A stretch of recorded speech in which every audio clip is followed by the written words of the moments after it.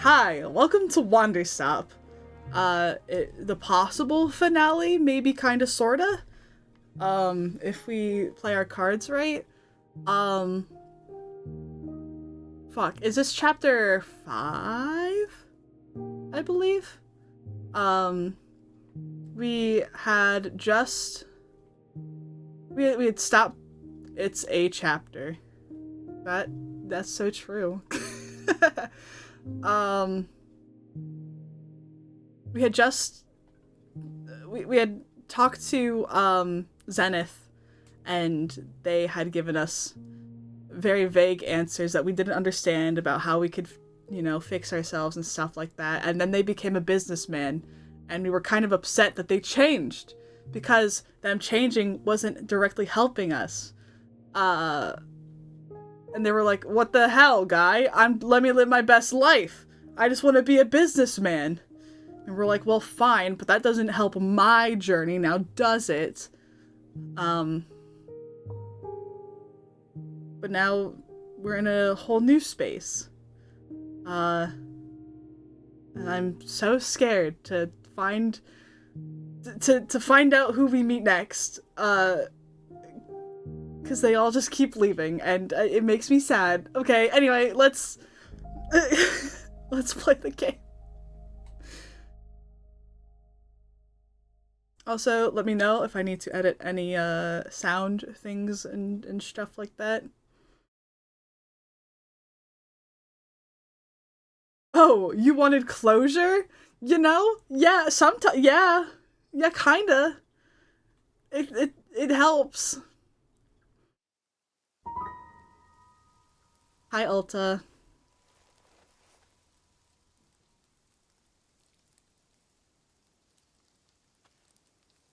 I think my perception of this place was that, I don't know, it's like a mix of, it's gray, but still has that, like, pink to it. I didn't go anywhere. We hit the new chapter. Oh! Oh! Hello! Hi, kid. What are you doing out here? Bang! I shot you! You're dead! What? You're dead! I shot you with my gun! Yeah. Ow. Now I'm dead. I did it! I win! Mine! All this stuff is mine now. Everyone sucks except me! I'm going home soon. Right! We were fixated on being home. On leaving. Who electrocuted Rainbow Bright? Oh my god. Hi, Neku. I love her! Wild Child Incarnate. Oh! I need to get new stuff. Excuse me, child. Blue seeds?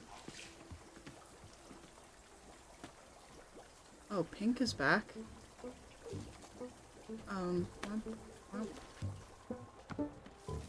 We have green seeds still? Hi, Boro. Wait, what's here? Oh! Yeah, we have green! Okay, we can mix pink and green now. Spoiler, you're gonna poop? What the hell? I don't want to do that. Keep that for safekeeping. Give me all of these things.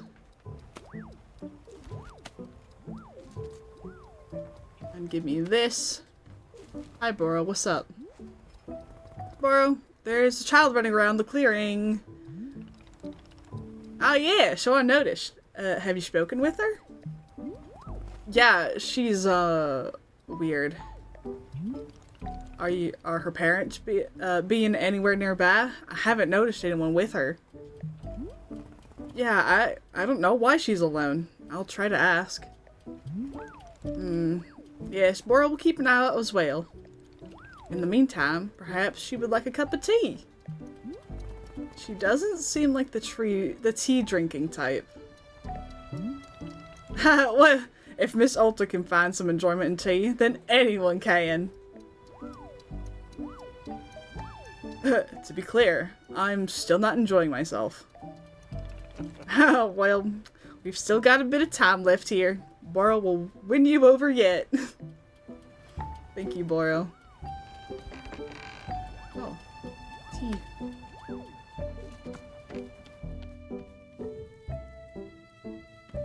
Ooh. Baby.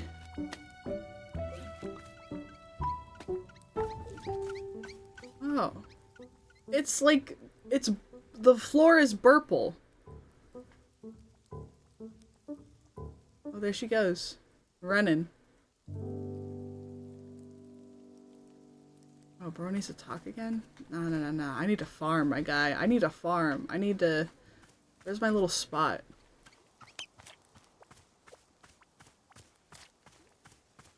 Ooh, actually, I need to get more tea leaves. So I can make tea. Hydrate? Thank you for the hydrate.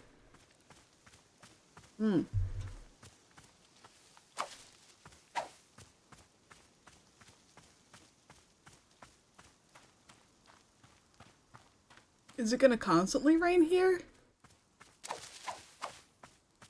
Is the forest sad to see me try and leave? Or maybe... or maybe I'm sad, but I don't want to, like, say it because that would be showing weakness. Damn right. Staying hydrated is so important.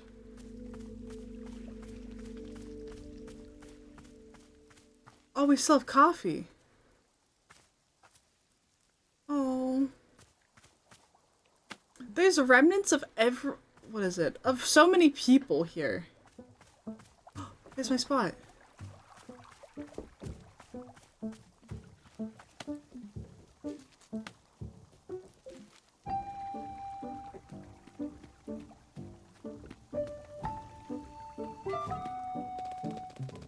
Why are you alive? You're supposed to be dead. I shot you. Don't worry, I'm still dead. I blocked your shot with my invincibility shield. I decided to stop being dead.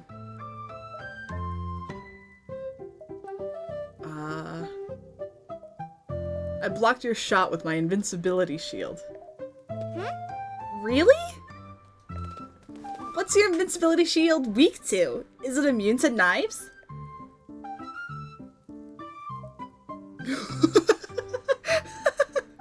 If you come at me with a knife, I will end you. No, you wouldn't. You couldn't hurt me, I don't think. Are you sure? I'm about 100 times your size.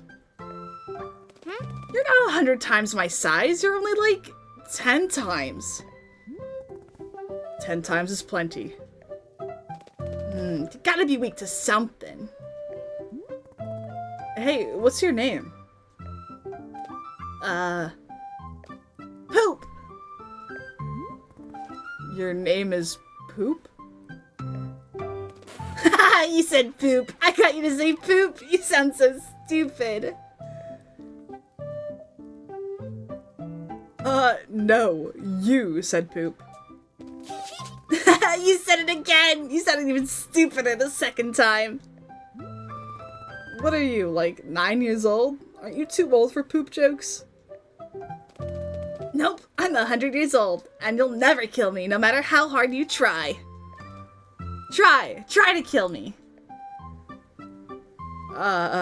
No? Dodge your attack. I'm not attack. Escape plane, vroom!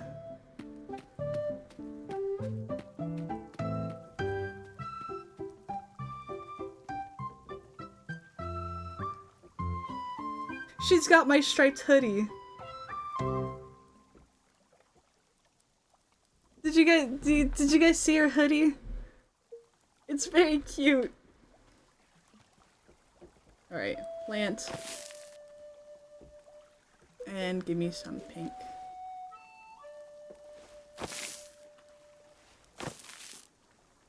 I am Wanderstop, actually. I'm the entirety of Wanderstop. I'm so glad we finally noticed and got there. Only a select few characters kind of have their little spots and stuff that they've left here.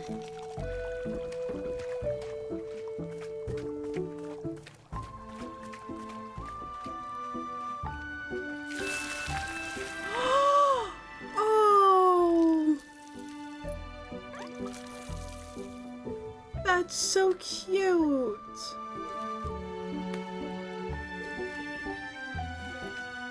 Whoops.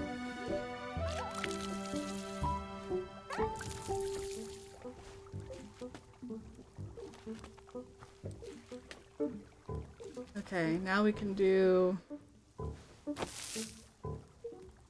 green. I like that the green ones look like broccoli. I know they're just hedges, but they remind me of broccoli too much. Oh, my grandma has some of these!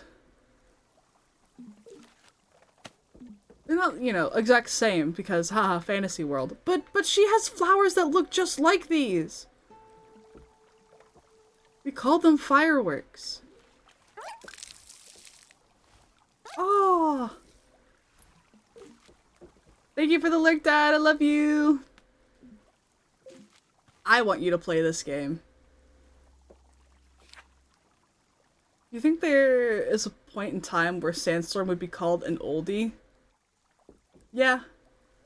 Yeah, I think give it like 50 years?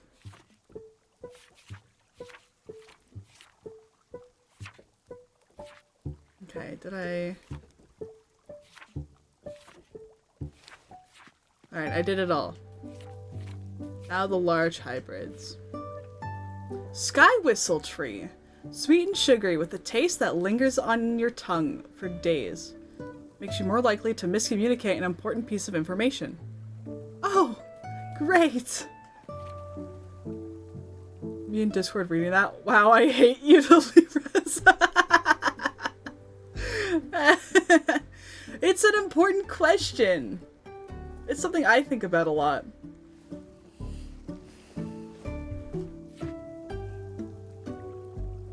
It's like, man,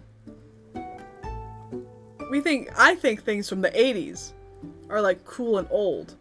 And now, kids today are looking at like 2016, 2014 and like romanticizing it and being like, oh man, that's cool, that's my shit. And I'm like, damn, I get it now. Wow. It's... newer generations will think about old things and be like, damn, I wish that was, what is it? What is it? Around that stuff when it was popular, blah blah blah blah blah. Because it's something they're not around.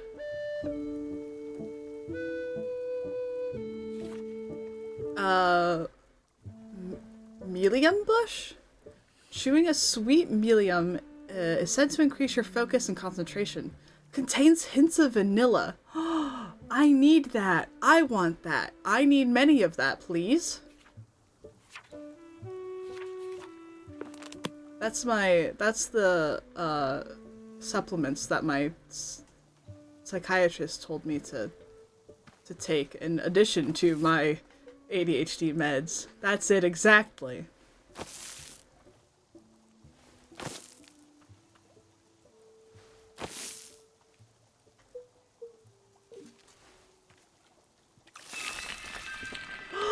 Oh, creepy. Ooh. Oh, they're blue.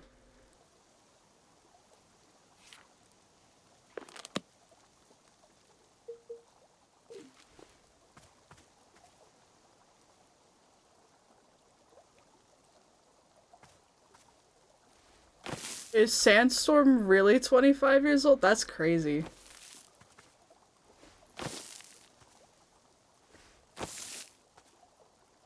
And then it just didn't get popular. Damn, that's wild.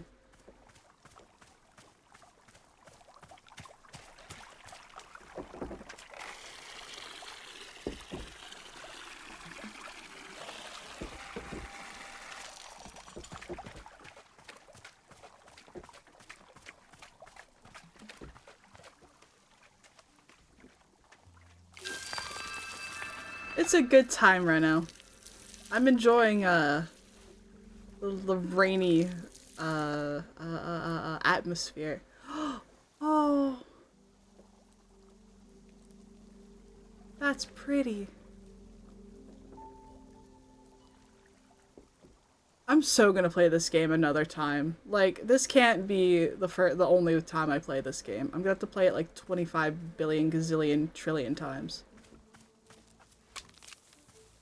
Drew, I think you're very pretty.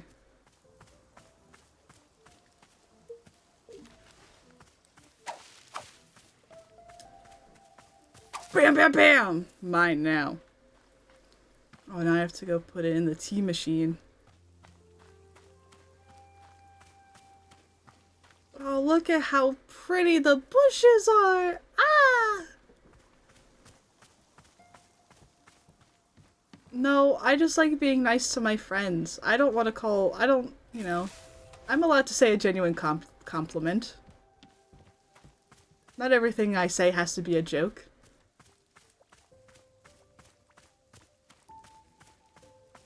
Or a negative observation about my friend.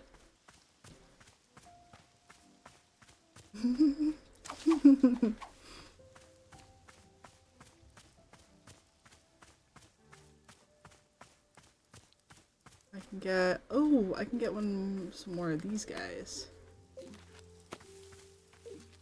Gay mushroom, gay mushroom.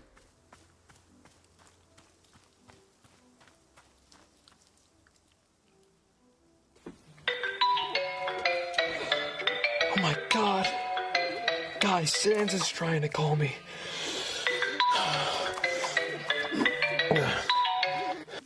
I'll never forgive Mel for sending this one to me. That one's ridiculous. Oh. Oh my god! Oh my god, she's back! Wait, what? Why, how are you? Nana? Wait, Nana, hi! Oh my god! Whoa, Nana? You're back? Ha, you wish. I'm not back. I'm just here for my victory lap. Last time I was here, I crushed you in a thrilling display of, vital economic prowess. Now I've returned to witness the wreckage, the remains of devastation I caused. See? Look at it there. Just as much of a dump as it was last time. Pitiful. Honestly, you want my advice? Bulldoze this thing to the ground. Get a proper development company in here. What if I don't want your advice? Nobody wants my advice because my advice makes sense!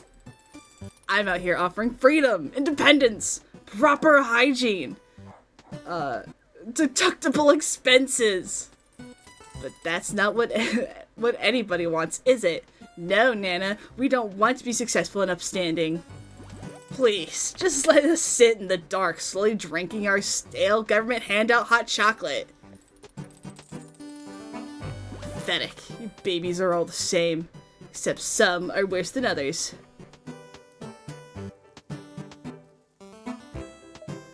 I've missed you, Nana. It's been brutal without you. Brutal? Me being away isn't brutal. You know what's brutal? A branding iron to the solar plexus. Brutal. Pah.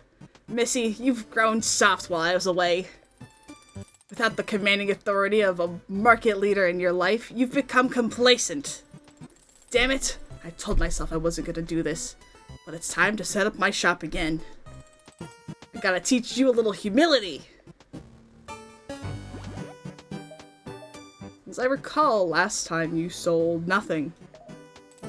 It's called sandbagging. Ever heard of it? You know about this. You'd know about this if you'd ever studied economics a day in your life. Nice try, though. Good to see you're still projecting your failures onto others. Never change. Can I get you a cup of tea?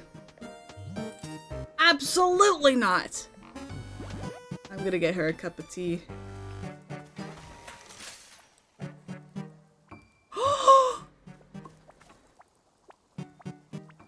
Was that a rose? Oh no, oh, that's ladybugs. Hi, kid.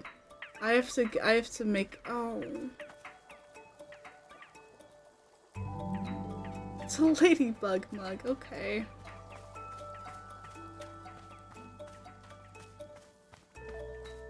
Oh, hey! Hey, that's mine! Well, it's not mine, but it's not yours! This is for someone else. You can't have it.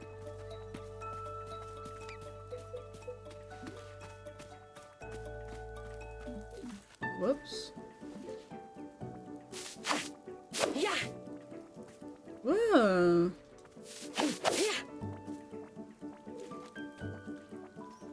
Ah! Cute. I want that there. I want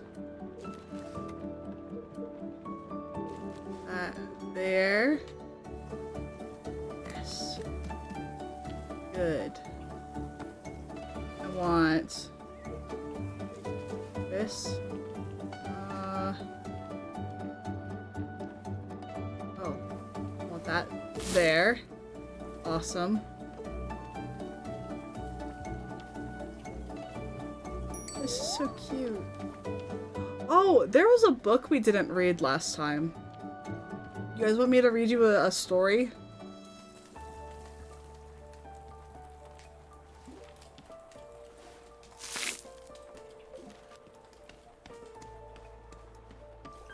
We know how to read? Oh, well, damn, okay.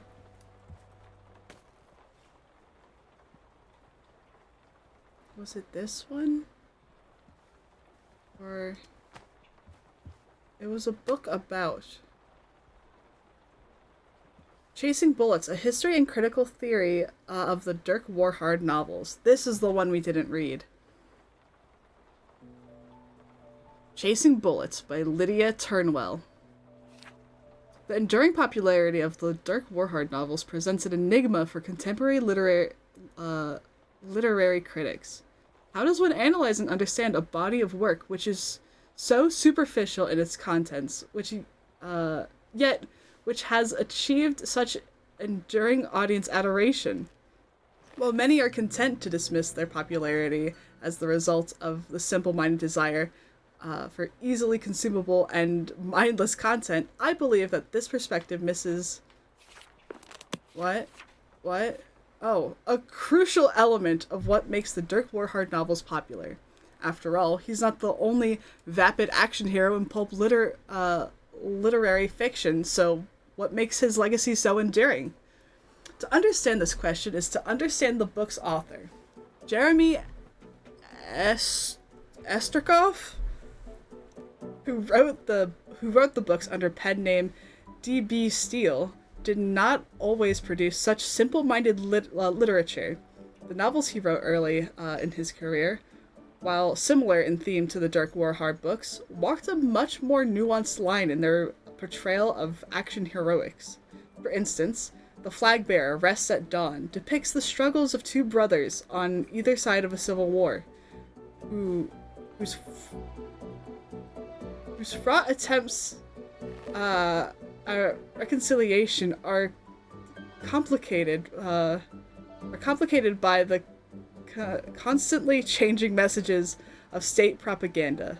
A year later, Esterkoff published Final Eyes, a futuristic thriller about a government agent whose desire to serve justice humanely is challenged by the encroachment of efficient yet thoughtless robotics into the world of law enforcement. Esterkov has reportedly declined to speak publicly about these early works, or indeed about any of his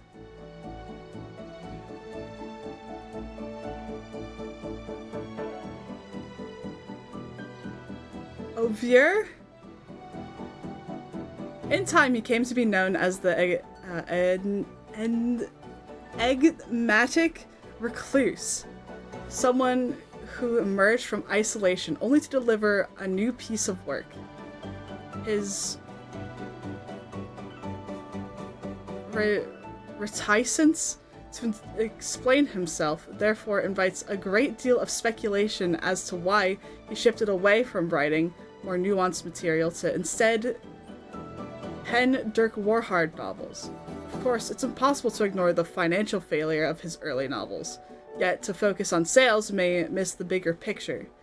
Esterkov was known to have a contentious relationship with his publisher, who, at the time, was attempting to capture a more artistic and socially conscious audience, and so put extensive pressure on him to make public appearances for press and the reception of awards. Esterkov bristled at the insistence, resentful of being asked to participate in the literary social world. We are then left to wonder whether the shift toward mass audience literature was actually a move by Esterkov, specifically intended to rebel against the wishes of his publisher. Yet, regardless of Esterkov's intentions, what's indisputable is that the moment he shifted his efforts, he found immediate commercial success. His very first Dirk Warhard novel, On a Wing and a Bullet, became a global bestseller and brought the name Dirk Warhard into the public vernacular. Within 3 years, Esterkov had published a further 6 novels in the franchise, including bestsellers Bullets O'Clock, Edge of a Bullet, and Knives at a Bullet Fight. Who is Dirk Warhard exactly? Going by the novels, he can be difficult to pin down. He is constantly portrayed as stoic and unflinching. Yet, with each novel, he shifts socio-politically in order to meet the needs of the story. The best example of this is the perpetual question of whether Dirk Warhard works for the government or not. The answer seems to change in each book. His role in the execution of justice fluctuates between being a public good and being a rogue renegade, sometimes even within the same story. Dirk Warhard is also the embodiment of stereotypical heteronormative masculinity. As the novels exploded in popularity, so too did they begin to attract criticism from their portrayal of Warhard's relationship with masculinity. As writer Laura Erhauer phrased it, Dirk Warhard romanticizes male infantilization to an audience whom contemporary expectations of masculinity have become far too nuanced. Holy. This and other criticisms resulted in a bitter retaliation from Esterkov, who chose to respond to his critics not via public statement, maintaining, as ever, his trademark aloofness, but through the novels themselves. His subsequent novel, Straight as a Bullet, was a naked attempt to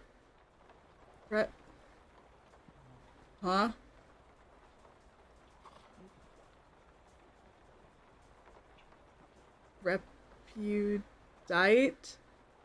Yeah.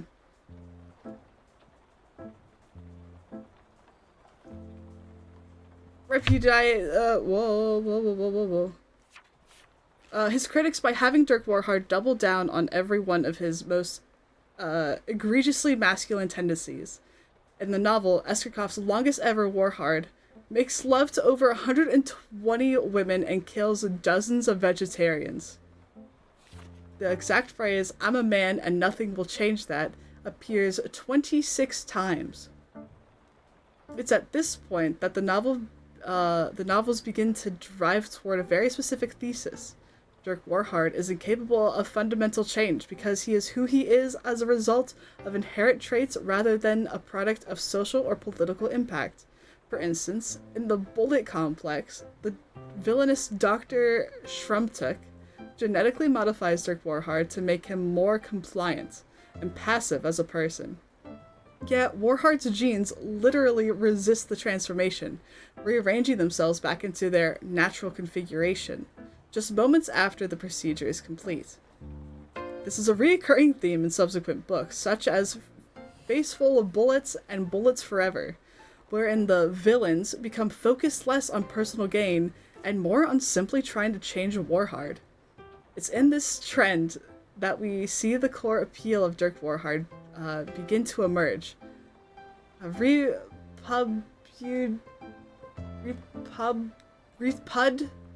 Repudiation?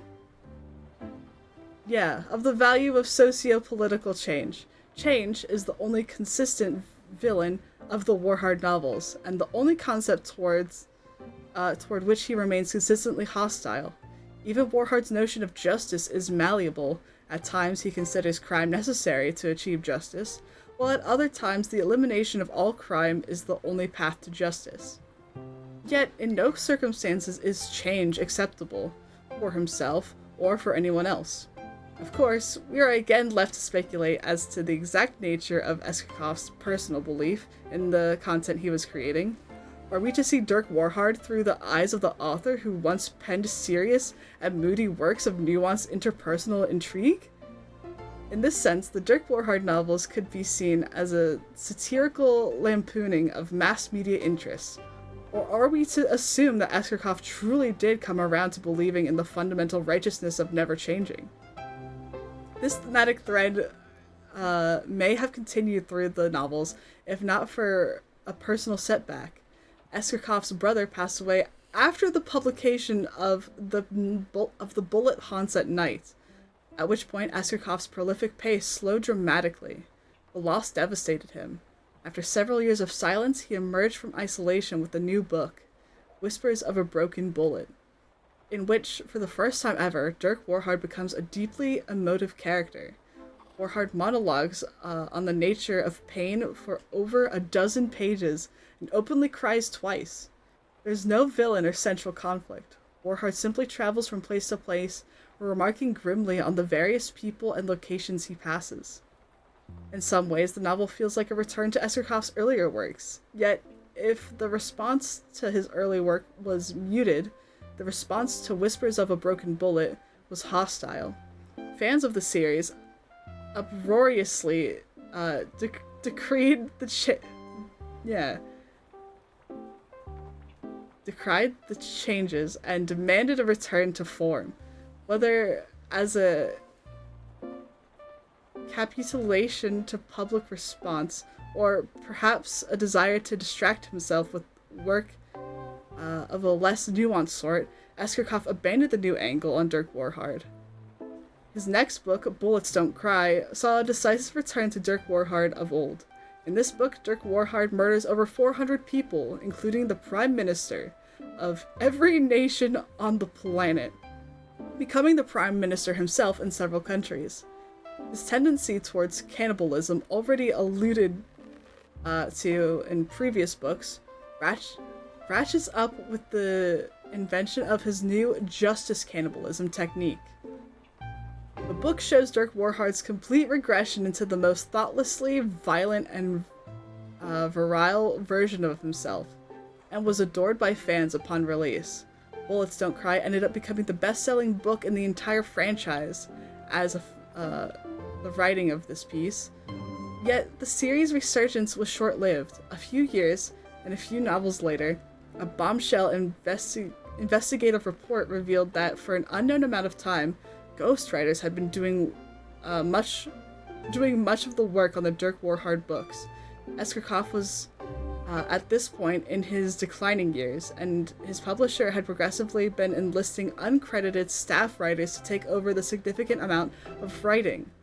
It was never revealed what sections of later books were not written by Eskakov, nor indeed if he wrote a single word of them at all. But those hoping to hear an answer directly from Eskakov were crestfallen when he passed away a few months later. In the wake of his passing, the publisher openly turned to ghostwriters to continue the series, albeit strictly in sequel form.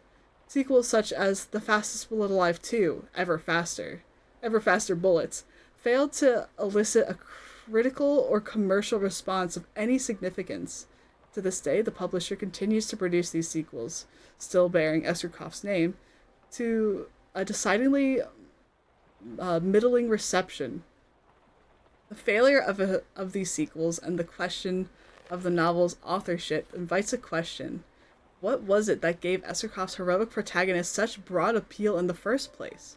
Whether he wrote from a place of satirical mockery or from a genuine belief in the need for regressive masculinity, Eskerkoff's intentions were never truly dissected.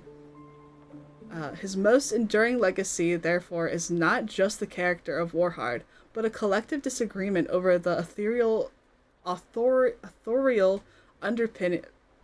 underpinnings of the Dirk Warhard franchise. It is a question as enduring and unchanging as Warhard himself, and one which will irrecoverably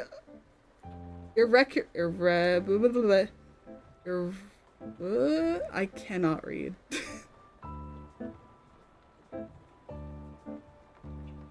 Irrevocably affixed to the institution of literary criticism.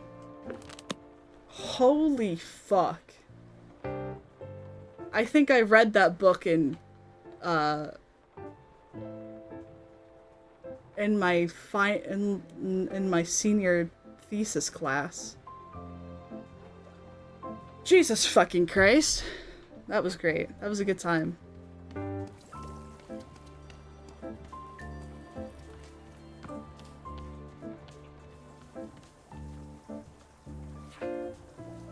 I wonder if that becomes any kind of relevant. Hi, Boro.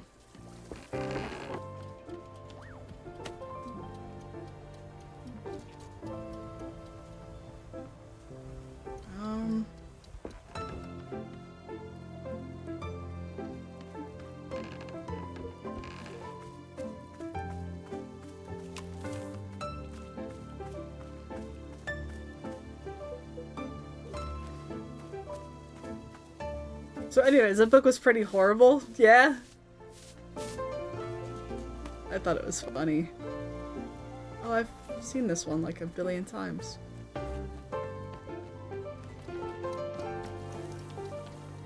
I wish I knew the pace of this game. I know the pace is whatever you fucking make it.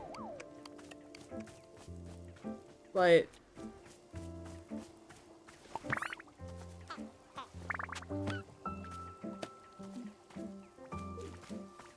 it's like, what's the...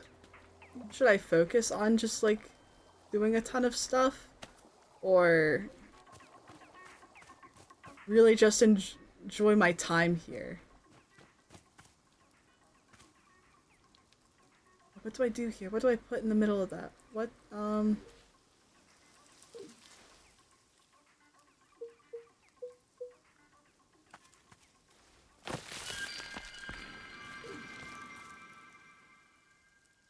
I want to put it the other way! Oh, that's so cute, though.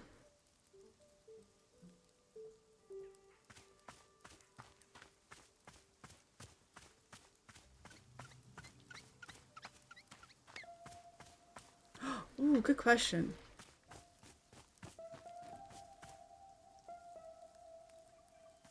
I cannot.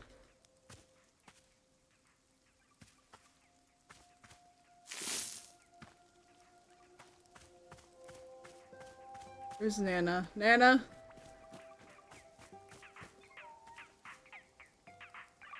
You're getting one of these right there. Just for you, bestie.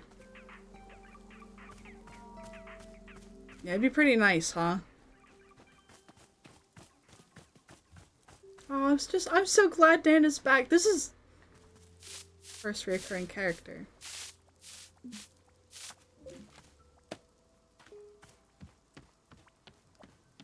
Gives you something very different. Oh? Wait, this is candy. Thank.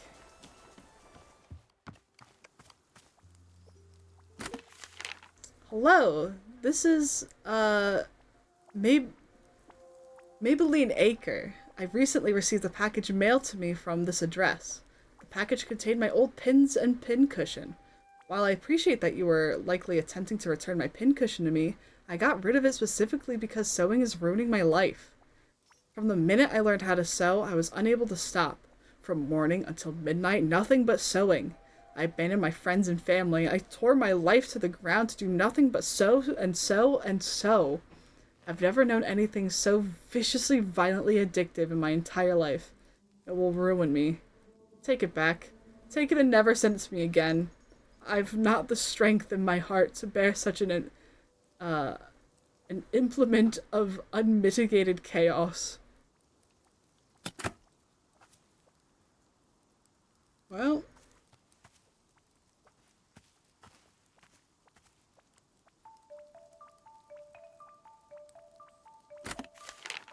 Oh, I can't put it back. Okay.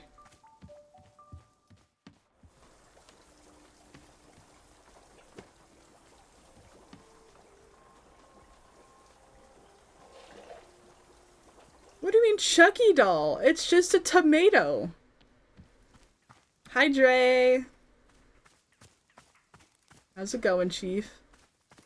Okay. I'll ask the kid what's going on. Well, I should talk to Boro, actually. No? There's another plant I haven't done, right? Yes, the sky whistle tree. Okay.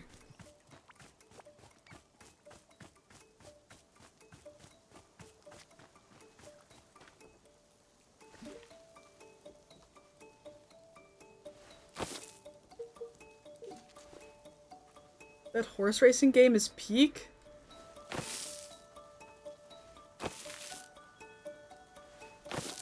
Yeah? You think?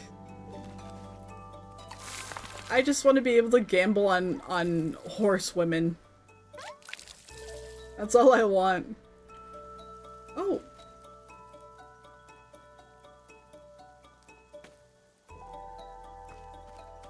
Okay.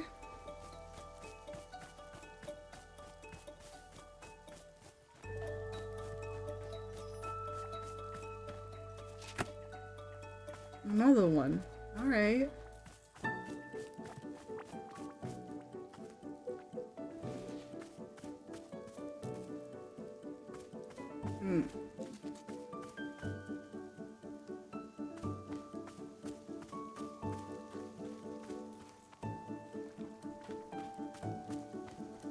That's so pretty. What's the other?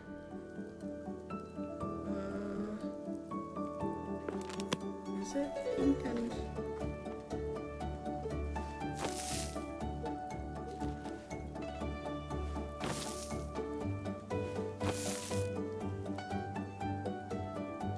You throw it away, crush it, burn it, and yet it always comes back. Ah, I see. Yeah, this...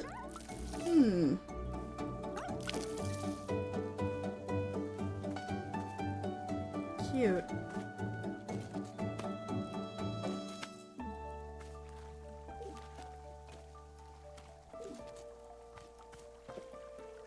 I'm gonna assume Nana is gonna want coffee. She's a coffee person.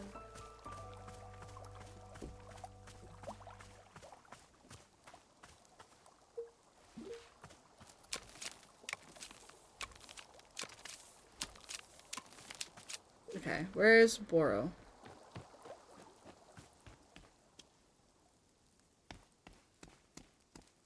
Oh, there's already mushrooms here.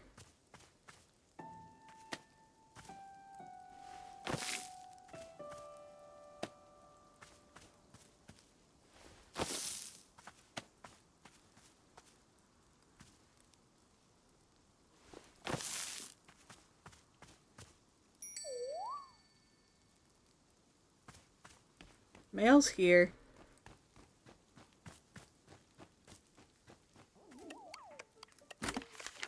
Yar, it's me. Oh, Gerald the Knight! Oh! What voice did I give him?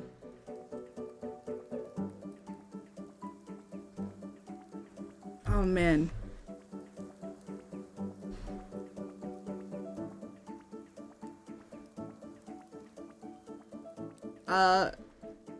Yar, it's me, Gerald the Knight. Who am I writing to exactly? I'm just responding to the package you mailed me. Thank you so much for that, by the way. The package was empty, but it was addressed to me, and that made me feel really loved. Plus, I gave the package a little face and a name and carried it around for 3 days. So I thought I'd send you a thank you letter. It's weird that I don't know who this letter is getting mailed to, but you know, life is sort of like a letter. You write without knowing who's going to read it, or how exactly the mail system works around here, and you don't really know exactly what message you're trying to communicate with your letter, so you just keep writing one word in front of another and hoping that eventually a thoughtful sort of message will emerge if you keep going, and then just like that, bam! It never happens. Oh hey, I'm gonna send you a photo of my son Timothy. He's the best. You'd love him. This is actually a photo of the day he was born. Can you believe it? Gosh, I can't wait until I see him again. Nothing like being alone in the forest to make you wish you were at home with your kid, as they say. I tell ya, the past few days out here have really been a whole experience. I'd love to share everything that's happened to me, but there's no way I have enough room on this piece of paper. I'll tell you the story another time, okay? Sounds like a plan. Remember to stay safe out there and don't do anything I wouldn't do. Oh!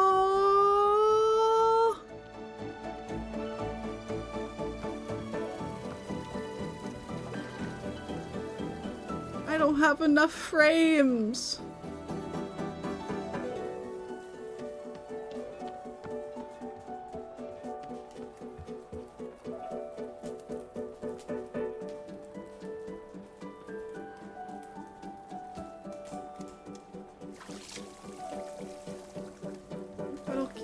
He'll stay right there. Special spot. Hi, Boro. Hello, miss. Boro made you a cup of tea. Oh, really? This one's made of sweet meliums, which are a most invigorating sort of fruit. They are creating a feeling of deep focus and intention, a rigorous sensation. It seemed to me like sort of the brew Miss Elsa would be a big fan of, huh? But that is all. Tea delivery complete. My work here is done. I am wishing you all the best, as always. Oh, thank you. Oh, and the caterpillar cup!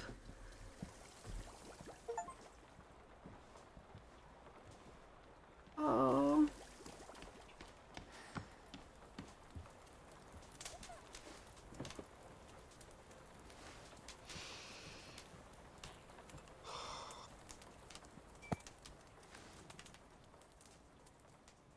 Oh, wow. This really does make you feel more focused, more alert, more... Actually, this is exactly the way I always feel during a fight. Because before a fight, your mind is just a jumble of noise. It's like a swamp, and you can't make anything out. And then, the fight starts, and things quiet down. And suddenly, focus kicks in. There you go. Now you're on track. Now you know what to do. It becomes clear. It's easy. It's nothing. Go. Up. Back. In. Left. Hit. Swing. Pause. Go. Everything makes sense. Everything is clear. Nothing hurts. Nothing fails. Go. Go. Go. Go. This feeling, it's her. The person who looks like me, isn't it? Yeah. This is her. God, I love this feeling. This is just... it's how I feel alive. I don't want to give this feeling up. Please, can't I keep this incredible feeling somehow? I can't lose this.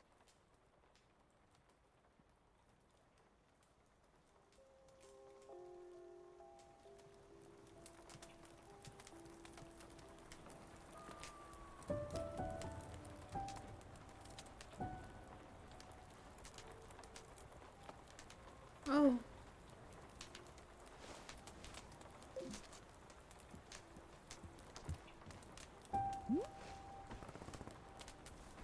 Hey, guess what? Nana's back. Oh. Oh, the competition has returned? Time to be updating the Wanderstop business model. Liquidity ratio, capital structure optimization. Yes, I'm fully up to date on my business phrases. How come she's the only person who's returned since the clearing changed? Well, Nana and I share a certain connection. We're both a very particular kind of person. We are, connected to this place. To the forest. Been here quite a long time, both of us. So, for the two of us, the movement of the forest works a little differently. We're not quite so stuck in it. Are there other people like you? Why didn't you tell me you knew her? Why didn't you tell me you knew her? Miss Elta didn't ask. Besides, Boro was knowing many people who come and go here all the time. Just a sort of leaf on the breeze, I am. One amongst many. Anyway, I wish the best of luck to our returning business competitor. Frankly, Boro thinks her shop is so adorable that I am not minding it. But we'll see how I feel about that if she really does run us out of business.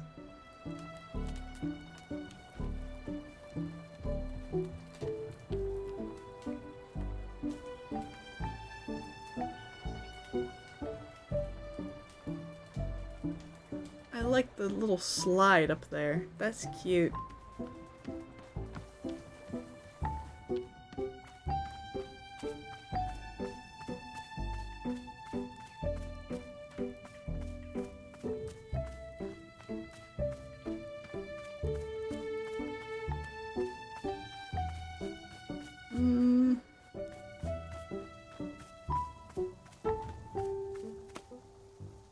That's the one I had. And then Whistleberry.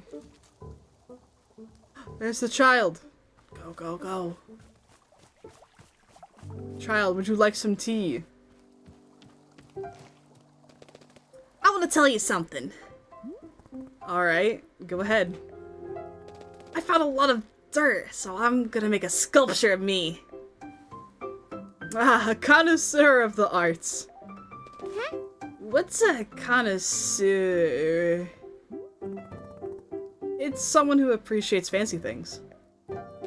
Oh, well, I'm not gonna make a fancy sculpture. It's gonna be a real bad one. That's fine, as long as you're proud of it. It's going to be a bad sculpture. Put it where people won't see it. That's fine, as long as you're proud of it. Nope, not gonna be proud of it at all. I'm gonna hate it. Hey, where are your parents? Are they nearby? Parents are dumb. I'm gonna be my own parents from now on. Yeah, but where are your actual parents?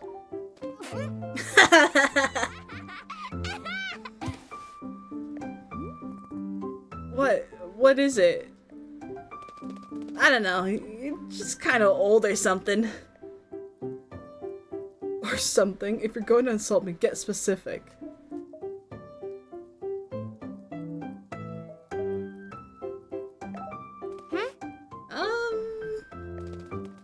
It's your face that's the most old-looking part of you, I think. You think? No, you can't be getting wishy-washy there at the end. If you're serious about this, commit to it. Okay. Your face looks really old, and I'm really certain about it. Well, you're old. Yeah, I'm super old and stupid. Yes! I'm the king of old people. Every old person has to do whatever I say. By the way, are you sure you want me to call you Poop? I can call you Poop if you want. Monster. Is that your name? Yeah, I want to be called Monster. It's nice to meet you, Monster. No! No, as in it's not nice to meet you? Yeah! Oh, okay. Well, it's been pretty terrible to meet you, monster. Yeah, I suck! Okay, I gotta make my sculpture now. Bye, monster.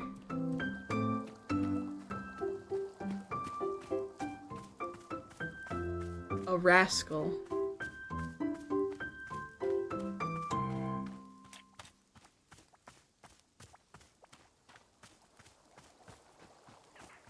Hi, Nana. I still have no idea how you can set up so quickly. Come on down, come on down! You know you want it, losers! I got goods, I got products. You've never seen so many goods and products. So get off your ass, get a job, and then come buy stuff at Nana's. What do you want? Let's watch you crash and burn. Yeah, well, get comfortable. This section of the market needs me. I'm not going anywhere. But you know what? Keeping an eye on me would be good. You might need to build a little character if you're not careful. Take a look! Here's what you would be able to buy if you had any damn income to your name. Some cup. Tea shop loser. Stars above.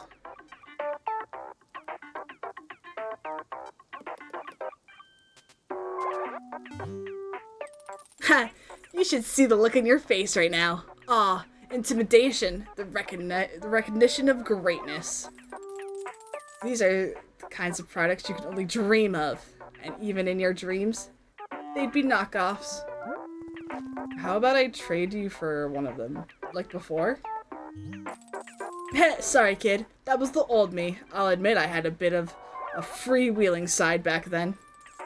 But the new me is hard and calloused. No trades, no deals. I'll never be... Hold up a second. Are those coffee beans? Who the dang heck started growing coffee beans out here? A mystical being from another dimension. Sure. Look.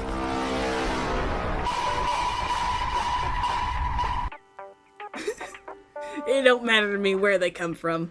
All I know is I ain't had a cup of coffee in weeks. So here's what we'll do. You bring me a cup. You bring me a coffee, and if it's acceptable, we can discuss a trade. Acceptable being the key word here. What kind of coffee do you want? Now see here, I actually know a damn thing or two about coffee, so I hope you're writing this down. You're gonna start by brewing 2 coffee beans in hot water, scalding hot. Pour that baby into a cup and let it sit there for a second. Then, make a second brew. This time, the water should only be warm. Bring it maybe halfway to boiling, then cut the heat. Drop a whaling fruit and a sweet Melium into the warm water for taste. Then, 1 more coffee bean. Now you're gonna pour the second mix on top of the coffee already in the cup. The taste is all in the layers. It's called nuance, and you kids have never heard of it. Alright, that's my order. I've even dumbed the recipe down for you, so help me if you screw it up. I'll give this a shot. Oh my god, how the fuck? Hi, monster. I drew a picture on your building. What is it a picture of? Entropy. Entropy? Yeah! Do you even know what that is? Duh. I've read books before. I'm not an idiot. Okay, use entropy in a sentence. Fine. I made a drawing, and it's a drawing of entropy. No, that doesn't count. Try again. You're just trying to trick me. You don't know what entropy means. I do know what entropy means. Hey, what's this stuff you're making in that big machine inside? The big glass machine? It makes tea. What's that? Tea? You've never heard of tea before? No! I hate it! No, you hate it. Or no, you've never had it before. I've never had it before and I hate it!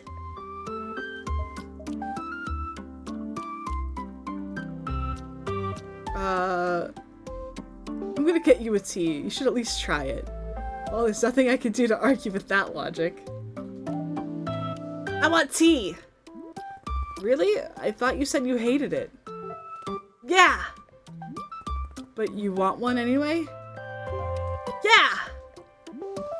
Is it because you like to hate things? Yeah! That's what I thought. What kind of tea do you want? What flavor? Make it gross. I want it to be super gross. Sure. Gross tea coming up.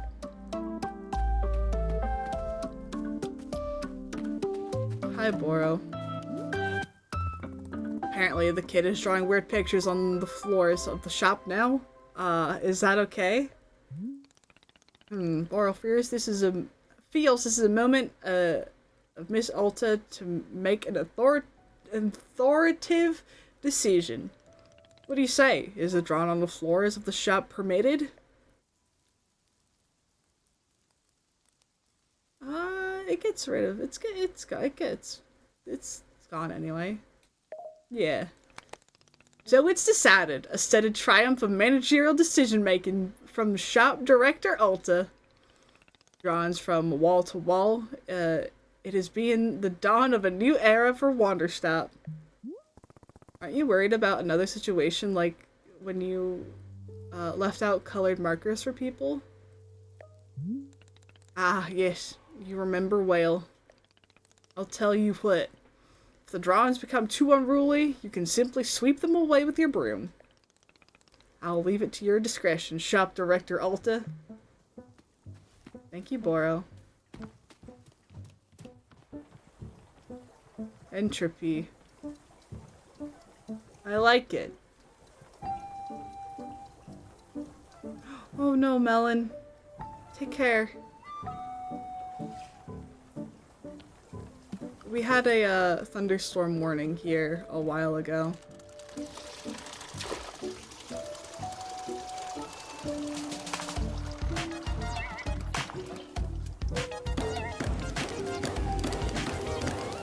High seas, less than 3. Hi, Trev.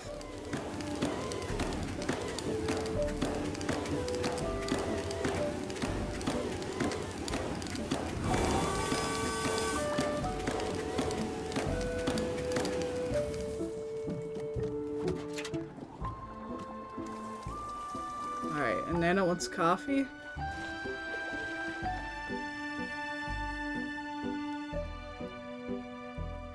That looks great. That's awesome.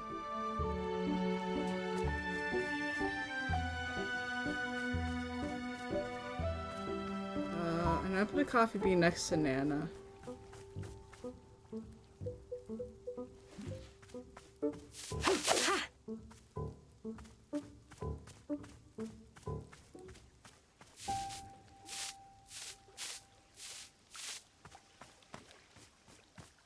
She wants 2 coffee beans?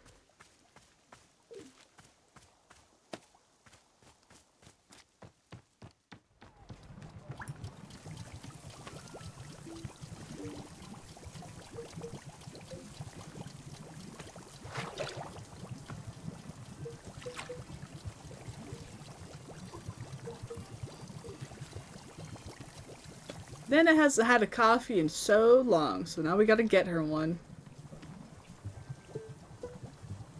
Provide her a cuppa. Nothing like a nice cuppa.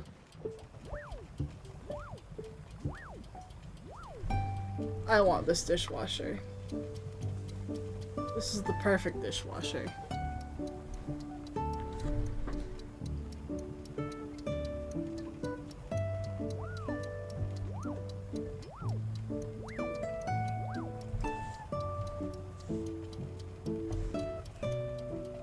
There's the beans!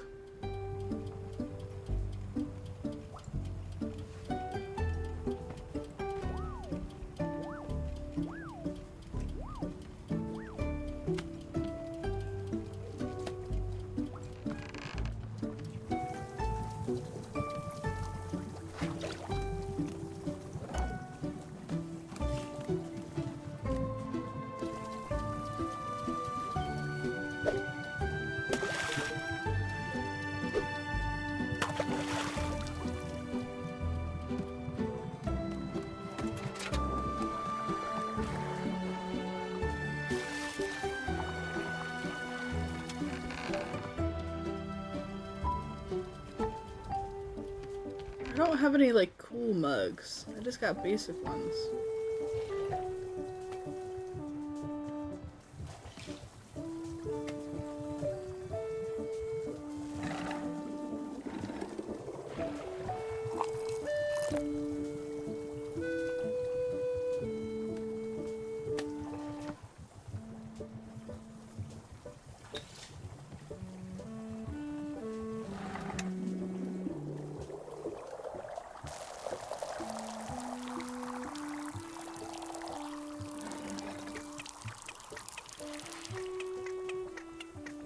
And then...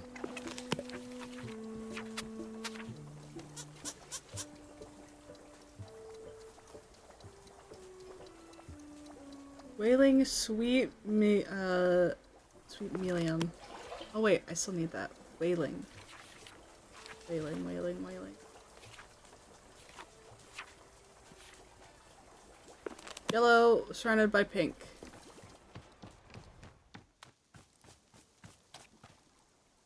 Wait. Oh no, I have pink surrounded by yellow.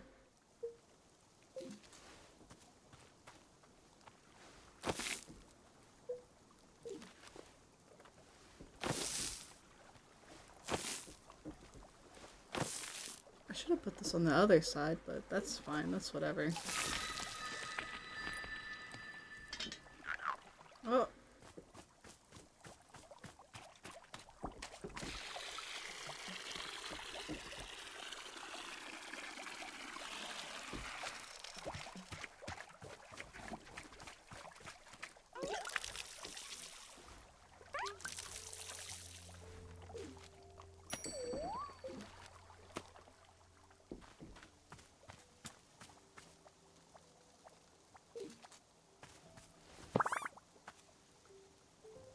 Pet.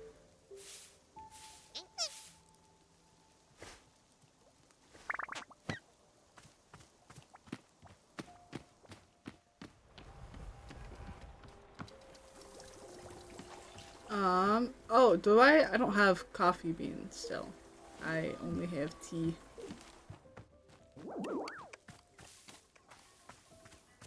Nana, I'm stealing your coffee.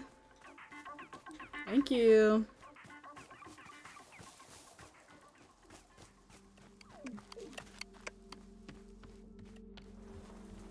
Okay,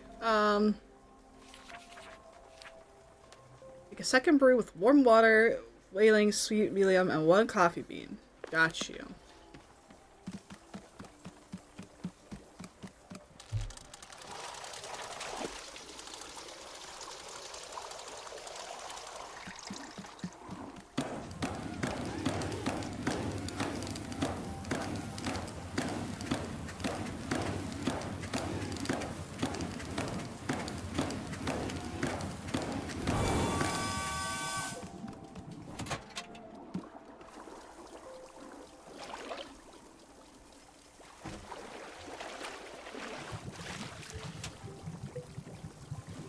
Wailing fruit. Did the bird steal your coffee?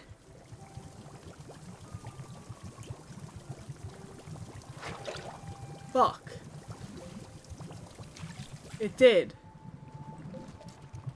Fuck. Fuck. Fuck. Fuck. Shit. Fuck. Shit. That bitch ass bird! You! Yeah, what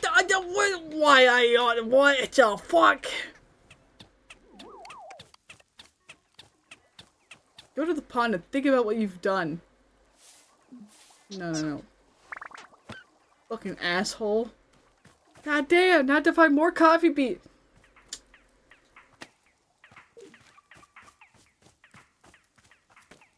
This fucking guy. That's rude as shit.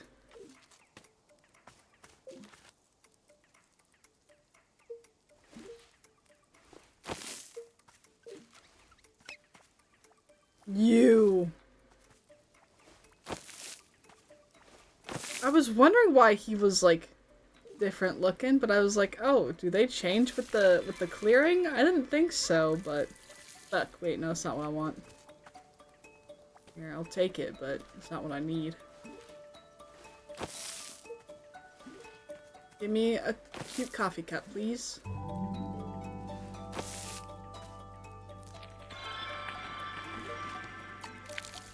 Ah, yippee!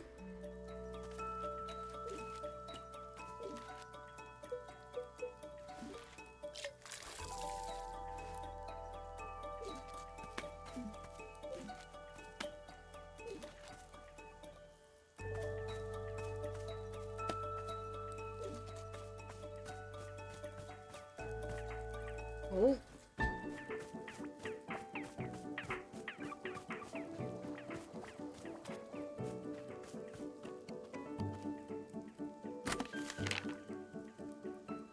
Howdy, book lovers! It's Book Bub Mail Club again. Wowee, that analysis of Dirk Warhard franchise was a real bummer, wasn't it? I didn't know all that, and frankly, I didn't need to. Tell you what, let's ignore all the dreary nonsense. Just enjoy a good old-fashioned Dirk Warhard novel. This one is called Bullets Forever, and I can't wait to find out who Dirk Warhard kills this time. Yours in Literature, Book by Mail Club.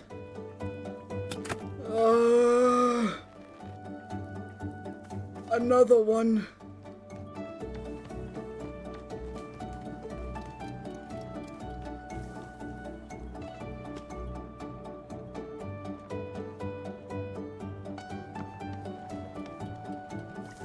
This one's good though. Let me make Nana her kofefi and then we can read it.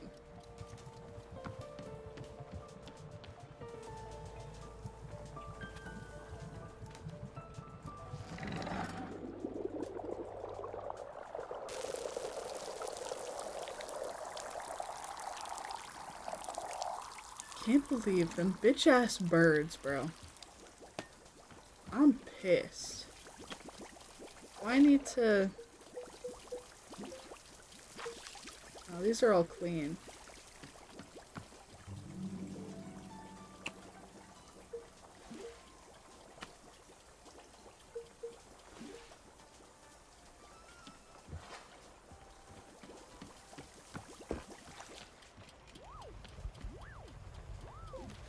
Whoops, I want this one, please.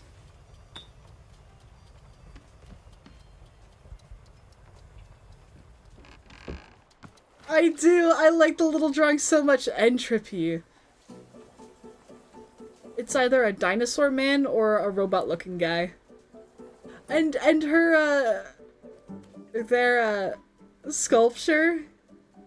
I love it. I love it so much.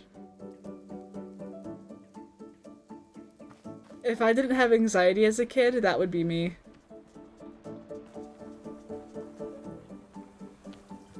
Looks like you. Yeah, it has my sweater! That's what I was saying, they have my sweater! I love them!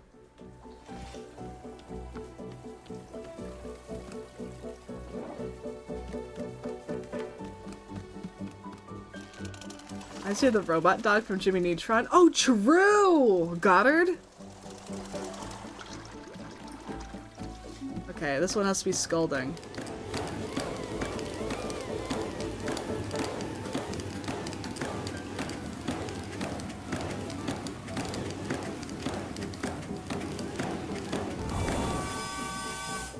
I fucked up, the temperature of the...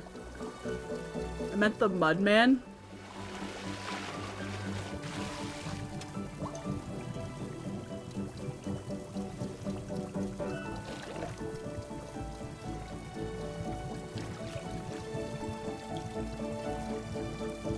Anyway. Ah, fuck, I have to clean my coffee beans. God fucking damn it. Shit, fuck. Balls ass.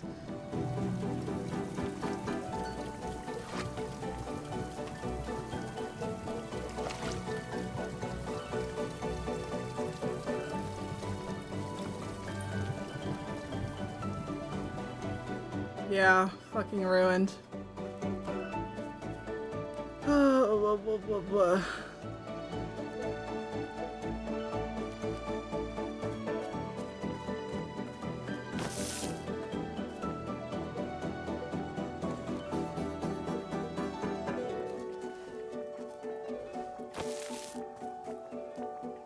Bitch ass fucking coffee ass stealer. Fucking can't believe this shit. I'll never forget him.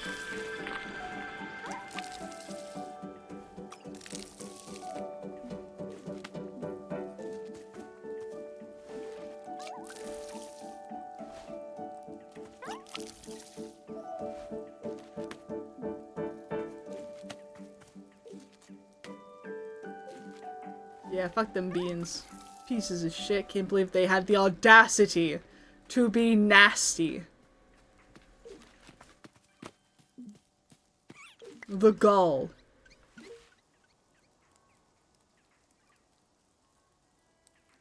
I'm all out of juice.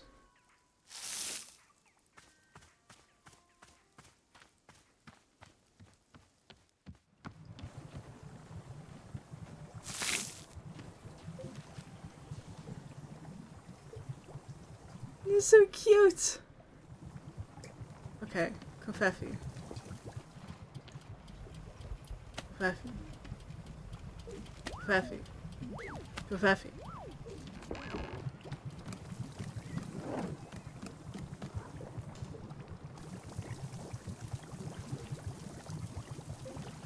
Beans. Beans.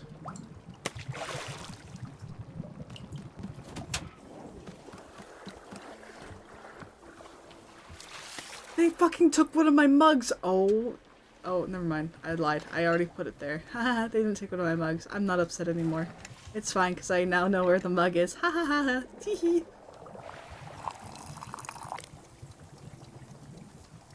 Bun, literally, that's what my friends and I have been doing for like the bulk beginning of Art Fight. You're so valid. I learned how to like put stamps and blinkies on my profile, and it's so cute and so nice. And then I was able to get my funny little skeleton gifs on there.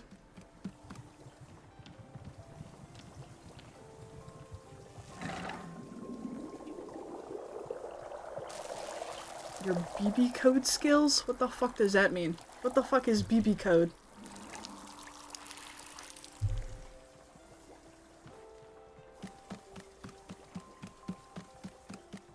Put it in the Art Fight channel.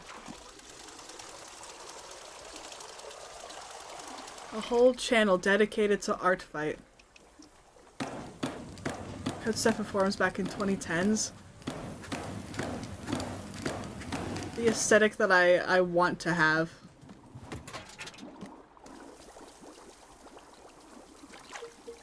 I want to do that shit so bad. I want to have like a cool looking profile like that so bad. Like, and then William and coffee. Ooh. Kick that shit, and then we take one of the cups. No, not BBC. No. It's no. Like it's like a different thing. It's like a different thing.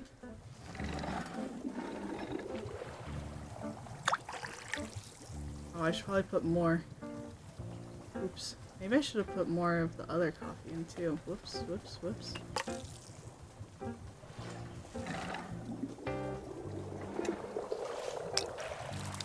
Britain.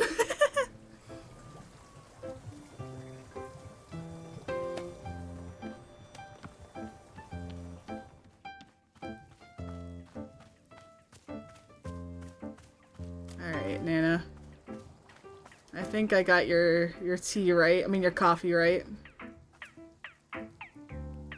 Oh, let me...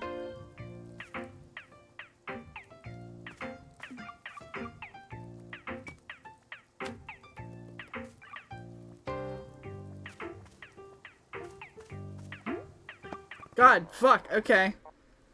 Here's your coffee.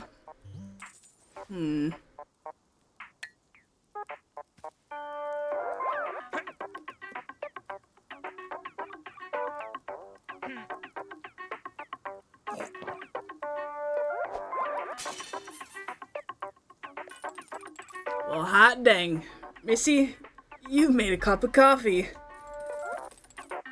Is it the finest cup I've ever had? Not a chance. But it'll do. It'll do. Look at that. You've got me all drippy and sentimental. Alright, fine. You upheld your end of things. You get to take one item with you. Chat. Do we get Boro? Or do we get some cup? Or this really sad star?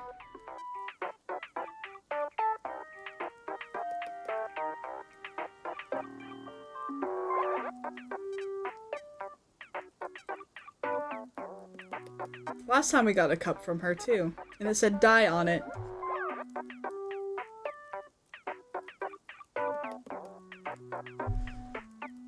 I think we kind of have to get Boro, huh? It's kind of like a requirement. Oh, but the ladybug.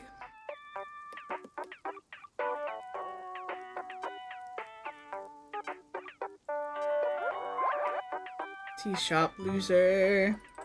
There, business settled. Now get out of my hair. Yippee! Yahoo! Yay! Baby!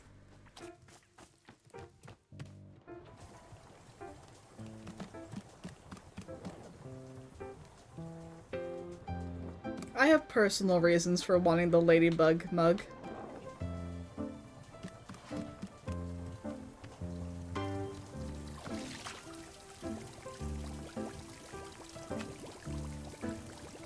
I love how she just kind of threw the fucking cup away too, after she was done.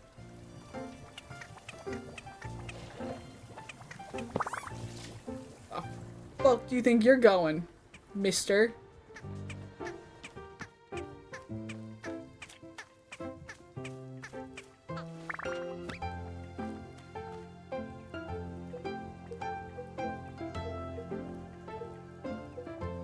Where did I drop my broom? Oh.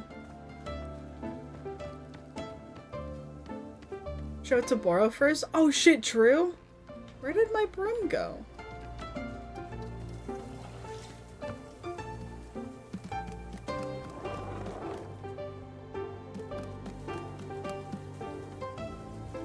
Boro, I have a thing for you, look. Well, look at this little fella you brought me. A miniature Boro. Miss, where on earth did you find this? I got it from Nana's shop. Oh, well, then that's explaining it. Nana and Boro go quite a ways back, indeed. In fact, I can be remembering a younger, more youthful Nana. Quite the charmer she was. A passionate and fiery sort of person. She was being quite firm in her convictions. Back then, she did not yet run a shop.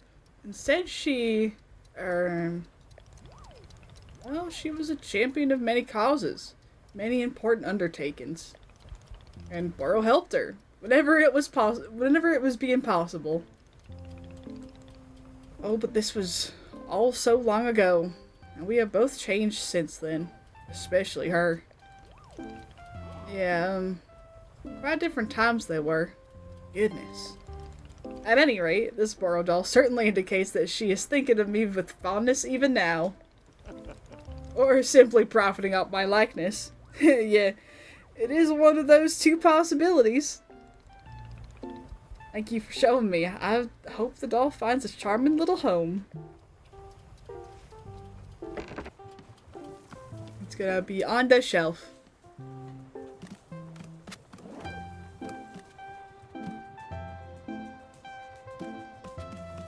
We're playing as Ulta, and Ulta has one single fried in the whole world, and it's the tea shop loser.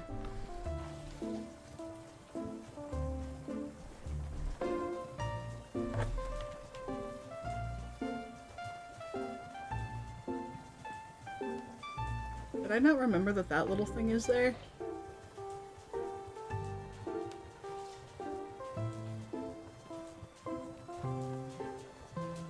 Have I had... what? Look at their little portrait! Aww.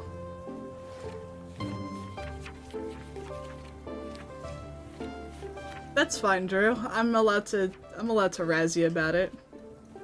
I haven't had whistleberries. That's the only one.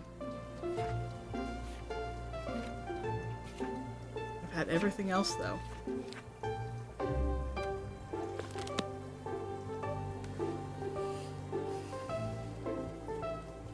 Gross. Something gross.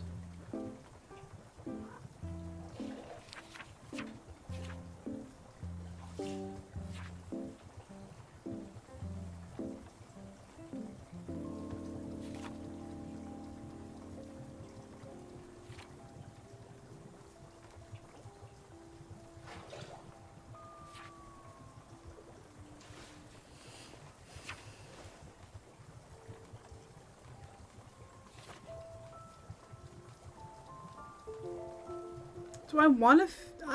what if I give them something that's, like, nice?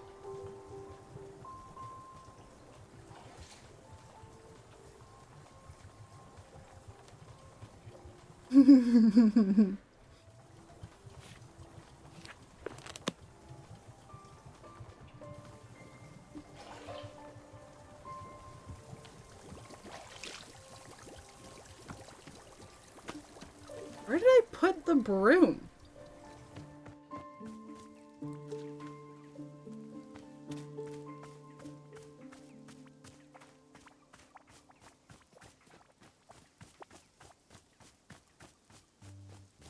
Did I drop it over here?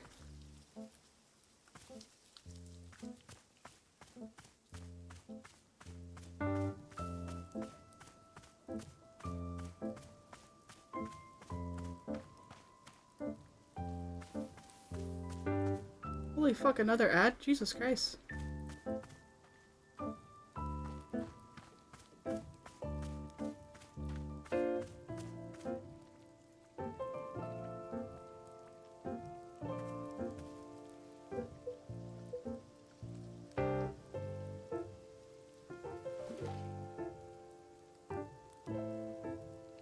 I'd like to know something incredibly small, but is a detail I enjoy. A moment of ludonarrative harmony. Yeah!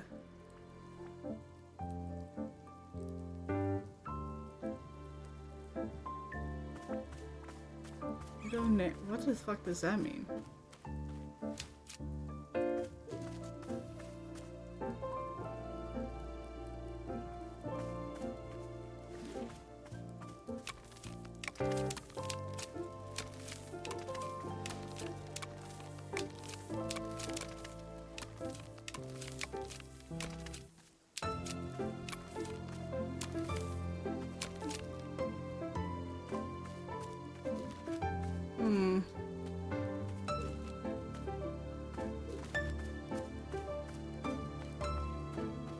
Is when gameplay and story are aligned, the opposite of narrative dissonance. Oh!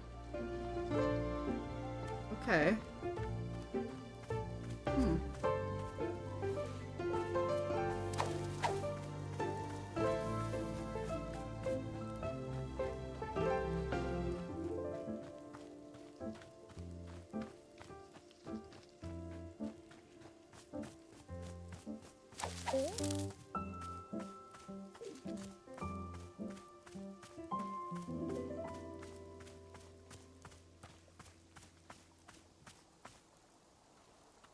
I really drop my broom somewhere? Am I crazy? You can cut weeds fast or slow, sweep things fast or slow. Showing how Alta would probably do it in the beginning, combative, but slow how Alta is being told to do it by Boro, kind of.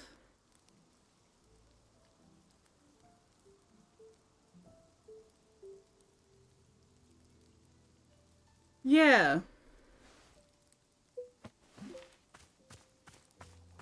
Did I make tea out of the broom? You know what? Maybe.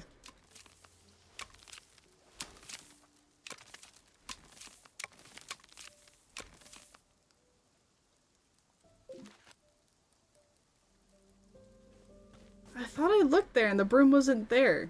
Because I had it.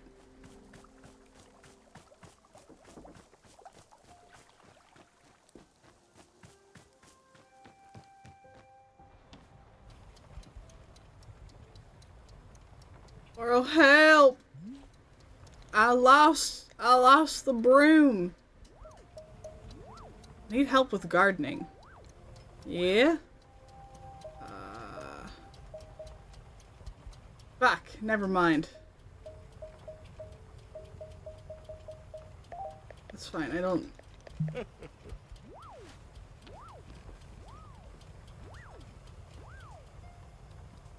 Oh well. Oh well. It's not like I, like, need it, but, like, it would be nice.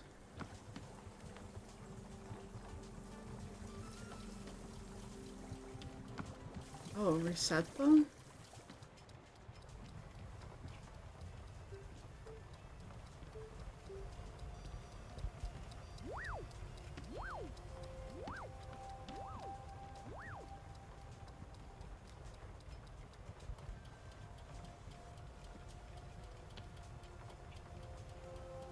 I don't know.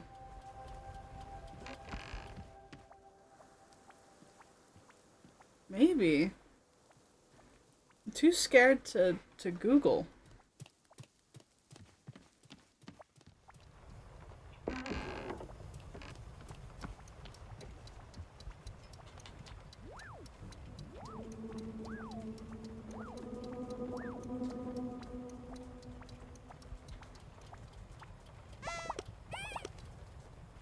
Yeah.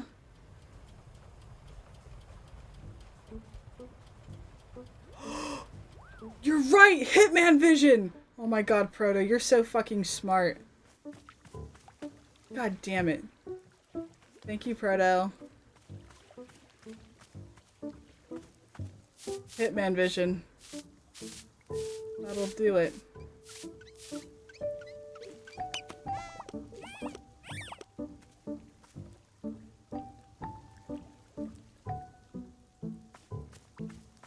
Yeah, I like the sweeping. I like how you can either attack leaf piles or simply just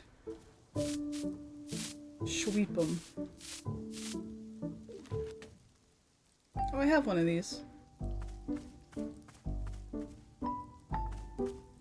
I'll keep it as like a stash. Bitch, that's pretty good.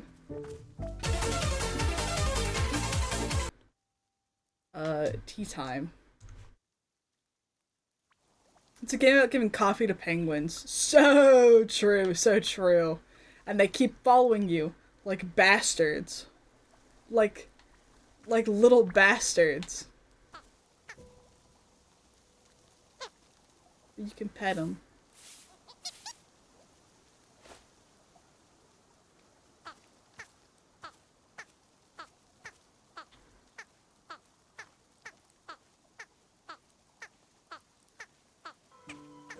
I enjoy this game a lot. Okay. God,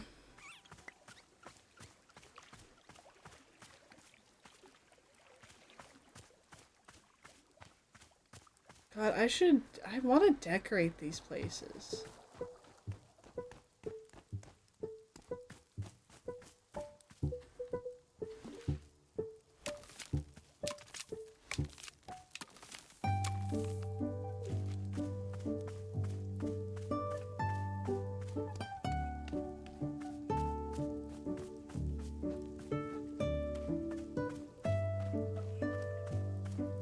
Nana wants to talk to us.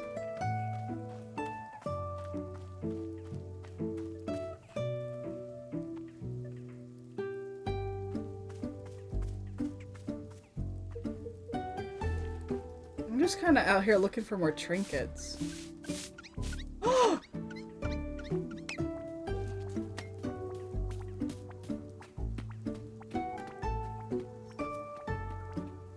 They turned Mel into a cup? They turned Mel into a cup!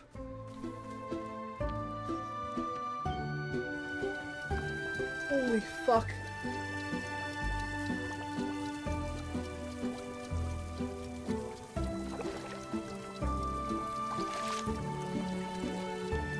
They turned Mel into a cup.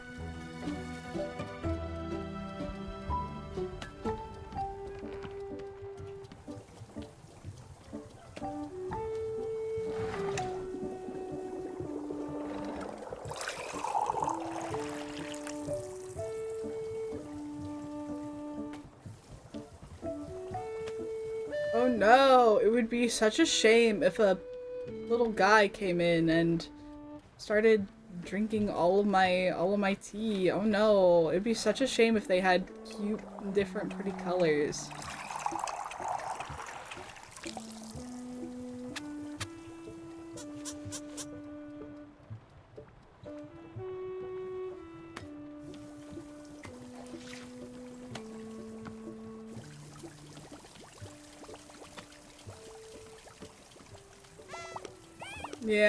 Yeah, you happy? You happy now?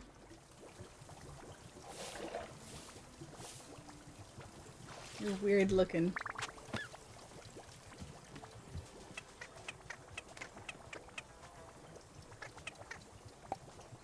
Caught.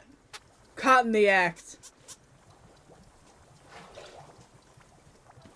Did you enjoy that? Did it taste nice? Was it good? Rate it, 0 out of, like, what is it out of 10? Tell me how it tastes. Tell me the taste. Did it taste?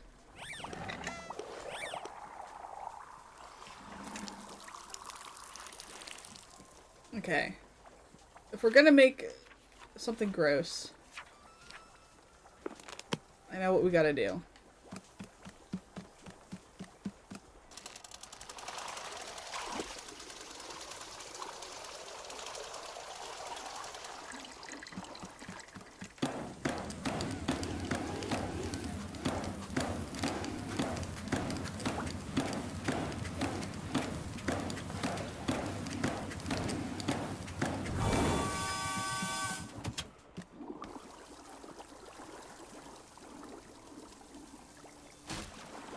What can I put in?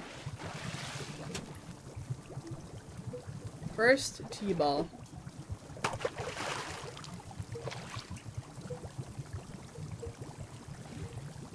I guess I could just go grab a ton of, I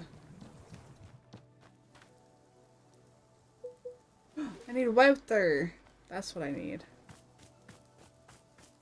Ballin'? Yeah. So, you make tea with that giant contraption thing.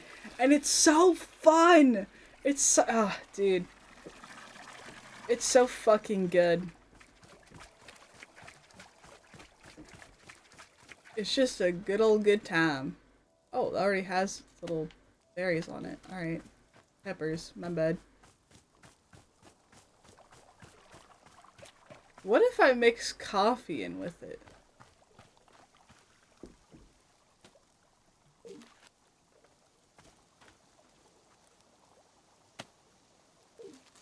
If it's gonna be gross, it's gonna be gross.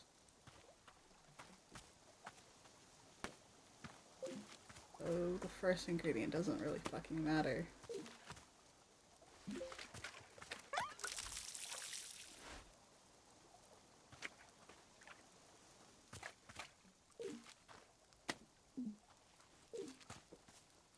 Ba-dum.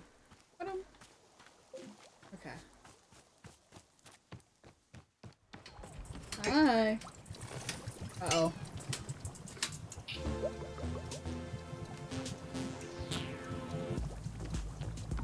The music was going crazy.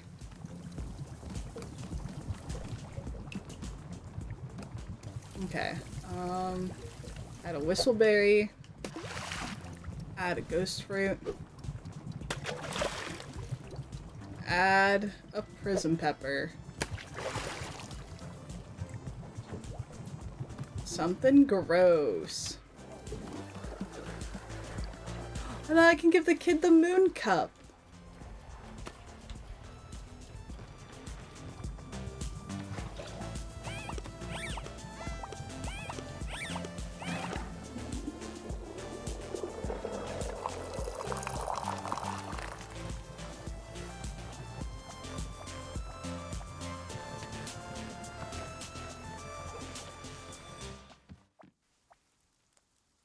Child.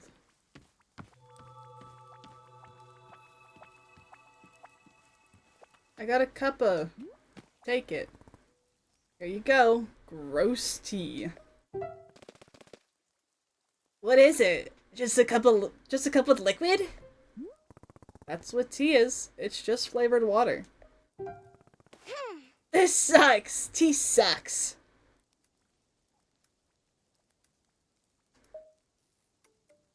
Maybe I should actually not give her something gross. Yes, tea sucks. Can I get a different one? I worked hard making this one for you. Just drink it. Nah, I gotta do stuff. Bye!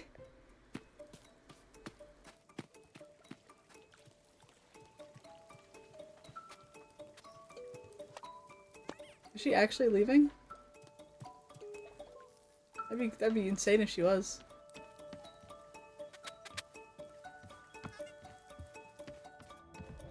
Don't worry, I wouldn't want to drink this either. It kind of is ass.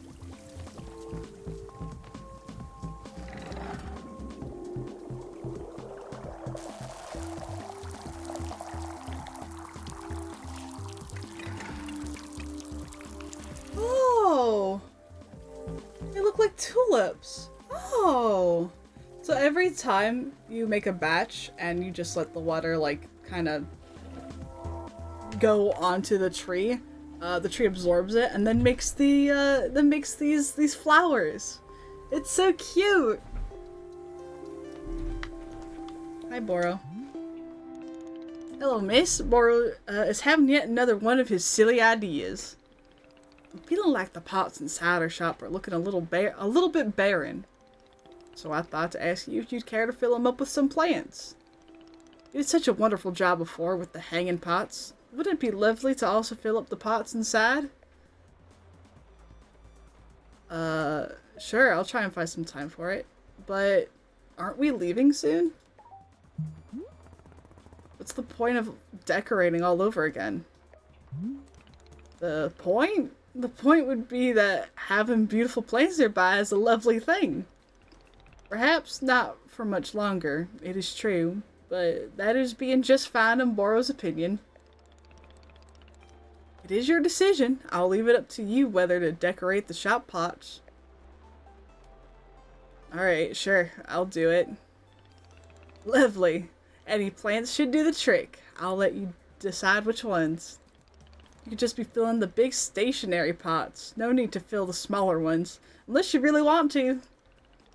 While you're doing that, how about if I draw up a little picture for you? Boro is not much of an artist, it's true, but I am enjoying drawing from time to time. Once you fill up our shop with lovely plants, come see me and I'll give you whatever I've managed to draw. Aww! I'm so excited! I'm so excited! I need to get so many. Is the kid gone?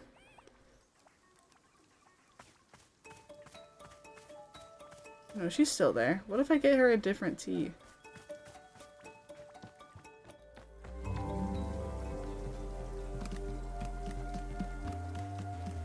What's the one that tastes like vanilla?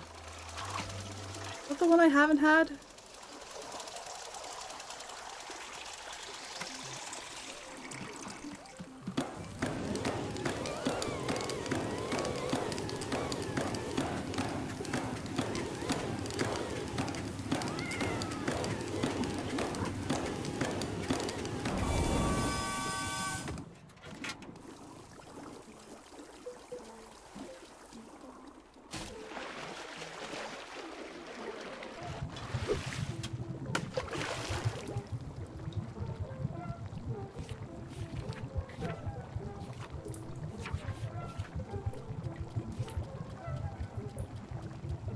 Oh no.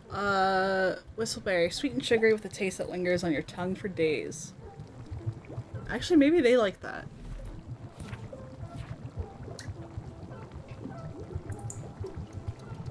The kid doesn't need focus and concentration. That sounds fine. Whistleberries it is.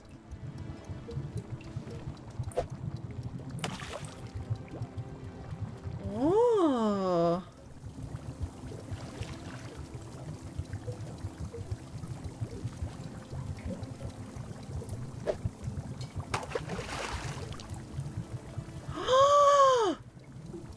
Oh, that's pretty.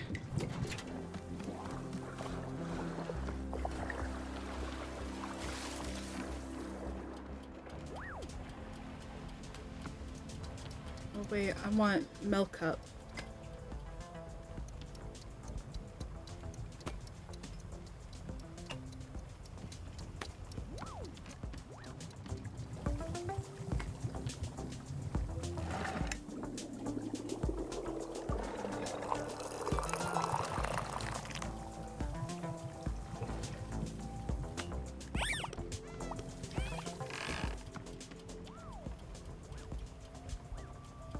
What if I try to give them another one?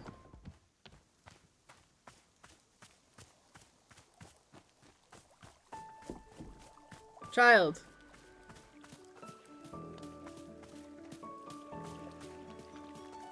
No? Okay.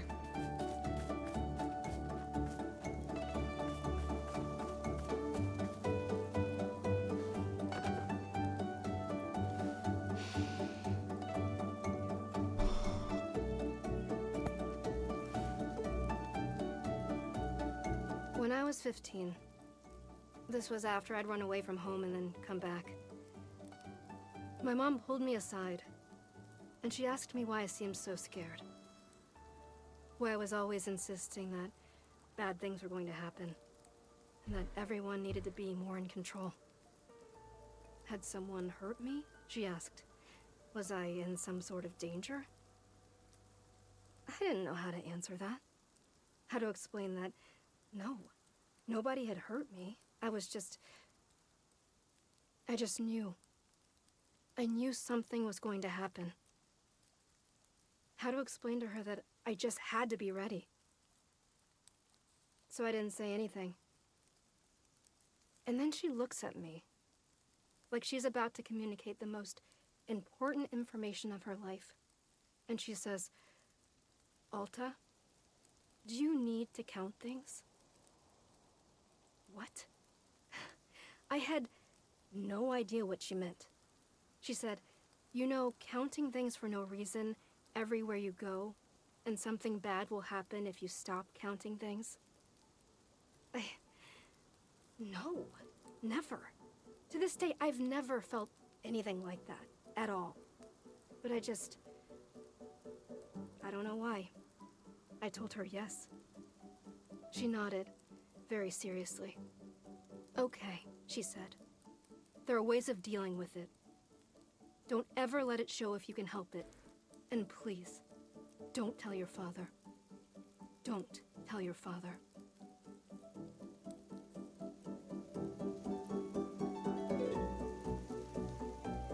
Hey, that's not healthy. Hey, that's not how you deal with OCD.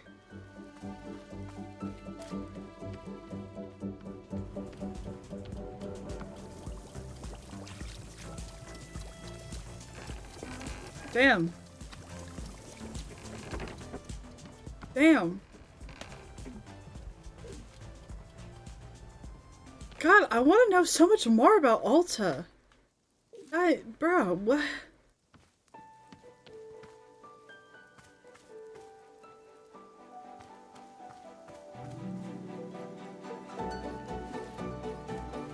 That's so sad.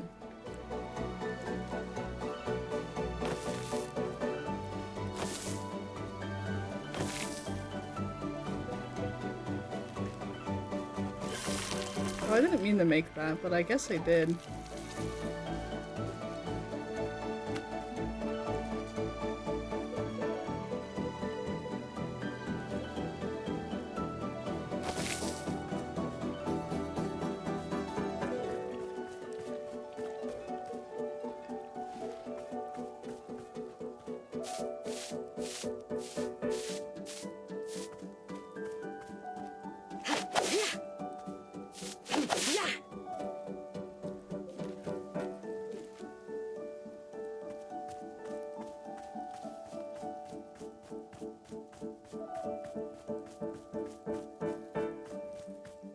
Aha, more shrinkadinks.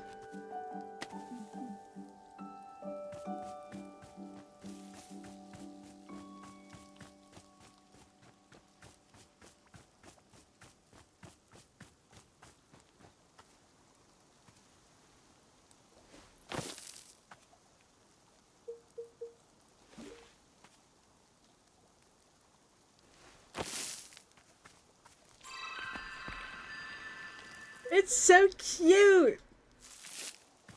A little tree. Itty bitty.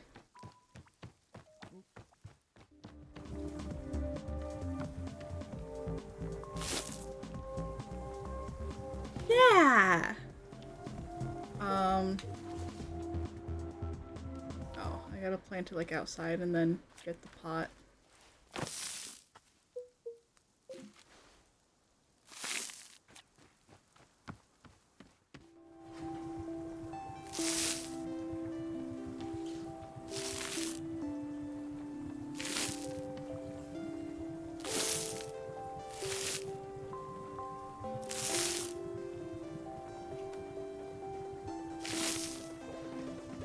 Okay.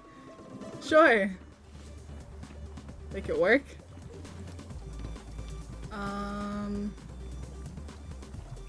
Kappa.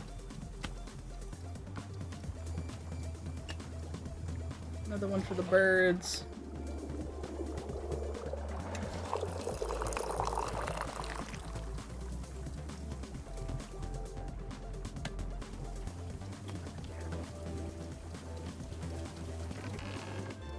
Oh, I should give that to Boro. Duh. Boro, would you like a frog?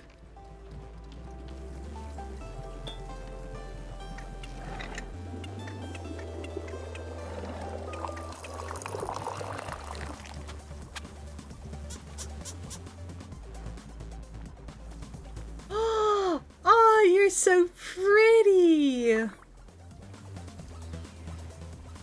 Oh. I love the swirl texture.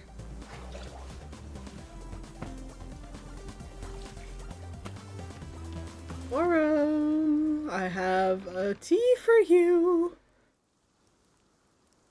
Oh, you're upstairs.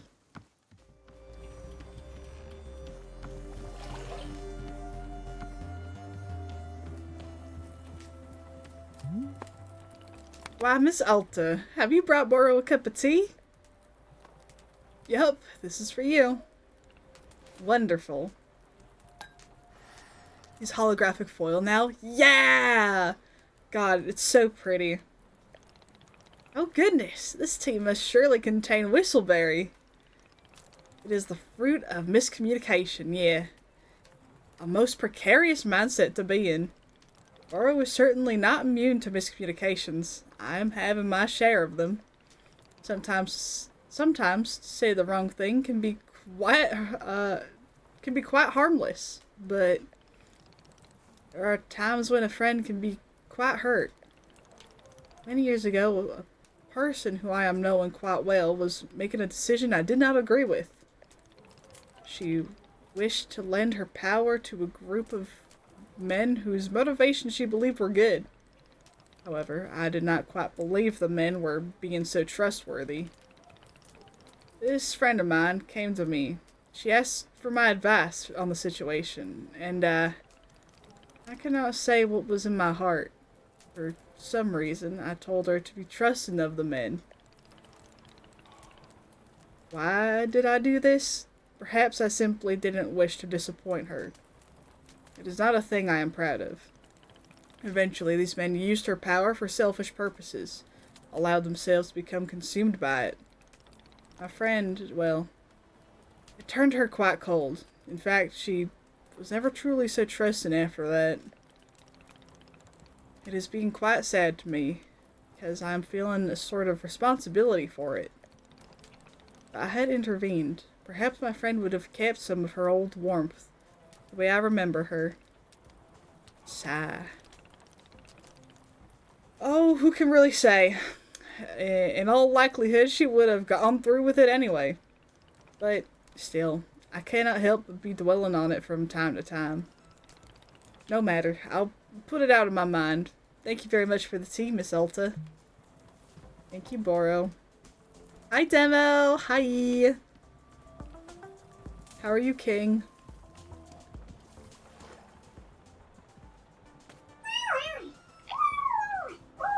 Hi, Limmy! Alright. Welcome in, guys. We're gonna be reading a book called Bullets Forever, a Dirk Warhard novel. One of the best goddamn books you'll ever read in your life. Just got off work? Oh, hell yeah! Make sure you take care of yourself. Eat a food. Eat a water. Do things that make you happy. You deserve it. All the time, forever. By D.B. Steele. Bullets Forever. It had happened. The unthinkable had happened. Dirk Warhard was dead. How had such a tragedy come to pass? It all began exactly 2 weeks prior. Dirk Warhard had just successfully concluded a top-secret mission to eliminate the world's #1 terrorist, Richard McElevator. Technically, every mission Dirk Warhard engaged in was top secret. Yet, Dirk Warhard was also the single most popular and beloved individual on Earth, with all of his exploits cataloged extensively in the Quarterly Review magazine. The Quarterly Review magazine, Warhard Weekly, also included supplementary materials such as fashion model foldouts of Dirk Warhard, and reader quizzes like, where would Dirk Warhard punch you to kill you instantly? Readers of the latest Warhard Weekly would learn of how Dirk Warhard had defeated the world's #1 terrorist, Richard McElevator, in a thrilling high-speed boat chase. The fight didn't actually take place on a boat. More so, it featured Dirk Warhard literally lifting a boat out of the water and smashing Richard Elevator to death with it. Dirk Warhard had never killed a criminal with a boat before, and the sheer thrill of it blew his mind. In fact, days later he was still riding a breathtaking high, yet by the weekend his adrenaline had cooled off and the reality began to sink in that it was an experience he'd never again get to relive. After that, Richard McElevator had become the world's #1 terrorist. The next best thing Dirk Warhard could accomplish at this point would be to crush the world's #2 terrorist with a bow, and that just didn't light any sort of fire in his soul. For days he languished in a cruel depression, tortured by the joys of a life he'd never get to relive. And at last, after 2 full weeks of despair, Dirk Warhard arrived at an ingenious realization. If he were to die, then he would be able to travel to the afterlife, where he could once again defeat the world's #1 terrorist, Richard McElevator, in a high-speed afterlife boat battle. Thus, Dirk Warhard set out on a high-stakes, life-threatening mission to die. This effort proved more difficult than expected. He had spent decades training his skin to resist bullets, and building up spiritual karma to resist the magic of voodoo effigies. He drank poison every morning, guzzled poison as he was going to bed, popped poison pills periodically during missions. A doctor once said that his body was more poison than water, and that made Dirk Warhard so happy that he shot the doctor right in the kidneys. In the end, he decided to think himself to death. Dirk Warhard made it a point of pride to never think too hard about anything, and so that it was perhaps the only way in which he was truly vulnerable.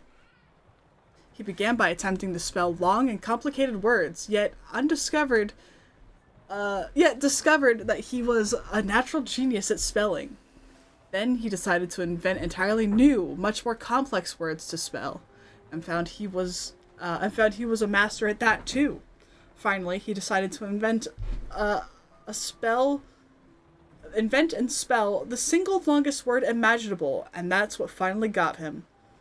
The word so long that it took him 2 weeks to spell it, after which time his brain gave out and died due to the sheer hatred of letters. The last thing he yelled before blackness consumed him was, "Hell had better rule." When Dirk Warhard came to, he was lying in the old wooden ferry floating down a gray river surrounded on all sides by heavy brown mist. The stench of death hung in the air. Standing next to Dirk Warhard in the ferry was an ancient-looking boatman. A frail and bony figure covered from head to toe in tattered black cloth. Me. The boatman propelled the ferry forward with a spindly wooden oar and groaned as he rowed. After some time, the boatman looked down at Dirk Warhard.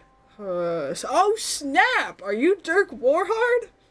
The boatman began to tremble with excitement. Oh my god, I'm such a huge fan! You're a freaking legend around here. A lot of the people at Ferry were killed by you. And indeed, as Dirk Warhard looked around the underworld, he could see it was packed with perished souls, many of whom he had killed either intentionally, unintentionally, or both. He recognized many of the evildoers he'd put away, villains whom Dirk Warhard felt a moral responsibility to eliminate because they had wished harm on the everyday common man. But he had killed a lot of the everyday common man too. Janitors, doctors, improv comedians. Dirk Warhard pursued his passion for violence with eyes unclouded by discrimination or class distinction. And in this sense, he was the most moral human to ever live. He recognized the souls of many political envoys and ambassadors whom he'd murdered, peaceful people whom he'd specifically been assigned to protect. A small voice in the back of his head wondered why he kept getting assigned to protect peaceful politician envoys, but he easily crushed the doubts with his unstoppable mind. Another victory for freedom of thought. Dirk Warhard took some photos with the boatman and signed his copy of Warhard Weekly, and then the two of them proceeded down the river. As they went, still more recognizable faces of people he eliminated passed by. Many of the handlers, who'd been assigned to him on missions, lovers of all shapes and sizes, cashiers who'd accidentally given him too much change back, driving instructors, administering his driver's license exams. Dirk Warhard had tried to get his driver's license many times over the years, but his driving was so precise and so extreme that every driving instructor who'd ever ridden in a car with him had spontaneously exploded from the thrill of it. His lack of proper driver's license continued to be a point of friction between him and his agency. And at last, they passed by the face Dirk Warhard had been searching for all along. Richard McElevator, the world's #1 terrorist. Look at him standing over there, so smug and secure, thinking he's safe just because he's dead. Dirk Warhard boiled over with rage. He leapt from the ferry, then in midair he grabbed the ferry out of the water and smashed it down upon Richard McElevator's head. The ferry splintered into 1,000 pieces, and Richard McElevator, the world's #1 terrorist, was eradicated completely from all planes of existence. The boatman, who had been thrown from the ferry when this happened, began hooting and hollering and pumped his fists. Yeah, bro, yes! Just like that! That's how we do it in this house! And for his part, Dirk Warhard felt the same rush of pure bliss as he'd felt during his previous boat kill. The same joy filling his soul completely from within, and he knew that the adventure had all been worth it, until a figure of pure light emerged from the heavy mist. This being was impossible to describe. It felt to Dirk Warhard like a figure from a dream he'd forgotten from long ago. The being was impossible to directly perceive. When Dirk Warhard tried to look at it, he felt only a sense of balance and equanimity?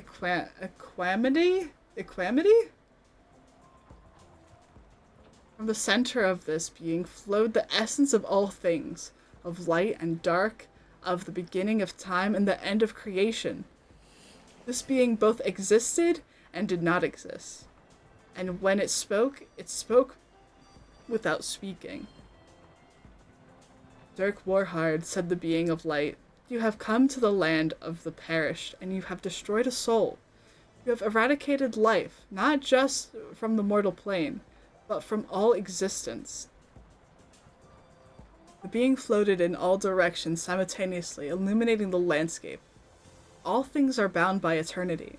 Even in this place, life is merely exchanged in a continual transfer of energy.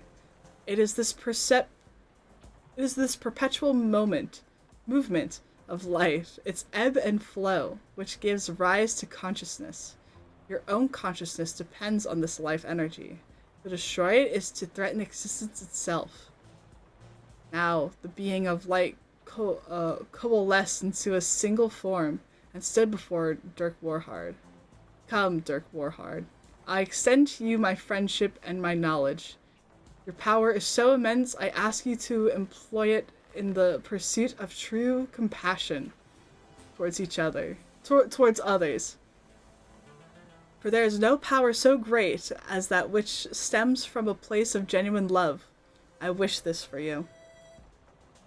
Let us walk together, and I will show you the balanced nature of eternity. I will grant you insight into the compassion which binds our... But the being of light was cut short, because Dirk Warhard had punched it directly in the groin. This was a shock to the being, because it didn't even know it had a groin. How is this possible? It said. I am the infinite. I have no body parts. I'm not... Dirk Warhard punched it again, square in the nuts. The being of light doubled over in the most extreme pain it had ever felt. How? This isn't possible! Now Dirk Warhard throat chopped the being of light. It gasped and sputtered for air. I don't breathe. How? Dirk Warhard clambered up on the being's shoulders, put an arm around its neck and in a headlock, and slowly twisted. Send me back to the world of the living, he screamed. Send me back or I will twist until you snap like a twig.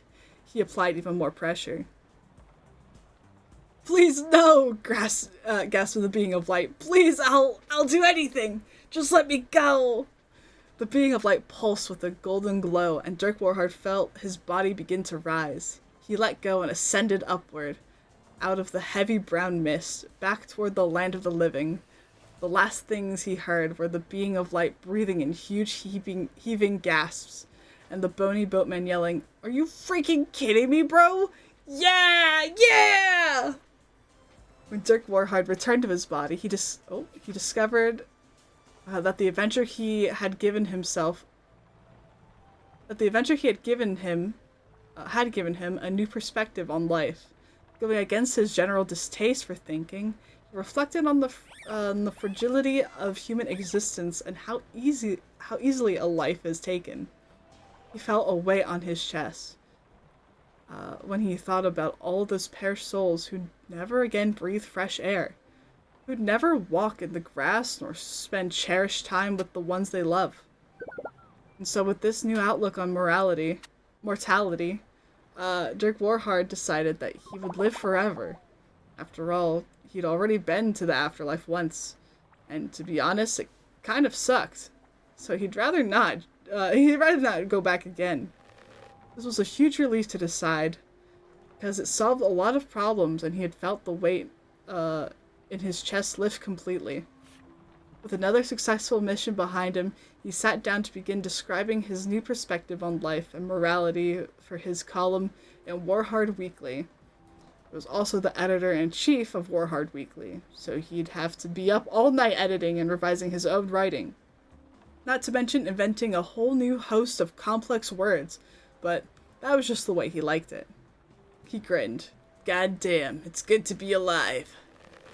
It was just another typical day for Dirk Warhard.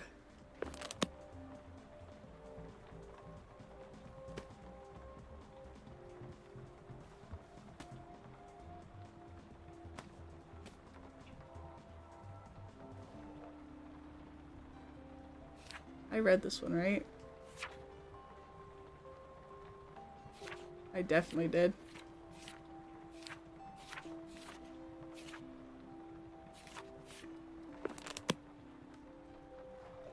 I just want to make sure I at least go through all of them. I know I read this one. Yeah. This is one we just read. Literary masterpiece. It's kind of a banger.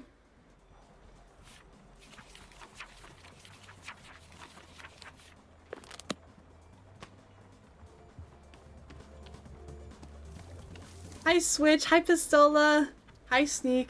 Drew's listening to Mystery Skulls? Yeah, he does it a lot. It's a common thing he listens to on stream.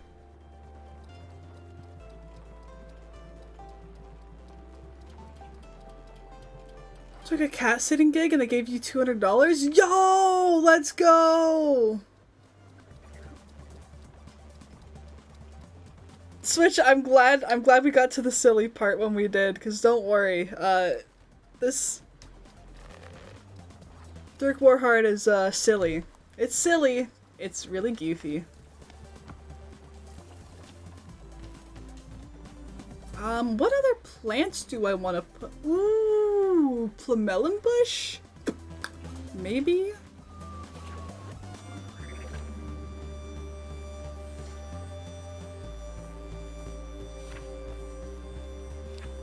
I think I want more ghost roses. Hi, Ace! Did I already say hi, Lumi, too? Hi, Lumi, if I didn't. Hi, Lumi again if I did. Hi, friends.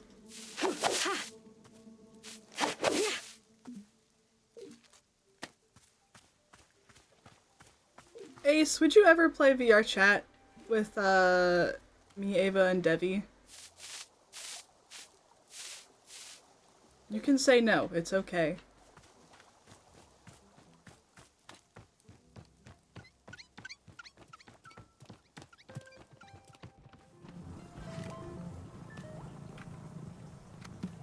Bro. I'd play any game with you? Aww!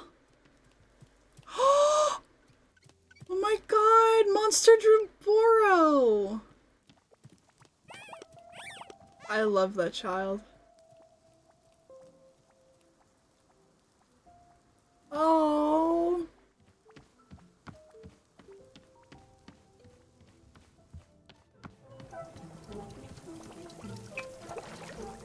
Ace, that makes me so happy because I feel the same way.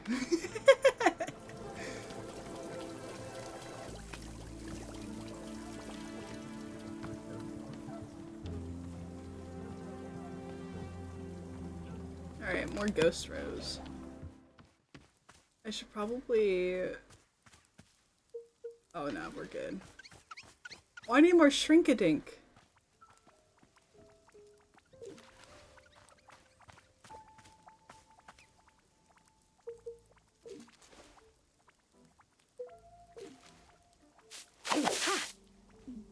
Ooh. Oh, there's so many new ones.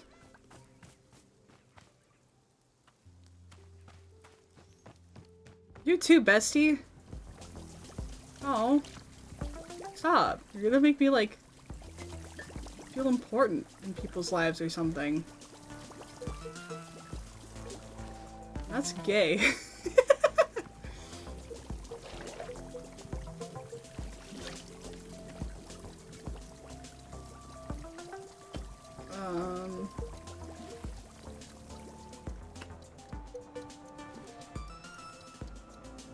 Oh, 2 of the same ones, okay.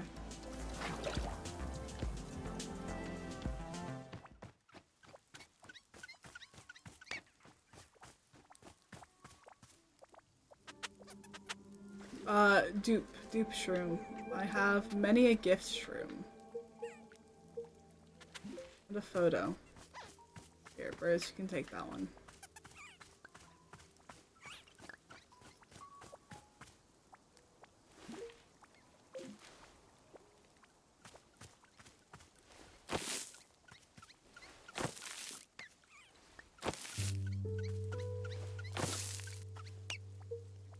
Hi, little man.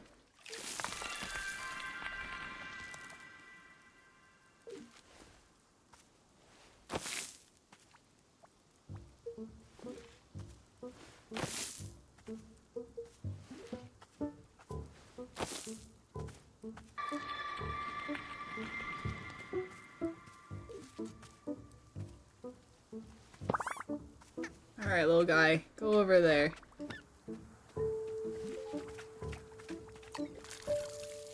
Ooh, a candle.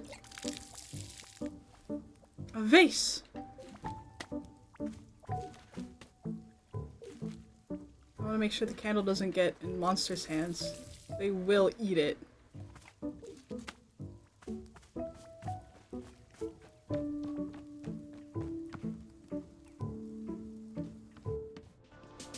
I'm gonna finish it tonight and regret it tomorrow? Oh no. Why not save it till tomorrow? Have something to look forward to.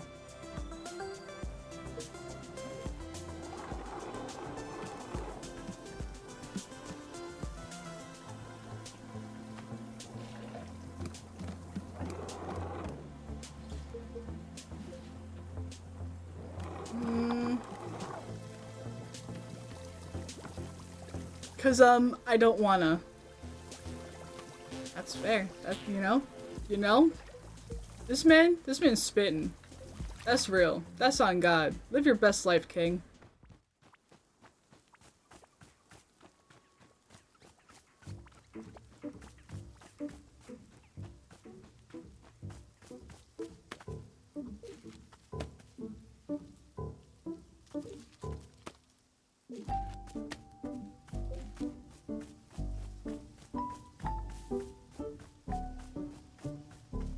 Oh. Green and purple butterflies.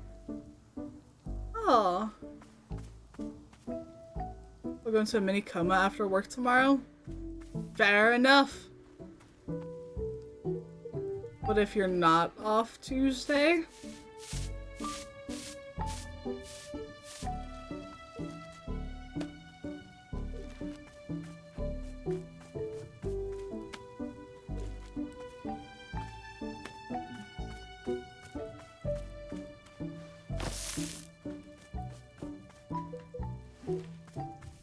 Oh no.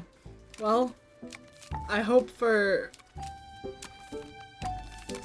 your sake that you do have Tuesday off. That would be no bueno. Hi, Liz!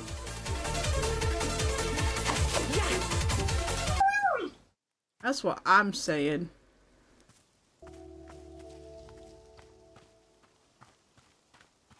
Oh, I put that one there. Do I have 3 of the shrink mushrooms? I have 2. I have many dupe shrooms, though. I need a 3rd. There's a 3rd! Found it. Oh, there's more over there. Okay, keep that in mind. Behind the big tree.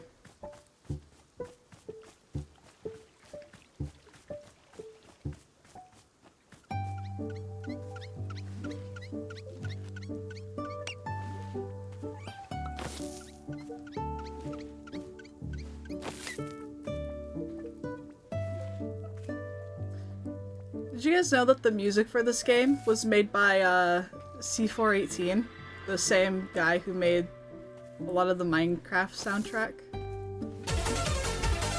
Snow! Okay. Alright. Okay, alright. Alright, okay. Right now, I'm just trying to duplicate every mushroom. Oh, I didn't realize it made 3! Wait, they're not small! Oh, I've been scammed. Wait, unless? Oh. Oh, I have one of these. Or had. Okay, I need... pot. No! Oh! This one is just small. Oh, interesting. I've duplicated stuff before. I guess I just don't remember.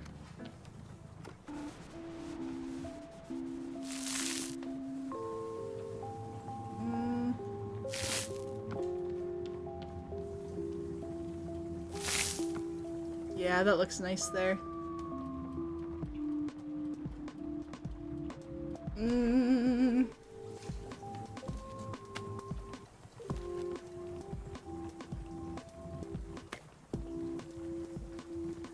Do I have any other, like, little plants around? I can't put the... Yeah, no. The big plants don't go in the, little pots. Unless... Oh! I'm gonna put this little guy somewhere.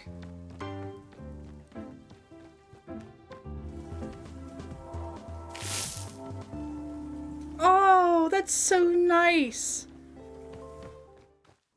I need to duplicate more things.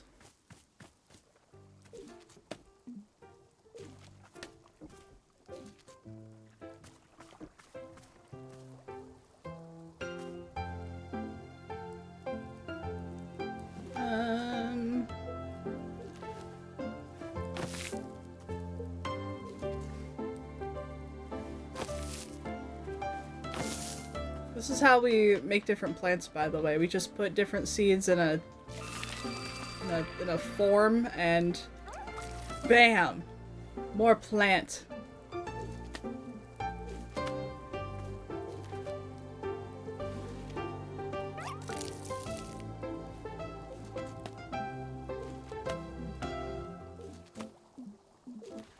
Alright, and then we get our pot, and then we grab this and we put it somewhere in the tea shop.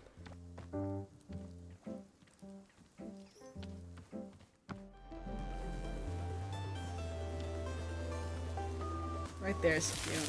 Yeah!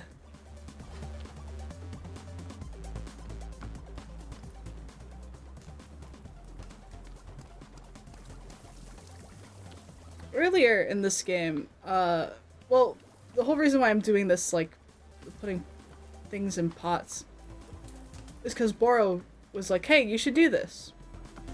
And, Alta was like, well, why would I do this if we're just gonna be leaving anyway? Why would I spend my time making things pretty and stuff like that? And Boro just simply said, because it's nice to be surrounded by pretty things. So what if we're gonna be leaving soon? Might as well enjoy it now. And I thought that's so cute. It's a mentality I've been trying to get into.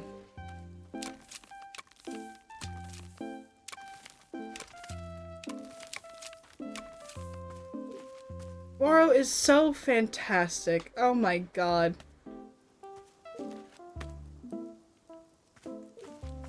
Just such a... We don't deserve Boro. I don't know how to describe him other than just like the most supportive. There for a good time, a long time, exactly.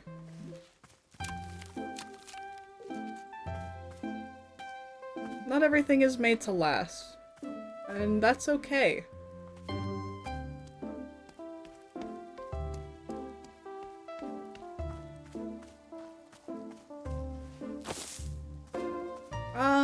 Chat, what kind of plant do we wanna make? We can make these big guys, or we can make small guys.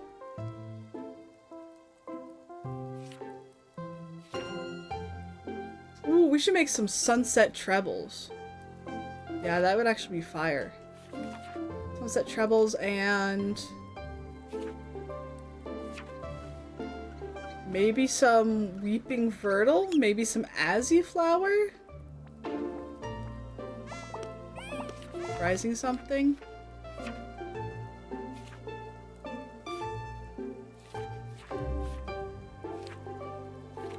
Oh, rising laurel? Yeah!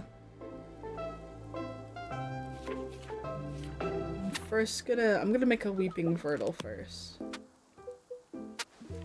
And I can shrinkify that. Hello, coffee motherfucker. Hi! Little guy!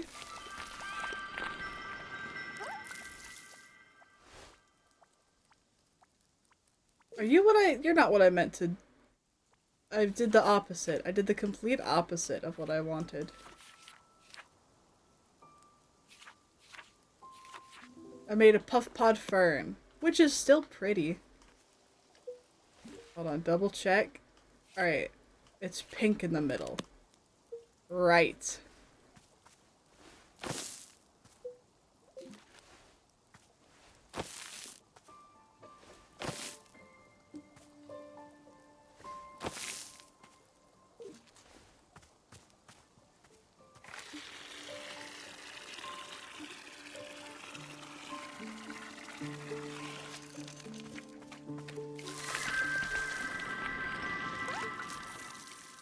That's pretty. These look like heartbeats from Slime Rancher.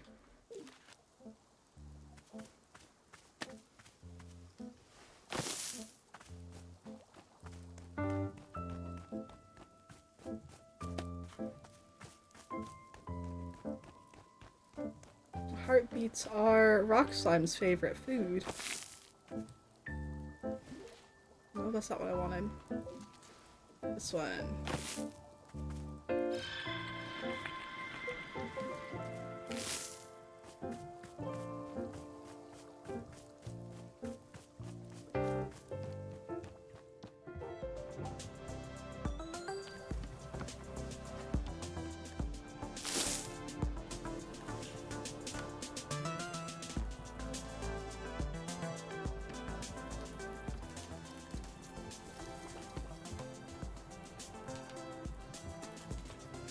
Ooh, I could put the laurel up there with the, Boro picture.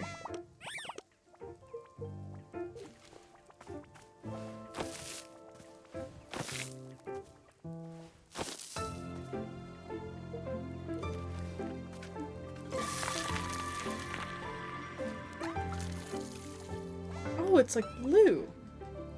Oh.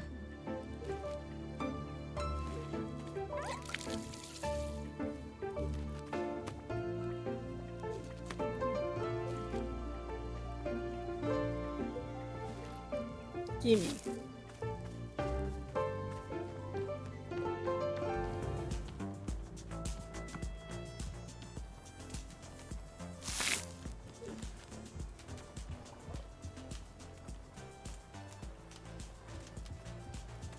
Oh.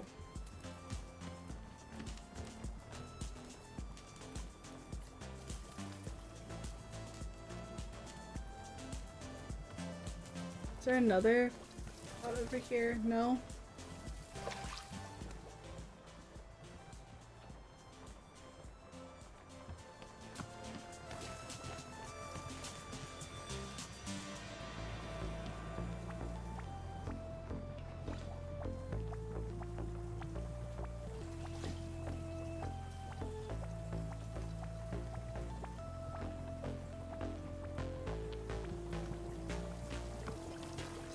Oh, there's just a couple more over here. Okay. Did Nana need to talk to me? She does. What's up, Nana? How can I help you? Hey, you there. Come here.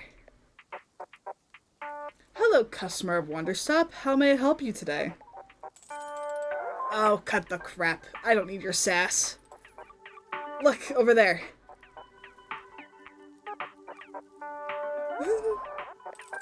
Child. One behaving like a little gremlin? Where's its parents? I honestly don't know. I asked, but she wouldn't tell me.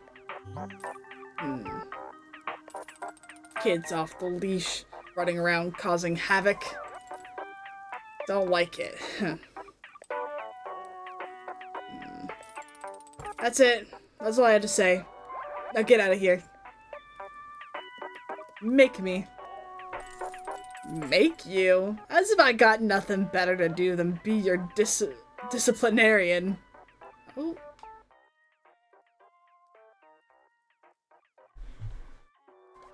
Hello?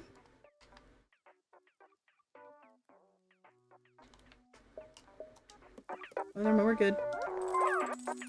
I've got a business to run. I've got shareholders breathing down my neck. I'm busy. Here, you want a chore to do? Go get me another coffee. Will you give me another item from your shop if I do? Another item. Come on, don't tell me you're just barging barging it right into negotiations like that. Hasn't anyone ever taught you to haggle? This is basic stuff, kid. In fact, here it is. Professor Currency's Guide to Economic Volume 6. Haggling front to back. Steady up, and then do me a favor and don't waste my time from now on. Oh, and bring me that coffee. You bring me a coffee and maybe we'll assess the trading another item situation. Maybe, possibly. I promise nothing. Last coffee you brought me was a little weak. Let's kick this one up a notch. You're gonna make a batch with 3 beans this time, and pour it into a cup. Then make a second batch with warm water, with a whaling, 1 more coffee bean, and... Actually, get the Melium out of here. I hate vanilla. Got no idea what I was thinking. Just put some cinnamon in there instead, you hear? It needs a bit of a kick. Then pour that baby on top of the 3-bean coffee. You got all that? Sheesh, I ought to make the dang thing myself. You're lucky I'm so busy tending to the stall. Well, stop talking to me and get the heck to it. She let Nana say fuck. Let Nana say fuck. We have another book we have to read.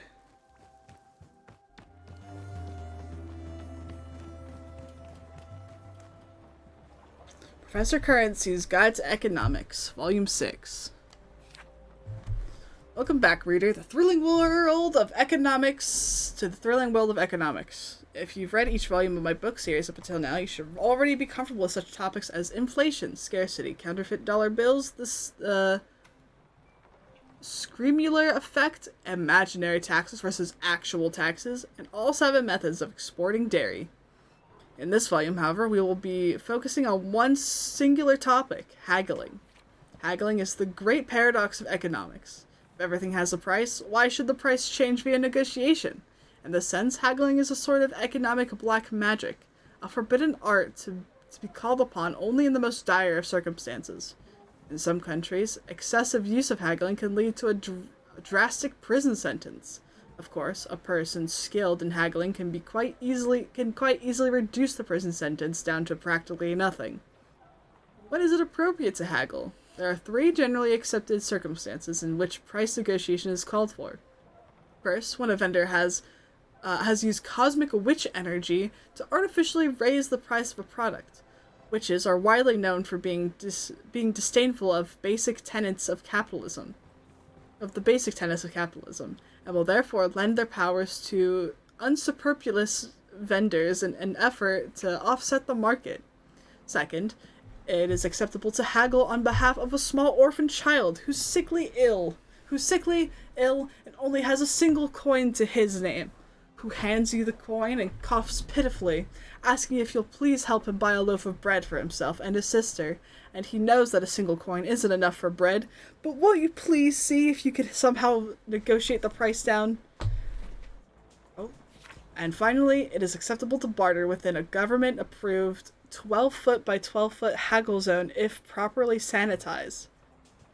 How does one go about haggling?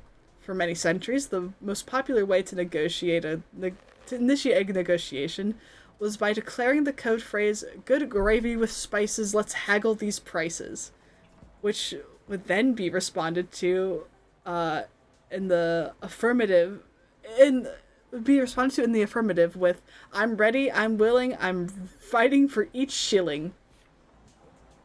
However, starting in the plated era, customs began to shift in favor of more physically confrontational methods, such as haggle slapping. Over time, haggle slapping waned in popularity due to government regulation, and a more formalized combat handshake took its place.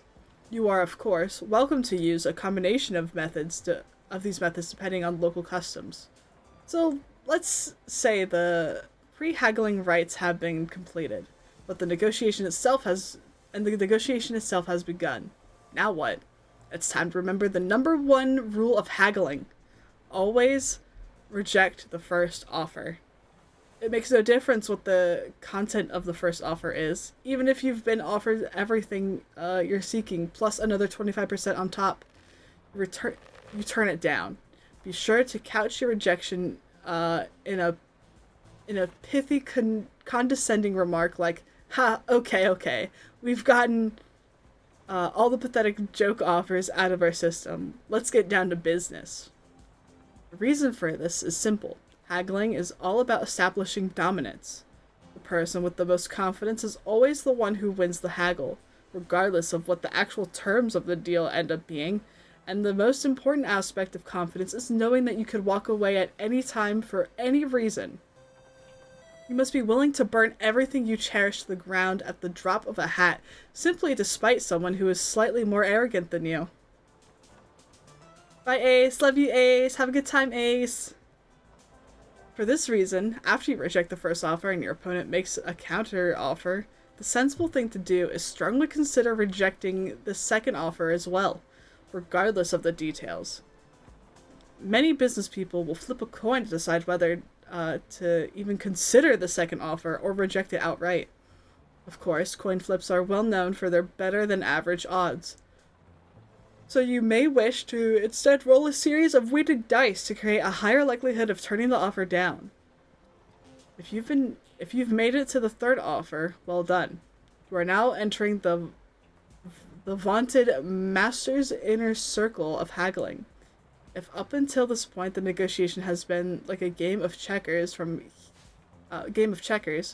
here it becomes more like a game of 8-dimensional underwater chess, played both forward and backwards in time entirely within the mind of a genius 12-year-old who's simultaneously crushing the world's leading chess champion in a real-life chess game on top of a mountain. At this point, there are no hard and fast rules of haggling. You will only succeed on a combination of instinct, experience, and brutal intimidation. If there is one rule you remember, it should be this. Always be willing to walk away at any time for any reason. If your opponent comments on how fair and equitable this deal is, consider walking away simply to demonstrate superiority. If he mentions how hard times have been for him and what an incredible blessing this deal will be to help his family get back on their feet, you should walk away simply to test the legitimacy of his "I have a family" story. And if he ever shows you pictures of his family, immediately excuse yourself so that you can report him to the police for family-based fraud. Family-based fraud is the most morally detrimental to society of all crimes committed by man. This degenerate will spend the rest of his life behind bars. With this information, you should now have a firm grasp of the ins and outs of haggling. Continue to study and apply yourself through practice and a complete mastery of price negotiation. Will be close at hand. I'll see you in the next volume of Professor Currency's Guide to Economics, where we'll review over 150 ways of identifying a family-based fraudster just by the look in his eyes.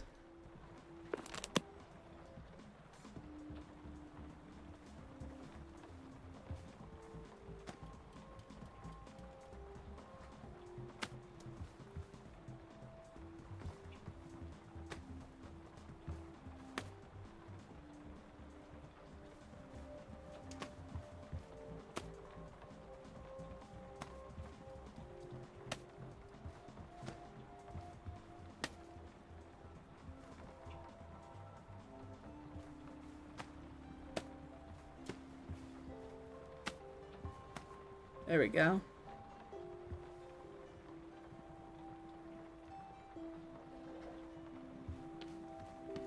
Good enough.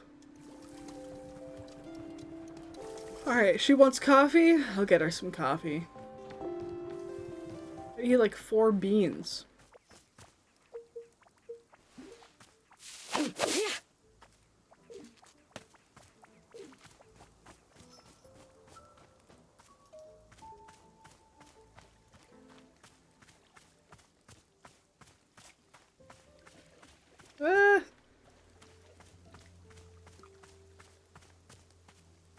forgot I had a cool cup out here.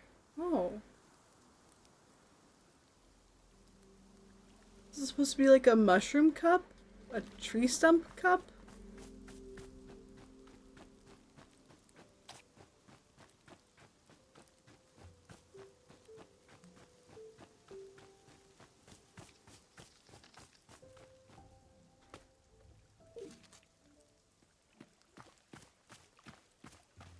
I'm glad everyone else is like, alright, where the fuck is this kid's parents? Why are they just running around like a...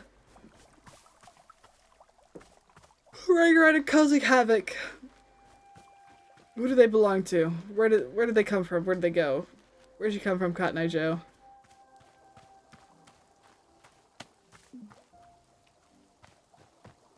My coffee bean pocket is full.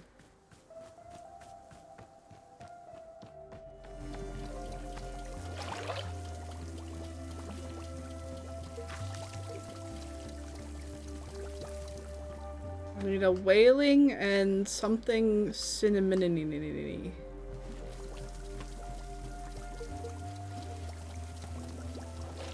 What tastes like cinnamon? Lavender, nostalgic, mint.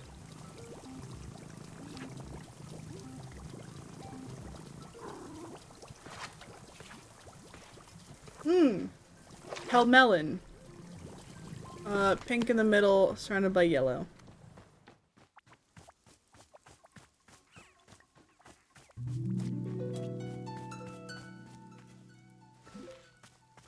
Oh. Okay, that was lovely.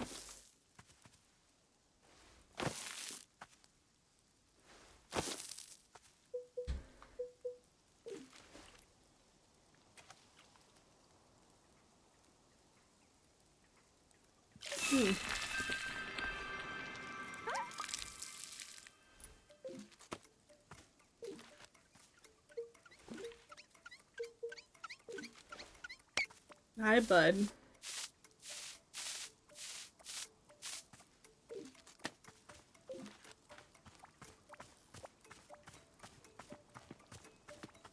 Do I have whaling on me?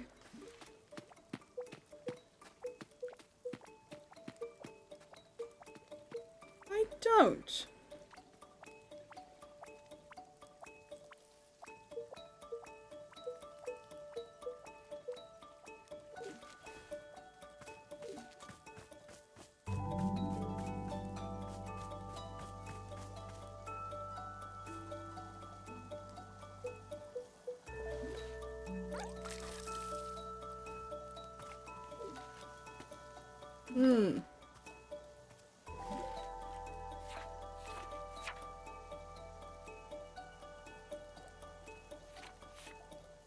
Ah, you're that one.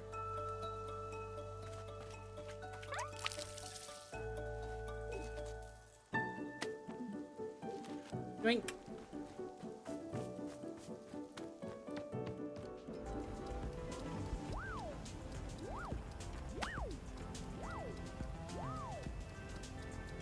This one's like delicate.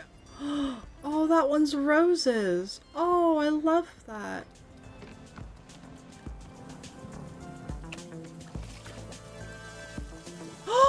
That's me! How does she know that I have a sword?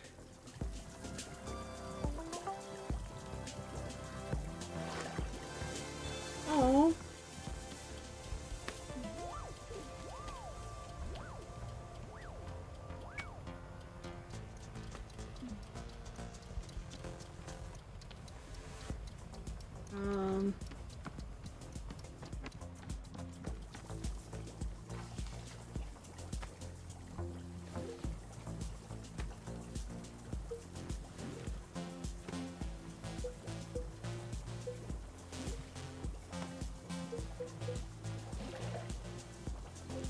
No, I need that. Yeah, I want this one.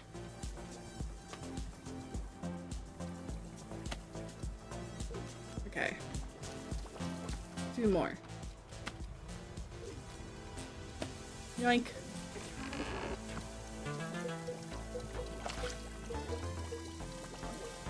Am I winning? Always.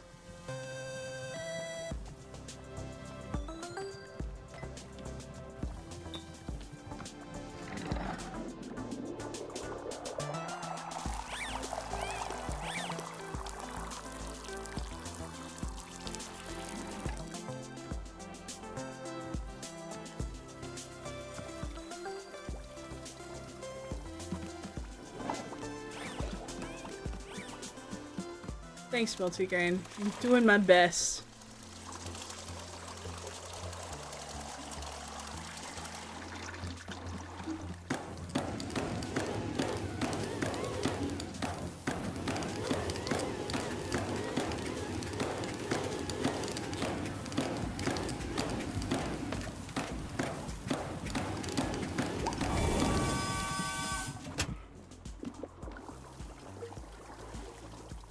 Three-bean coffee.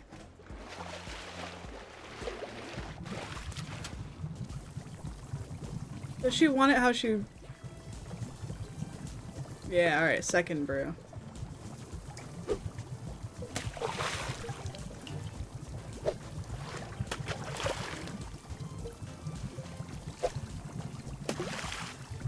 That is some dark coffee. Holy.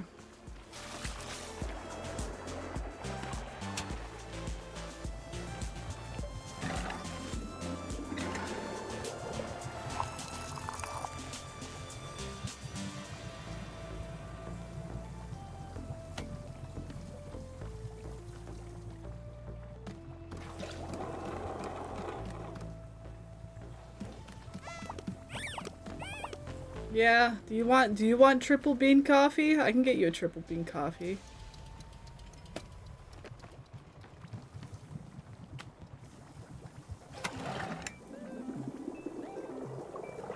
But because I crave Budweiser, that's so real.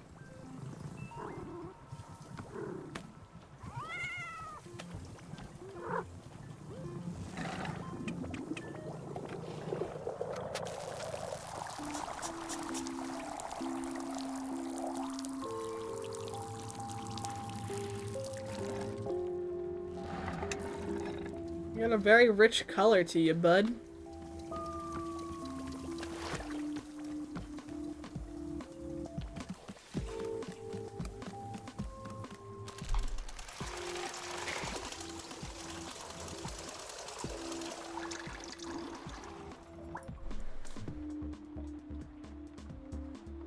Alright, second brew with warm water, Waylon, cinnamon, and 1 coffee bean.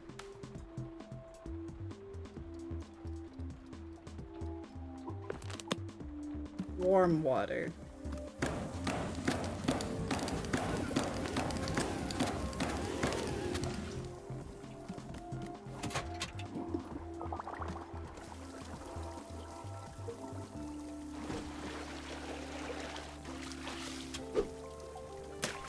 Double checking that the melon is overwhelmingly potent taste rich with cinnamon.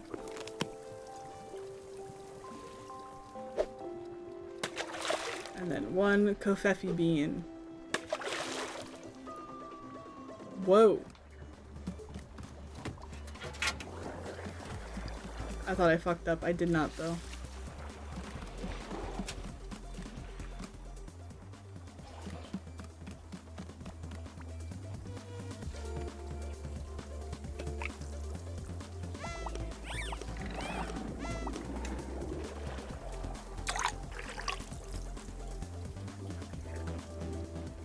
What? Alright, add some more.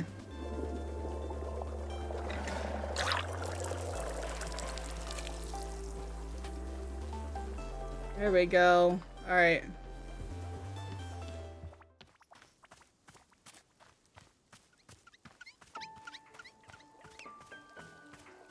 Alright, Nana, this should be perfect. Here you go.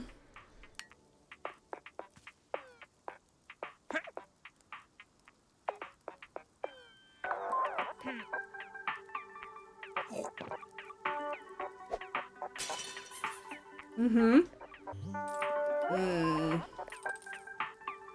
Yep, you did it. To your credit, I'll say this. You've brought me 2 cups of coffee now. Aw, that's so sweet of you to say. No, it isn't. It's the cold, objective truth. Still, you did bring me a second coffee. Fine. Take something else off my hands, but only one. Retro cup. Oh!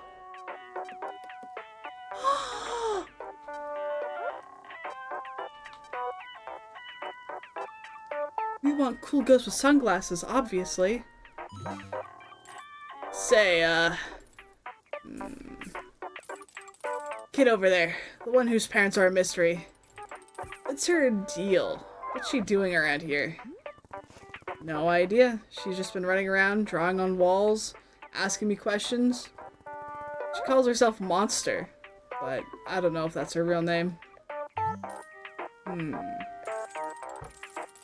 Now, listen to me. Kid like that, running around unsupervised, it's no good.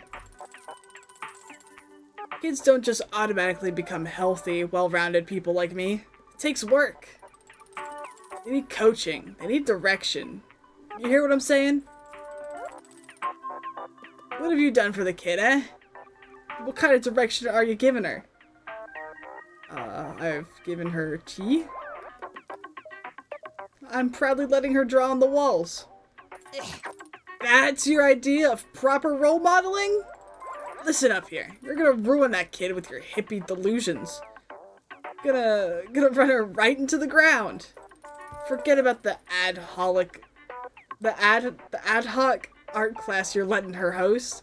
Try giving her even an inkling of direction. You think a kid like that just figures it all out on her own? Hell no. Maybe you should look after her. I'm surprised you cared this much about Monster. Now see, listen here. The fact that you think I'm a heartless barnacle, it doesn't bother me none.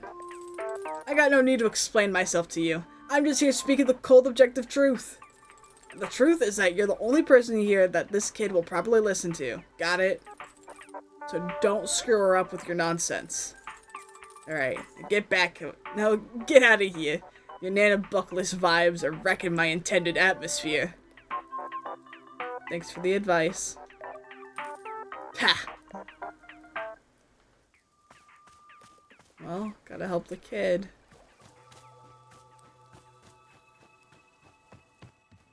Are we to do that? Good question, but... That's fire. That's so fire!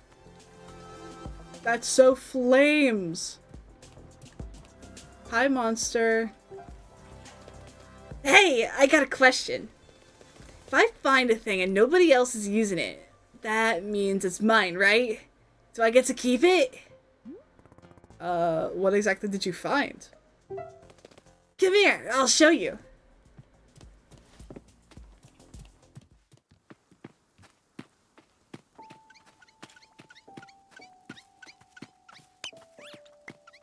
Uh-oh. It's gonna be the sword. Or the mask.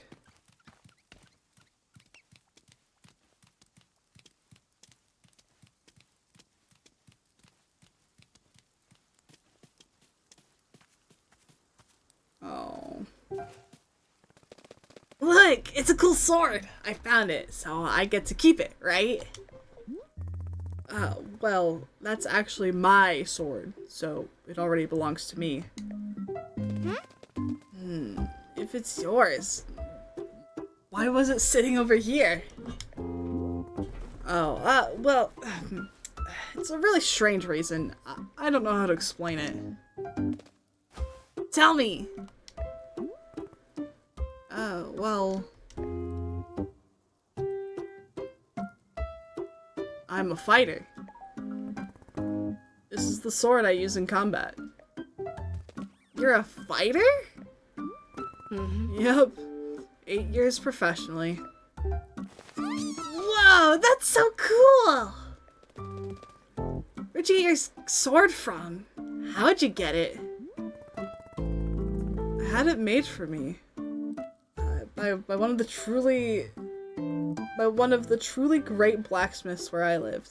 I gave her endless instructions and specifications for how it should feel and what it should look like.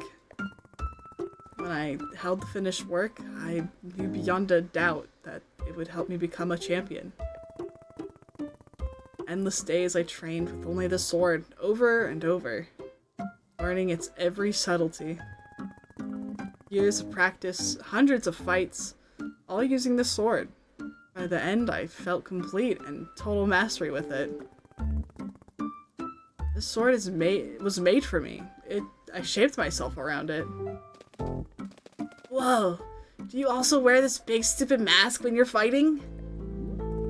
No. Mask belongs to, someone else. Have you ever killed a person in a fight? I don't want to talk about that. But I want to know! I want to know everything about fighting! Is it fun to be in a real fight? Does it make you feel super, super cool? Monster, I don't do all this because it's cool or fun. Really? So why do you do it? It challenges me in a way that I love. I'm good at it. You grow the most when you're facing danger. It challenges me in a way that I love. With a lot of skills, it's totally subjective as to how good you are compared to others. But combat is black and white. Either you overpower your opponent, or they overpower you. So every time I defeat someone in combat, I know, without question, that I'm the one who worked harder. It's perfect, crystal clarity. I did the work, and you didn't. A lot of things in the world are confusing, but this one thing isn't. It's incredible. What? What's that look? You are the coolest person ever! Really? I thought you said I was stupid and old. Yeah, that's cause I didn't know you could fight! But now I know you're a fighter! A real one! That's so cool! Finally, a child's approval. Oh man, Jackie No Name would freak out if he knew I was hanging out with you. Let me have more tea! I want more tea! To drink or to abandon? Yeah! Listen, if you want tea, you should request a specific kind. What's your favorite taste? Or favorite thing to eat?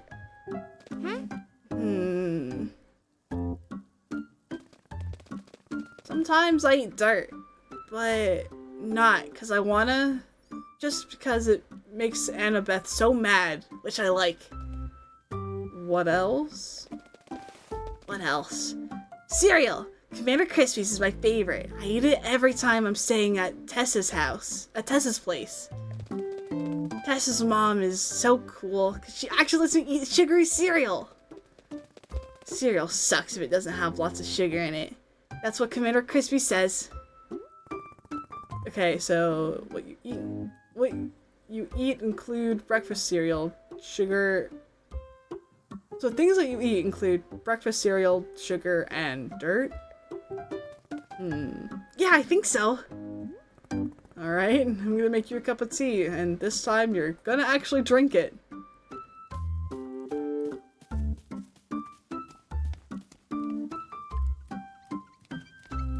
I love her.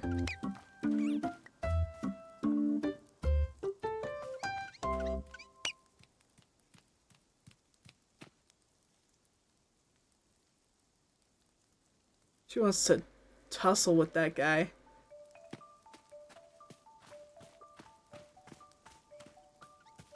Finally, a child's approval.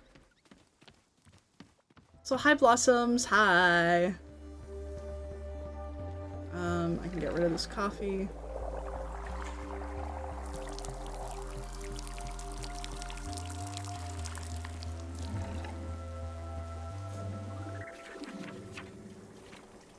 Breakfast cereal, sugar, and dirt. I know the breakfast cereal one. Oh, whistleberries.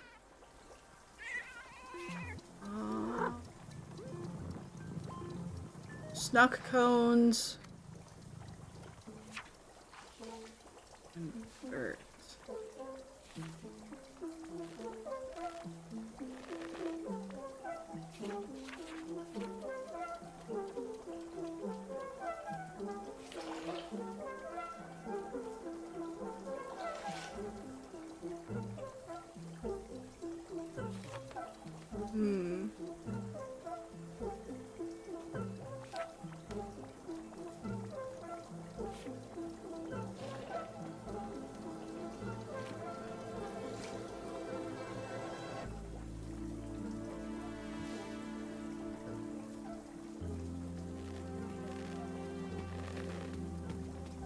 Tastes like the origins of the planet itself. So Puff Pod?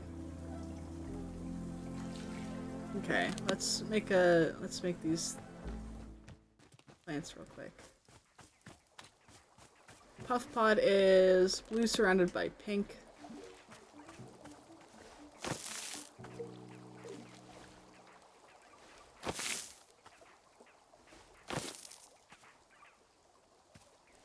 I should make more plants that, no. Give me some seeds.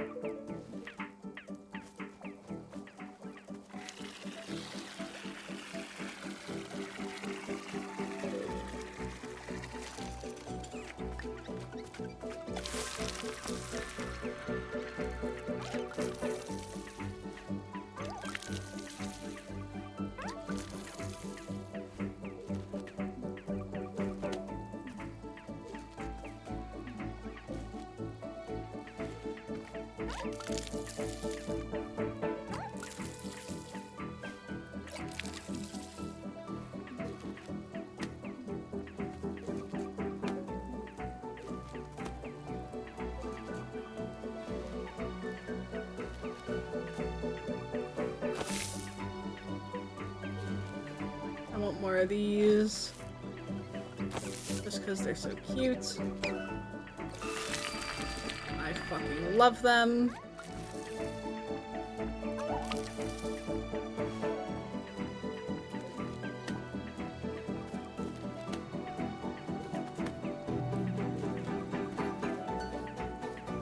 Okay. Puff Pod done. Tastes like the planet itself. Whistleberry. Do I already have one? Oh, I have one on the thingamabobber. I already have that.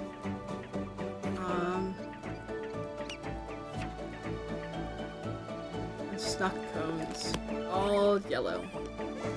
Hi, bud. Hi, buddy.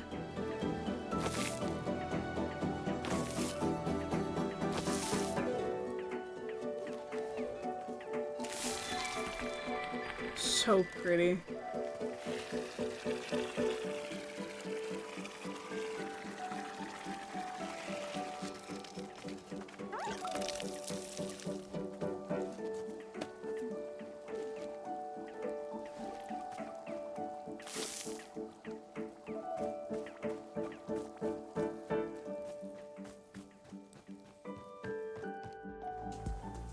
Nana's music was slowing down.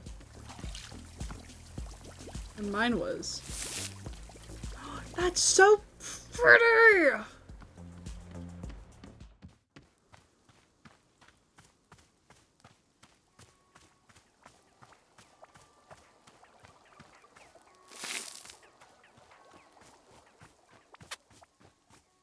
think I just stepped on a penguin? Uh-oh.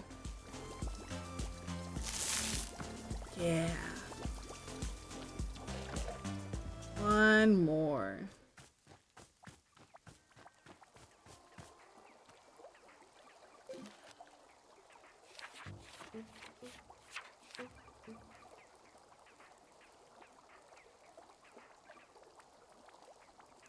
Crispy lily spheres.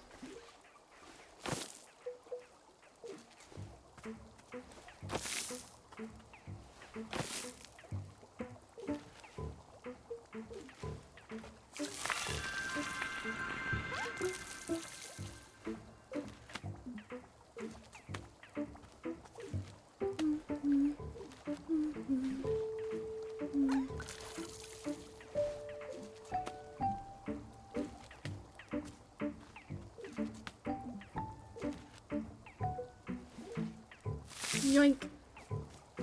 So Dr. Seuss.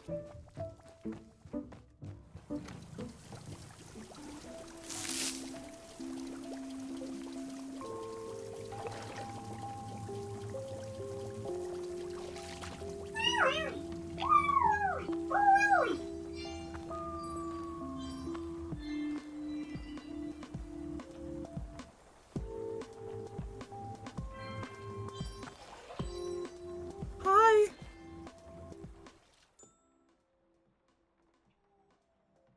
Aye, my love. Kindness is to ye. Welcome to most begotten traveling types. Chia? Uh, yes, sure. Hello. Hi, Tia, as well, my love. Kindness is to the wary gone, muchly.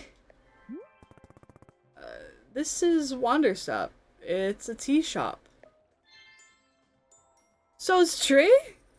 Oh, beloved ladies. Indeed, well, much is a rest be needed. Tells me, what kind matter of tea, is it you serves like? There are lots of types. Tell me what you want, and I'll try to find it.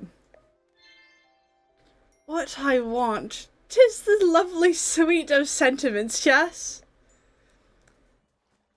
Pleasant if it's, carry your... Pleasant if it carry your, my love. Aeon Brew. Aeon Brew? Ah, Saz! The goddess herself loves it, the most. Yes, finely made. It'd be served ya, yeah? A cup for myself. How do you make Aeon Brew? Dreams, no? Dreams pom brews and such like? As it should make well to do? Hang on. I'm gonna go talk to Boro. He might have some idea of what you're talking about.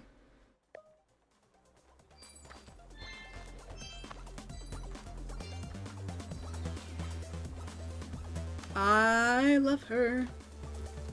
These characters are the best.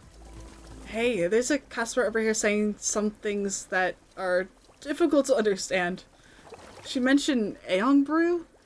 Do you know what that is?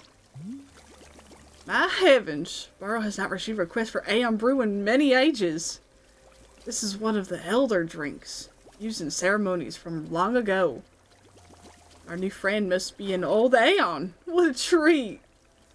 Boro was very fortunate to be attending a ceremony in old Aeon some years ago now, if you're believing it. What was the ceremony like? Goodness, it was immensely confusing. Boro has never been so overwhelmed. Many dozens of people, and everybody is singing or doing a dance of some kind. Yet every dance and song is completely different.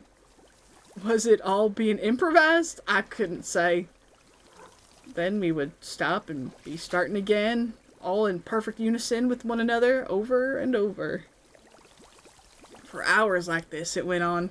Truly the endurance needed was quite beyond my comprehension. I'll be honest, Boro found it difficult to know what to pay attention to.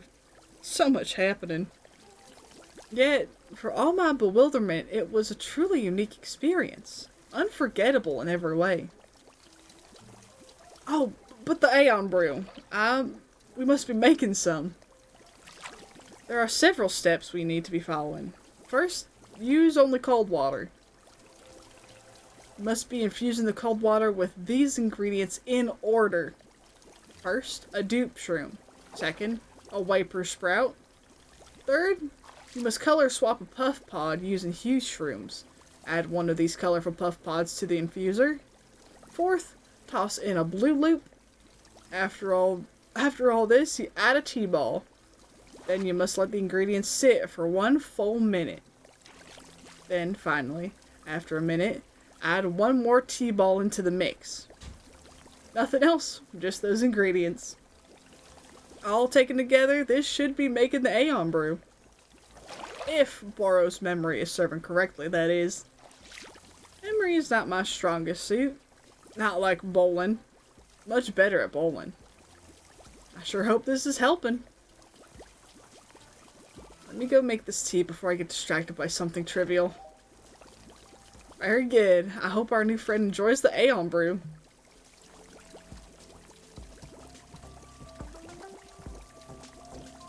Oh, you are majestic.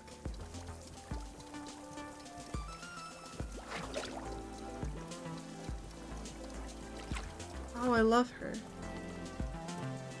I want to make the kid her stuff first.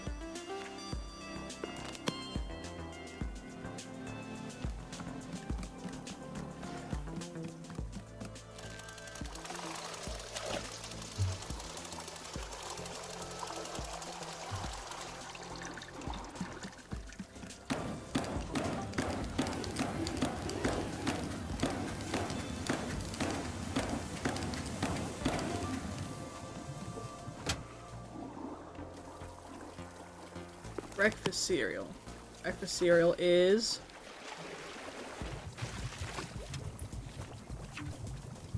Snuck cones.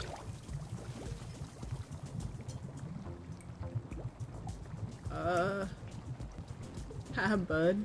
One of those. And then sugar.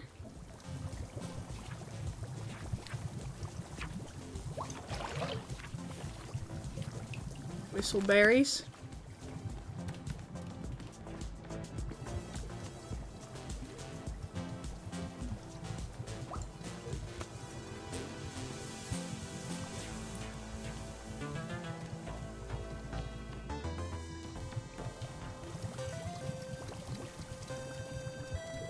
Oops. And then that leaves Puff Pod.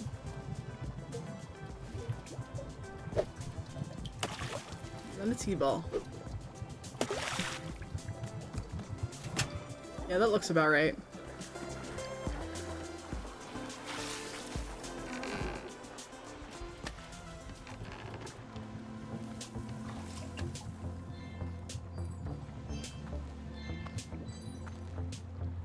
Hi, that's not for you, but I'll get your tea out soon.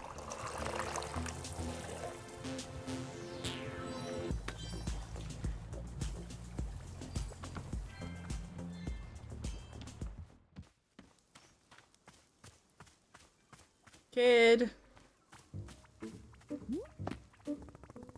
Here's the tea you asked for. Can I have a different one? No! Drink it! Okay.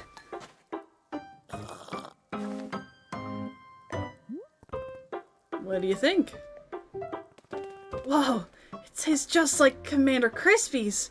How did you do that? Magic.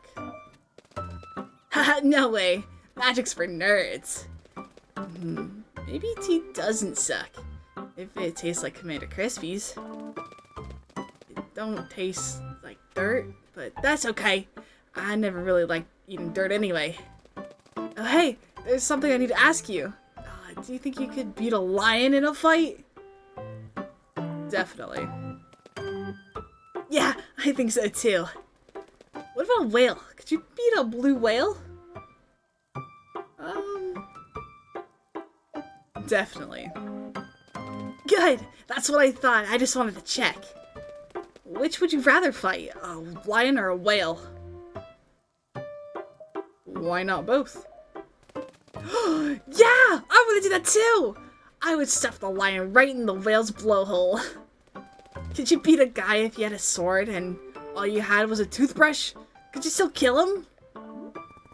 Monster, combat isn't just about what type of weapon you have. Combat is about control. Control is physically. Control is physical, but it's also mental. Control is knowing what your opponent thinks, what he fears. I know exactly what my opponent wants, what he's scared of. I can win every time. That's how I became a champion. I made sure nobody can control me. Whoa. This is so cool! I'm learning way more than I ever did in school. Stay in school. No way! I'm not gonna let school control me. I mean, sure.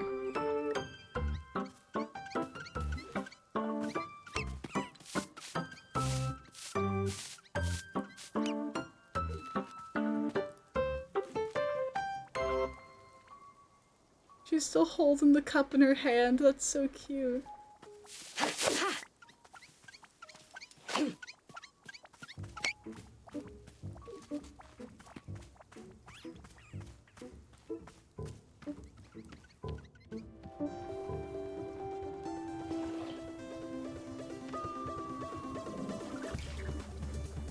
Ooh, I can get a cup and give this to the birds.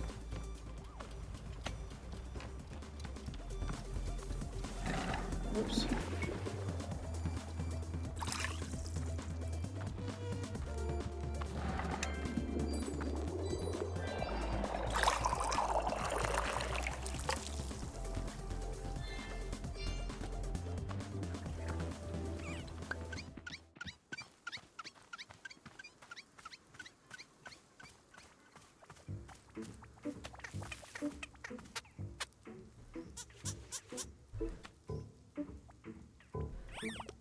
So colorful. Cute little guys. Excuse me, little man.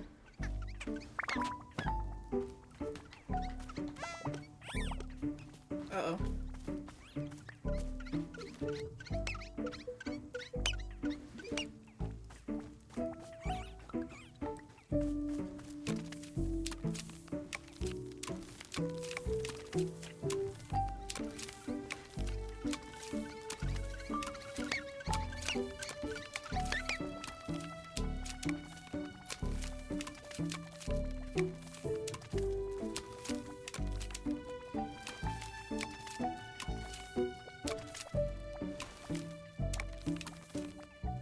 Okay. I have to check all around. I don't want this whole place to get fucking overrun with thorns again. Because it always happens. There's always at some point where there's too many fucking thorns.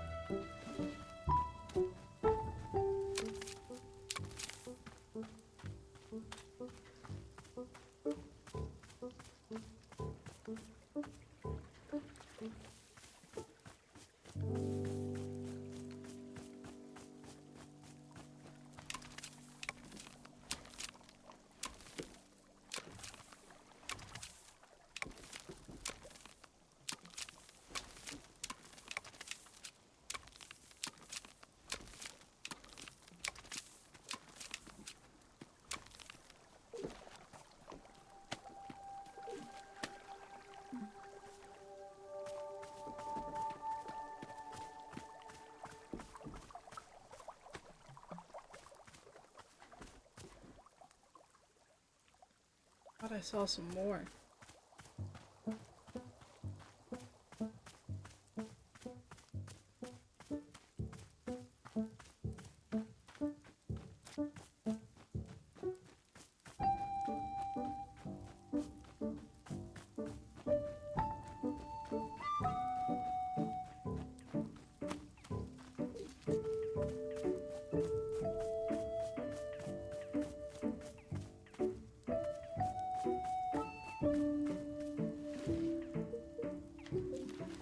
Alright, I think I'm safe for now.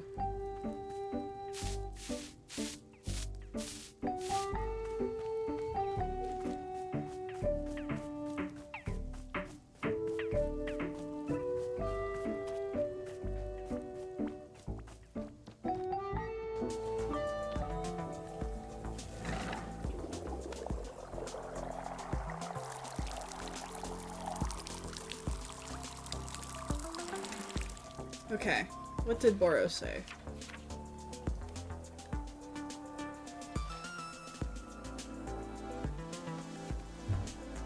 Cold water.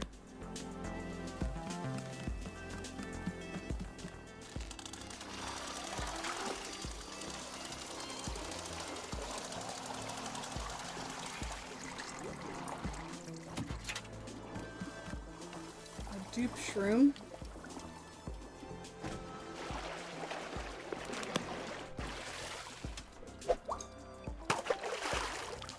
Whey per sprout. I don't have any of those. How do you make a whey per sprout? Blue and green.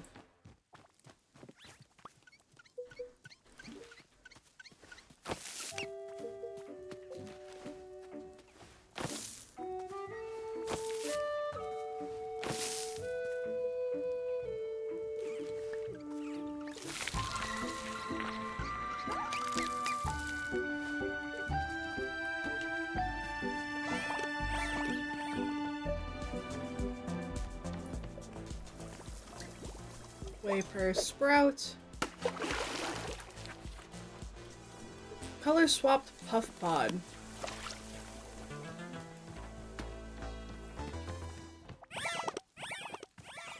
Puff pod. Blue surrounded by pink.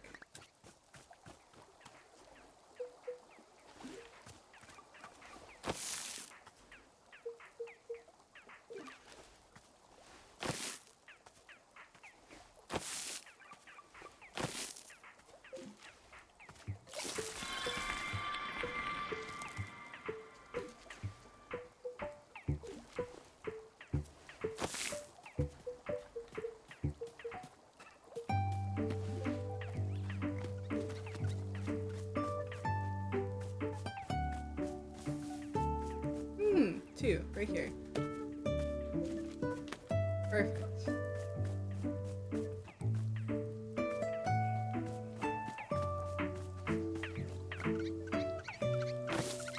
Yeah, I wonder what they mean by elder drink. Like, does that just mean it's old as fuck?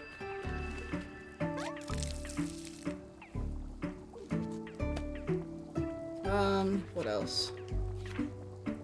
Blue loop.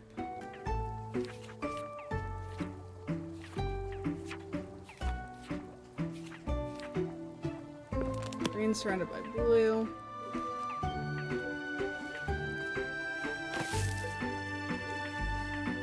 This might be the most amount of plants I've ever planted.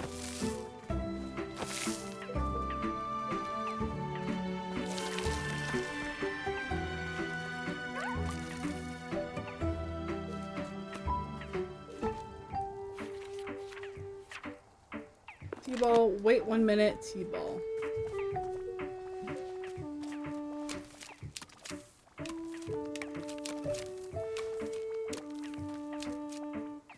In the most literal way possible, I'm going to literally just sit there and wait 60 seconds.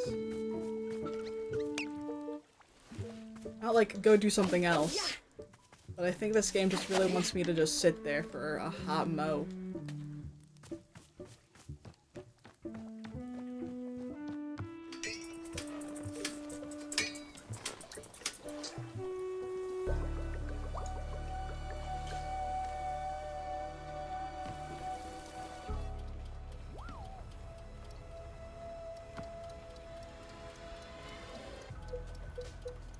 Oh, I don't have any more T-balls. Oops.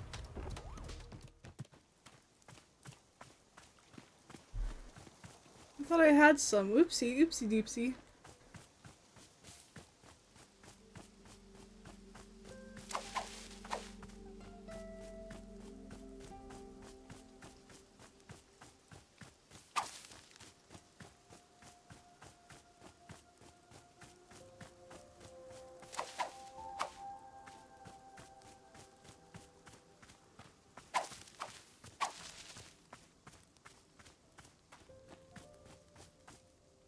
Ooh.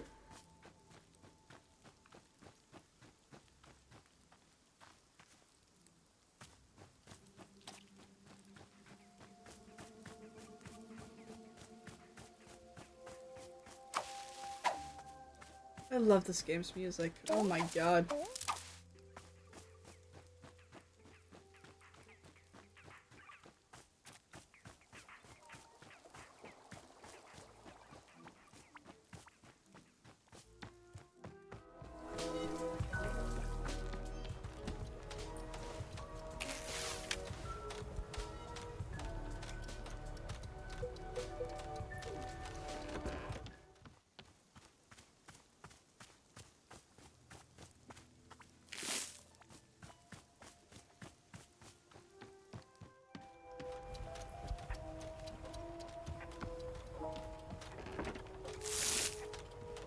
Holy! I love that.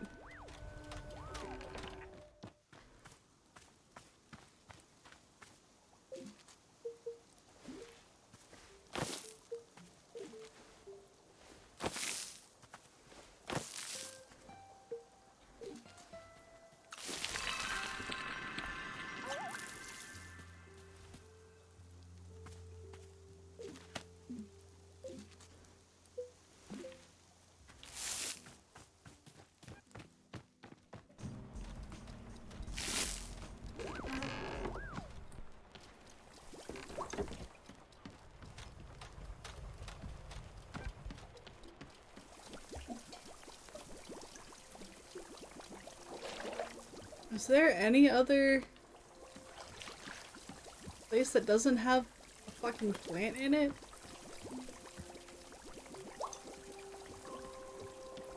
Oh, these two. Okay. Oh, hi, kid. Hello.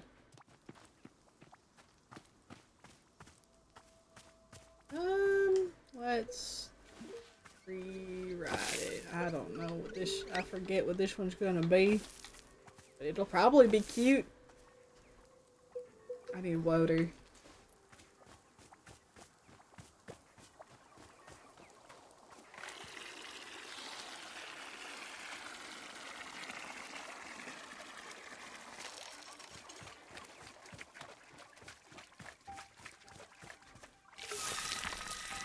Oh, I forgot the little fucking pine cones.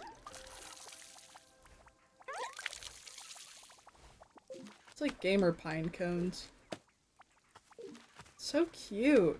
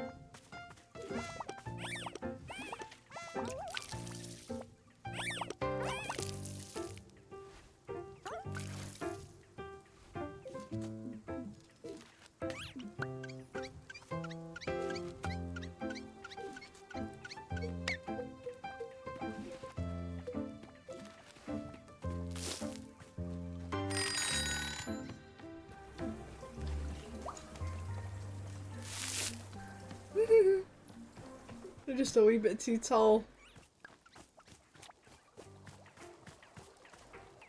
Oh wait, they're all over here. Duh. Give me a pine cone. Yeah.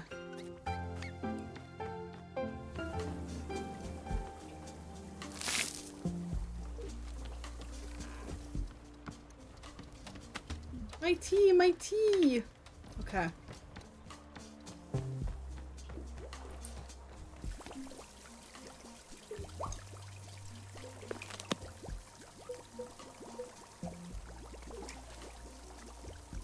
Color swap puff pod. Bazinga. Blue loop. Bazinga. and 1 T-ball. And... oh, I don't have a timer.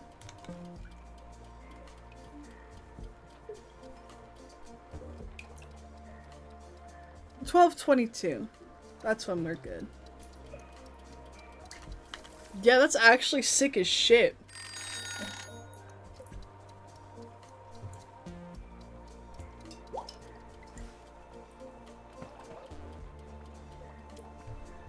I wonder if you could just happen upon some other, like, silly random, elaborate shit like this. Wonder if it changes color when it's time? Ooh, maybe. Yeah, the stars that are in it, that's so cool.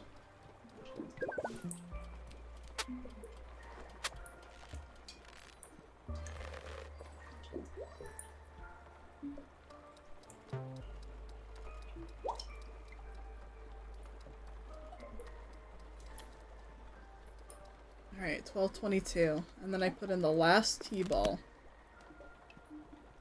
It's not a T-ball.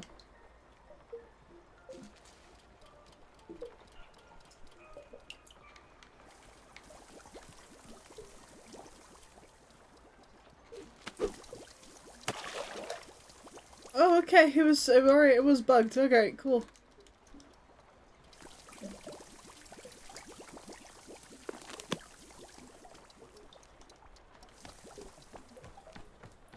Oh, wow.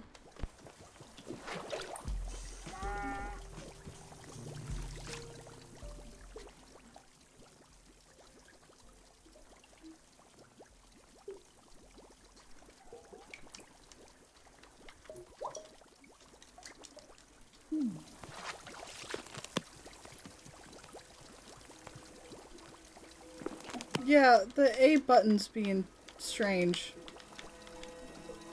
And the...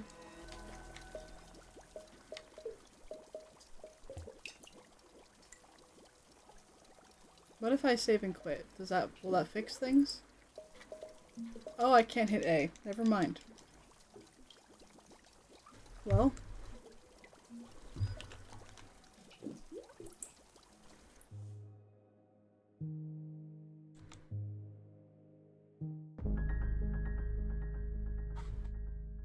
I sure hope it saved. I will cry if it didn't.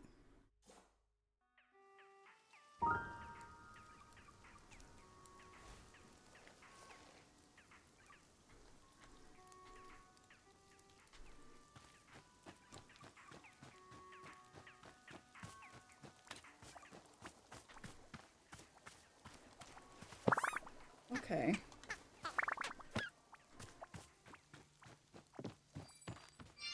Okay, it's still there.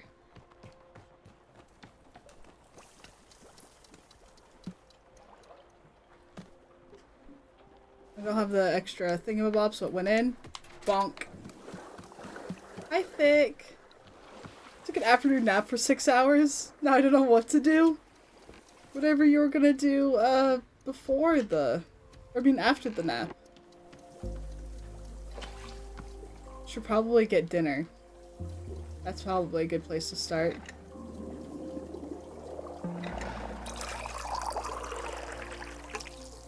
That's so cool.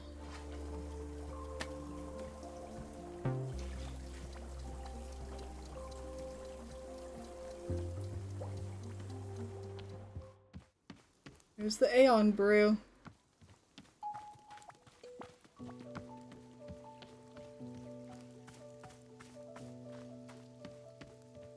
Here you go, girly.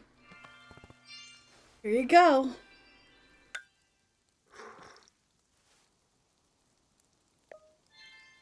Cha! There's been so love of brew as such.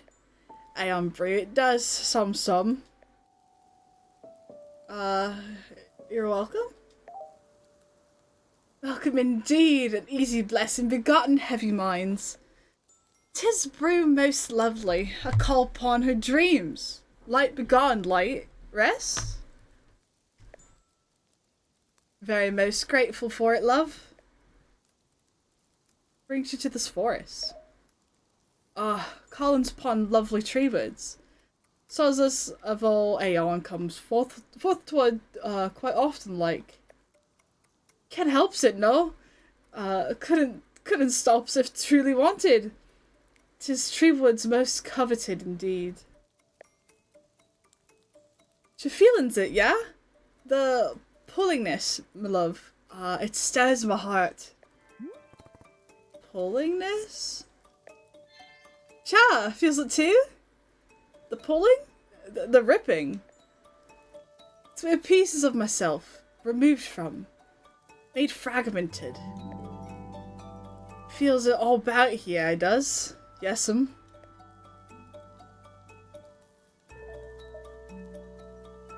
What are you here to do? To do? Why, goodnessly. Only here's to be. Just to be, yeah. Indeed, well, wishes to be here for as many passing days. It's all we've ever wanted, us. To feel what ancient pulling does to tender hearts glow. Necessary like, yeah? A fragment of which all's every stuff together. Oh.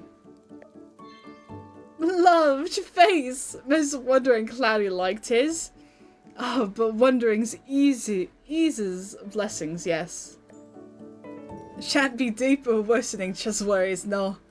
Very much unkind friendly, get that. Yeah, love. I just be looking upon picture instead. 'Tis a most joyful one. To sees? The very home dwelling made myself upon old Aeon. Sweet friendly like. A most ancient home dwelling, 'tis. But most loved. Warm-hearted be the dream space, yeah? Yeah. There's within the making. Soz indeed. Just catching me going on and on. A favourite of pictures, this.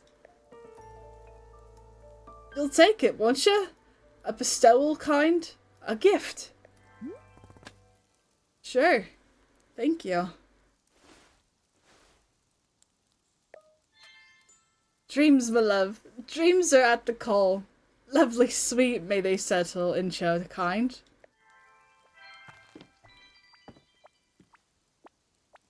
Thanks, girly. I'm gonna try this drink myself. Think it'll make me talk funny?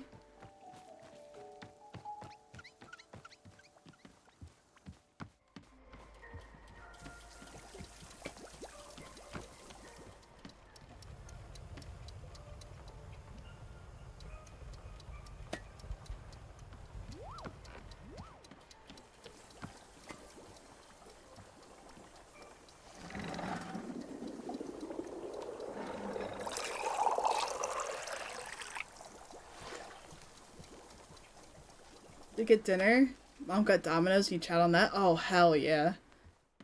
Did I eat dinner? Did I even eat breakfast?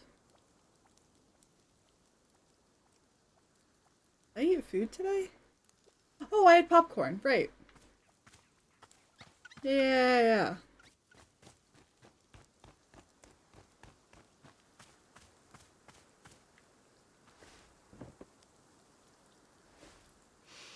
Popcorn's not dinner? Well, I didn't eat it for dinner, silly. I ate it for breakfast. Huh. Interesting. It kind of sends these weird shivers all over your body. But it's not unpleasant. It's sort of, I don't know, invigorating? Like I could stand up and dance or something. Yeah, okay. I can see how you'd use this in a big ritual. It's making me a little jittery and ready to move. Weird.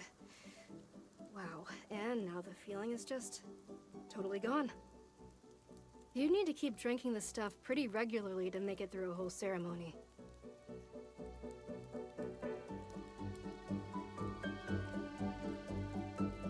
I love that. We need an eat redeem. I'm fine.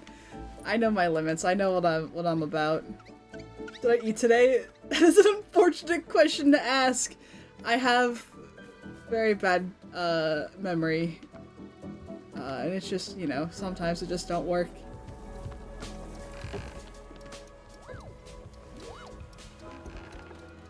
I also just don't eat a lot because I don't move a lot.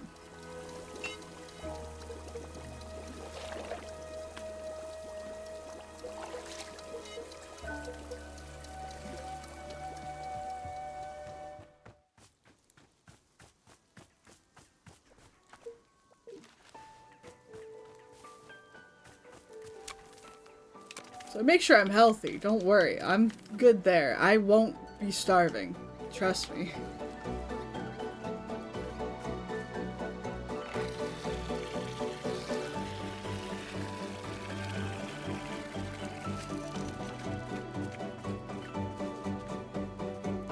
Just sometimes you forget, you know?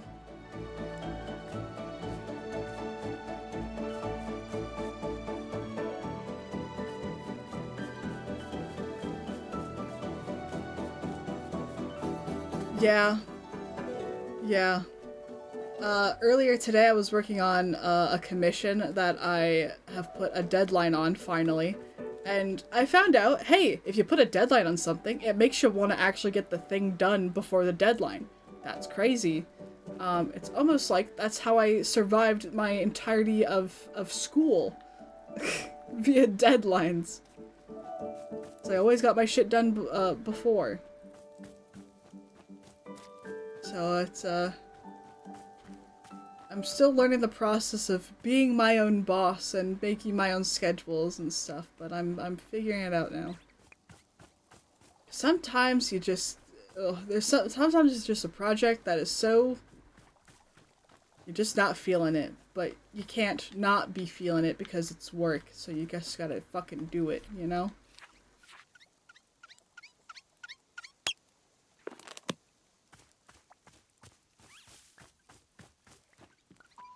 Alright, child, what do you want? Hey, what's the coolest fight you've ever done? The coolest?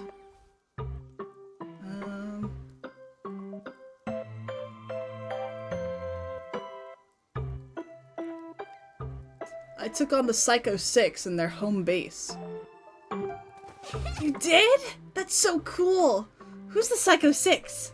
A group of 6 gangsters who would challenge people to fight them all at the same time. They would promise all these riches if you could beat them. Almost everyone who took the challenge died. So I went for it. Fought all 6 of them. Whoa! Did you die? Nope. I knocked 4 of them out and had one in a headlock. The last one ran. They went back on their word and refused to give me any prize money. That's so cool! I'm gonna draw a picture of the fight. Make sure your drawing sucks. Yes! You bet!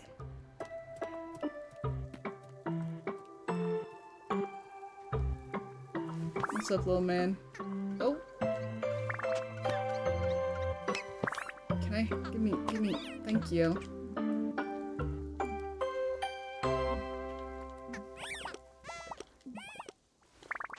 I can't pocket this and it's a whole guy.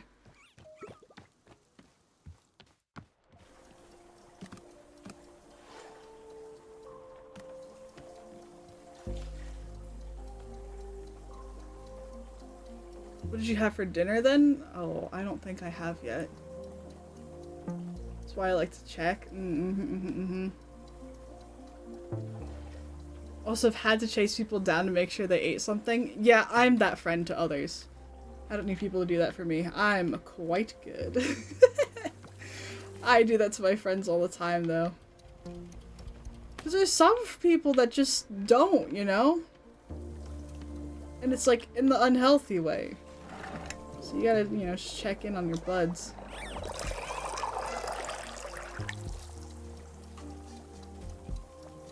And it's always good just to check in on people's general health.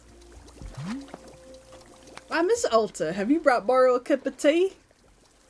Yep, this is just for you. Wonderful.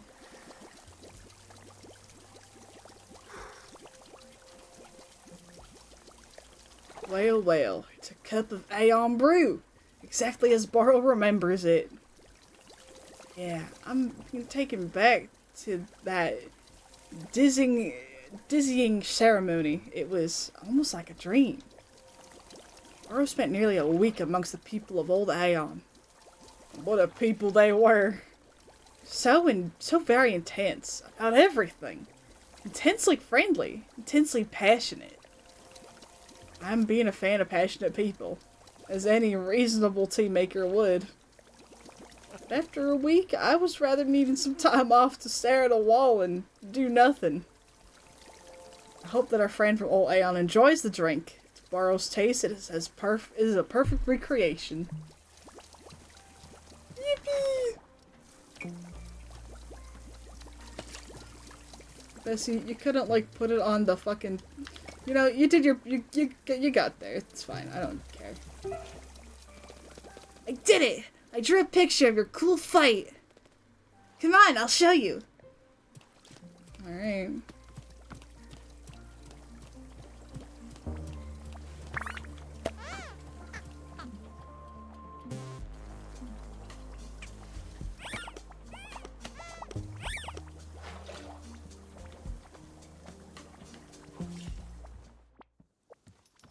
Alright, monster, I'm here.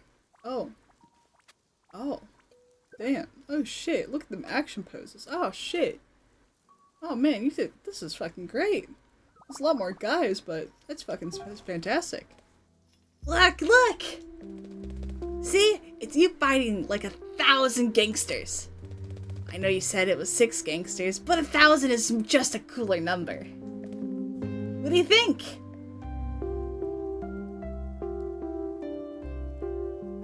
Captured it perfectly. Yeah, I knew it! This is totally what it was like in my head. Aw, man. I hope I get to see you fight one day. How did you get so good at fighting? Did you train on a mountain in the snow? No, I just trained the usual way. Hard work, every single day. For years. Well... How did you force yourself to train every day? Well, I didn't force myself. I wanted to do it. You did? You wanted to exercise? Yeah, I want it to be great. If you want something hard enough, you'll go to any length to achieve it. Oh. How did you get yourself to want something hard enough? I don't understand. Like, I want something, but I only kinda want it. How do I want it more? Well, I mean... When I say I want it to be great, it was more like I had a... It's like I had a voice in my head. Telling me what to do. Or I mean, later on it felt more like an actual person, I guess. For a long time it was just a voice. It was telling me to work hard every day. To never stop.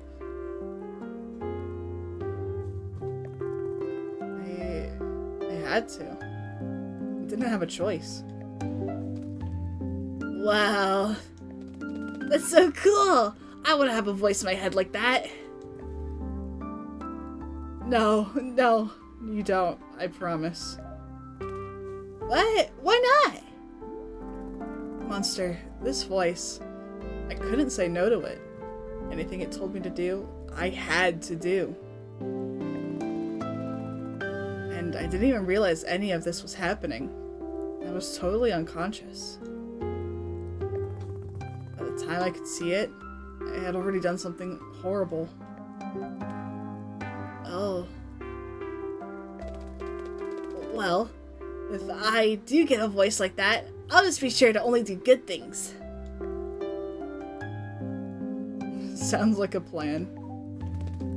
Yeah, it's probably my best plan yet.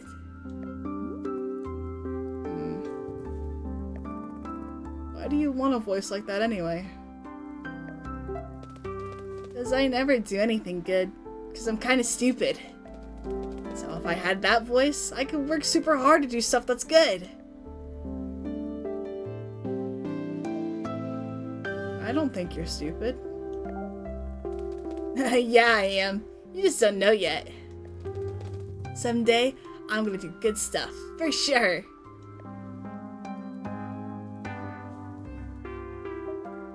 Do your parents ever help you?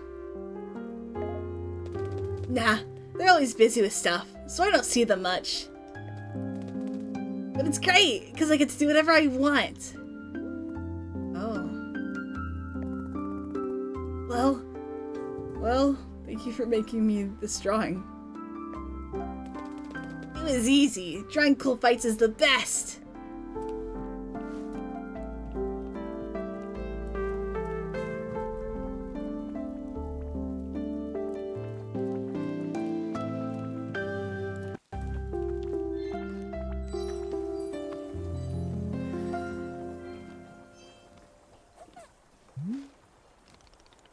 Something I could be assisting you with? I filled all the pots with plants. So you did, Miss Alta. It looks quite lovely. I'm very glad that even here in the twilight of our time together, we're still taking the time to make our space beautiful. It means a lot to borrow. It truly does. Now then, if you're quite ready to see this little drawing that I have cooked up,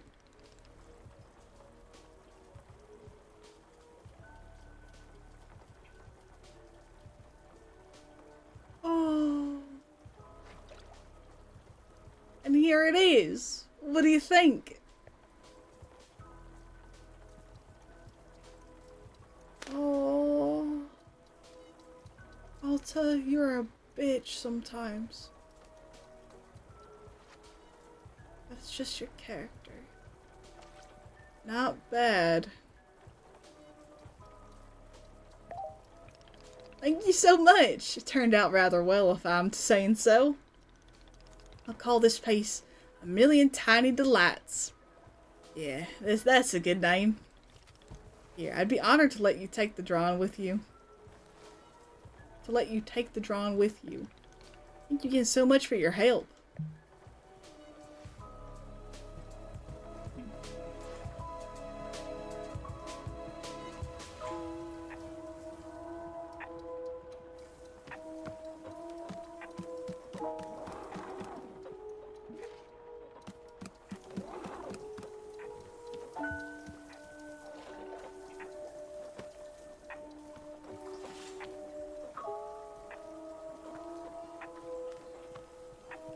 Aww.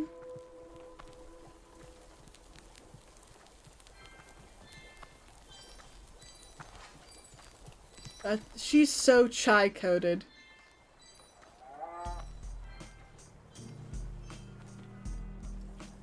Hi, monster. Hey, I made a decision. Want to hear it? Sure. I'm gonna be a fighter.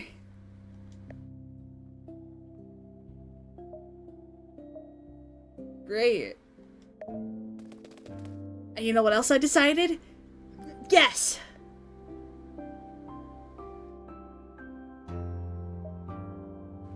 You're gonna be a thoughtful and introspective fighter? Yeah, no way. I'm gonna be the least thoughtful fighter ever. But that's not the thing I decided. I decided that you're gonna teach me. You're gonna show me how to fight. I wanna know all the ways you kick and punch and how to dodge a suplex. You can show me sword stuff. I promise I'll be the best student you've ever had. If you're my teacher, then you can make sure I work super hard and train every day, like you did. Please? Well, no. I don't think this is a good idea. Why isn't it a good idea?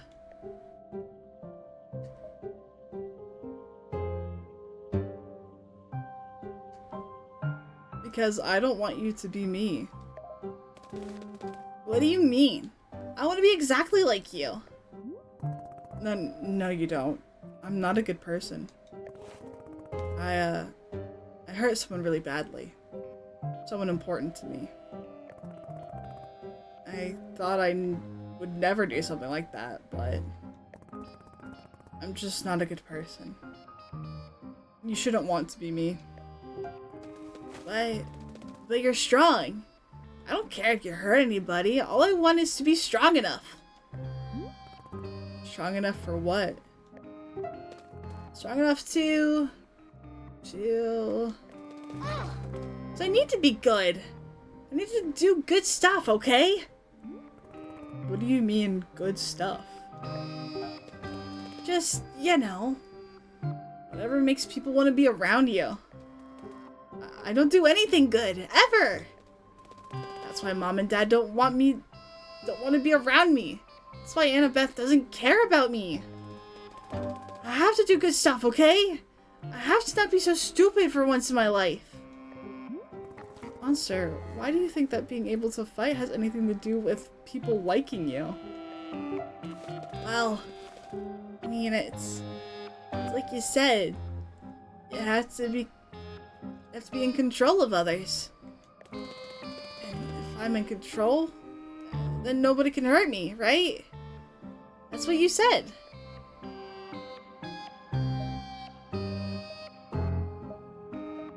That's not what I meant. I meant, like, only in combat, not in other places. But I want to try. I want to try to be in control. Please? No, I won't do this to you. I won't make you into me. See? You do think I'm stupid. You think I'm a dumb kid, just like everybody else. So you can lie to me. It doesn't matter. Monster, you aren't dumb. You just have no idea what you're getting into. I've seen how badly this can go. I've seen people truly hurt themselves. Besides, I can't even pick up my sword. I couldn't train you if I wanted to. It's not about you, I promise. There are other reasons. It's not about me. Then you should trust me. No. I can't. I won't. I'm sorry. I'm not good enough for you. I'm not good enough for anyone. Monster. Go away. Listen, there are other ways to be strong. Stop! Stop talking to me! Go away! Go away, go away! Alright, fine.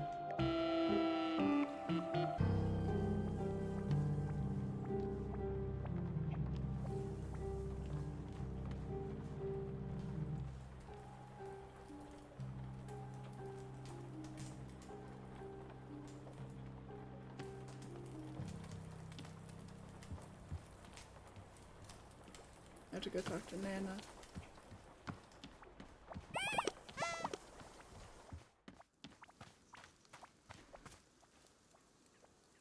I guess you could have that. Sure. That's fine. The kid's insecure. I was wondering when we were gonna get to this point.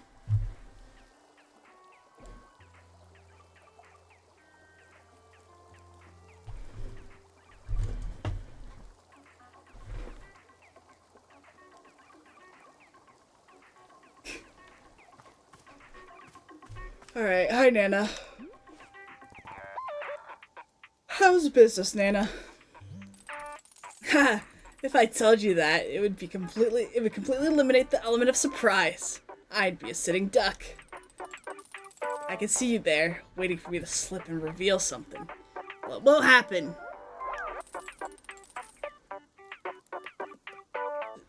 So, have you studied the economics book I gave you yet? I read the whole thing. Good! Just remember, that's only the very start, the tip of the iceberg. You haven't begun just studying economics till your brain is leaking out your ears. Literally. Keep hitting the books. Don't get flabby on me. I need actual competition out there. Kids today don't know anything about hard work. You hear me? It's gone to hell. That's why you gotta keep the kid over there out of trouble. Gotta give her some direction. Nana, why do you keep berating me about taking care of Monster? Do you know her from somewhere? What's the deal? No deal to it. I just know... I don't know the kid. I just... You know... Got a feeling, that's all. No, hang on. Explain what you mean. Look, I'm telling you something here, but you gotta keep it between us. Deal. I see things, okay? I got a type of vision. Ain't like the way most folks see things. The big fella over there, been helping you out, he sees things too. He's got an eye for what people need. See, the adults are already pulled into the station. We got our ducks in a row. But that kid over there has, let's just say she's got a potential. Could go a bunch of different ways. But old Nana happens to have an eye for the ugly ways it could go. What do you see?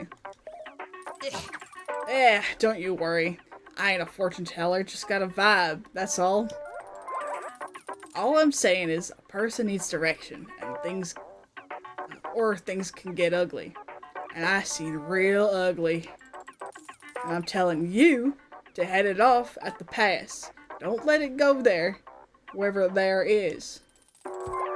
That's all I gotta say about the matter.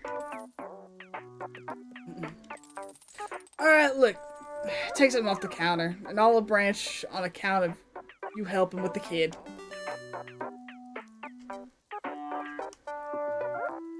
Power Pluffin', gimme. Thanks, Nana. Don't say I didn't do nothing for you. Actually, scratch that. Please say I did nothing for you. Last thing I need over there is to be seen as some kind of charity case. Pah! Never again. Never again. Again?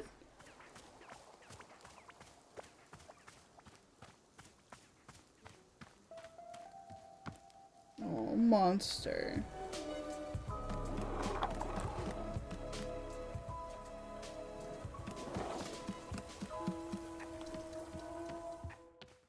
Hi, Boro. Ugh. Boro, I just had a terrible conversation with the kid over there. Monster. She's just completely reckless. I want to help her, but I can't. I don't know. I don't know what to do. I want to help her, but I can't. Ah, I see. Yeah, children can be quite difficult to help. Truly, they are little minds of their own.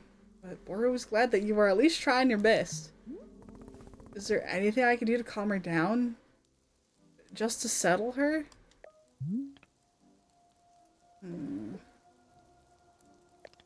Well, it is possible that she... Oh, goodness! What? Over there! By the exit to the forest! I believe she has taken something of yours! Damn it! What is she doing? This keeps getting stupider and stupider. I think I should go out there and track her down. I don't want her to hurt herself. I see. Miss Alta like Boro's assistance at all? No. I started this. I'll be the one to fix it. Very good. I'm understanding. I wish you good fortune on your forest rescue expedition. Thanks. I'll be back in a bit. Oh.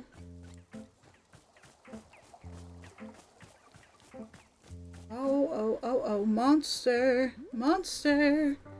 Why did you take that sword?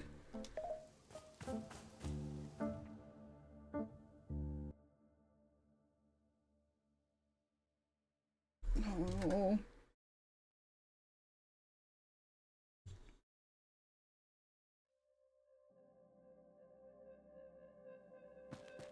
Monster! Monster, where are you?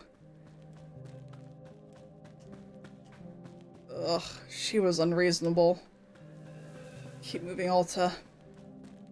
Monster, can you hear me? Oh.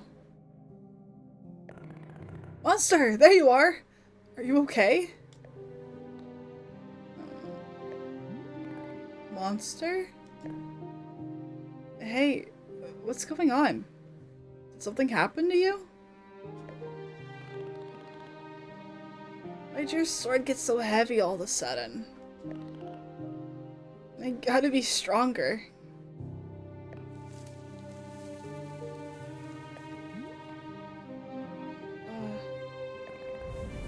What the hell?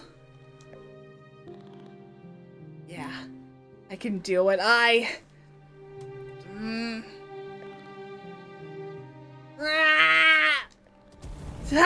can do it. I'm strong enough.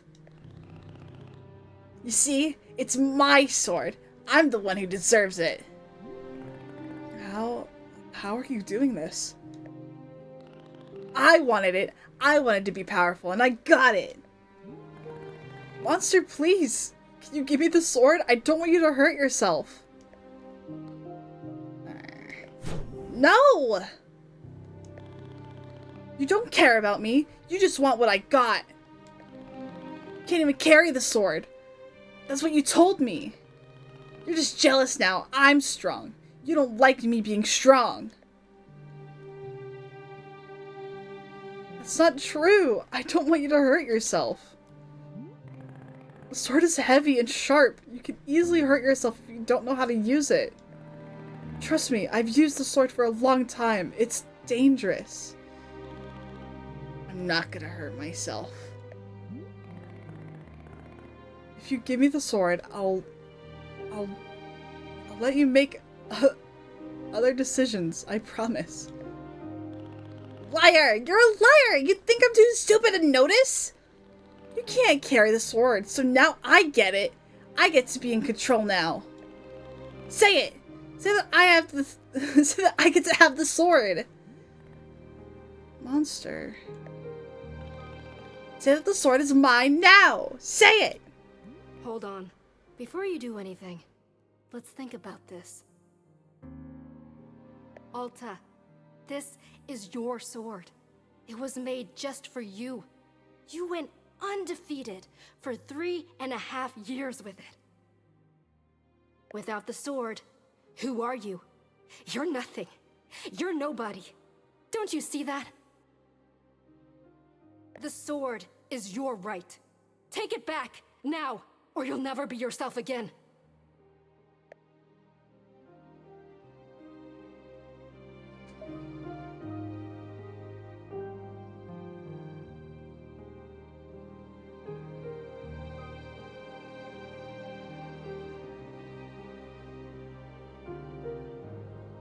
Lunged and violently ripped the sword away from her. Hey, what are you doing? Monster, give me the sword, now.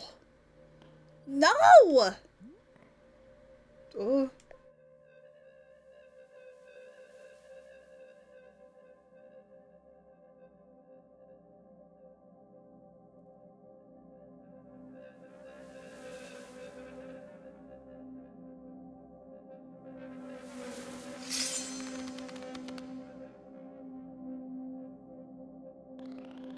You're doing it! You're holding your sword!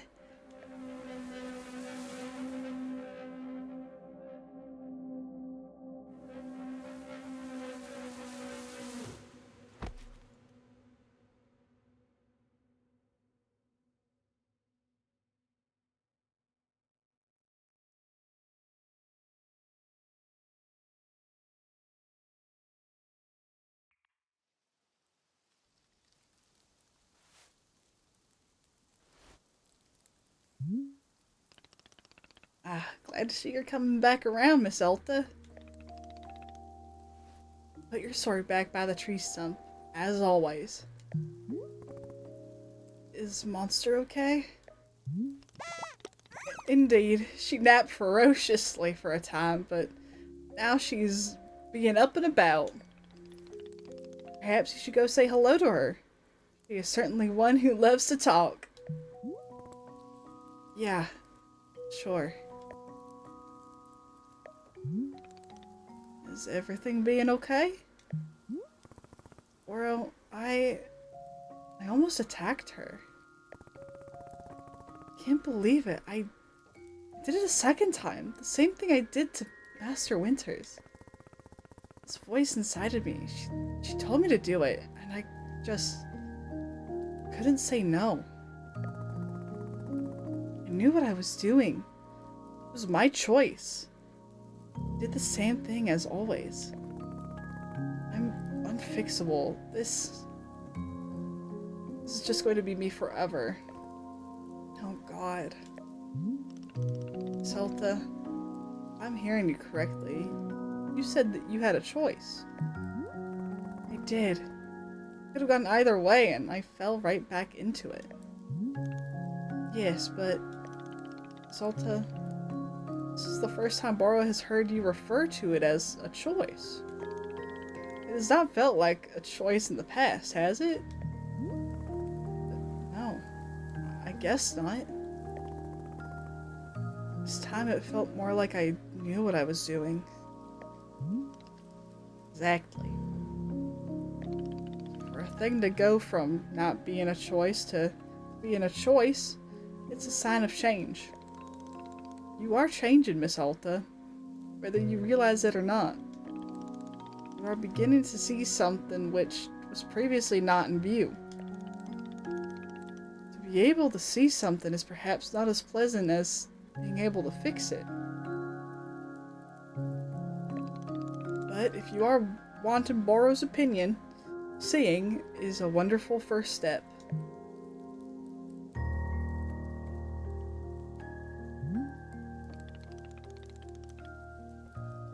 Well then, the shop needs our care as ever. I believe I will take a look around. I'm wishing you well as always, Miss Elta. Thanks, Boro.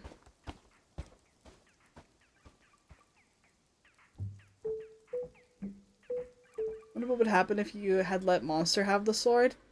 I think the same thing. I had the choice, but the voice would be overpowering.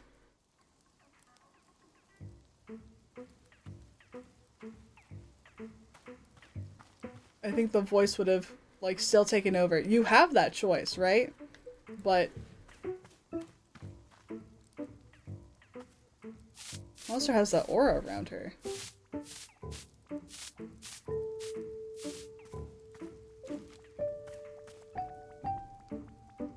You saw the other choice?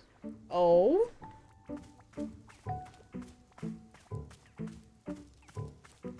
It's not that.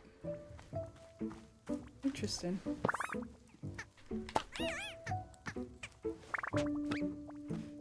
Very interesting. Yeah, let's find the kid.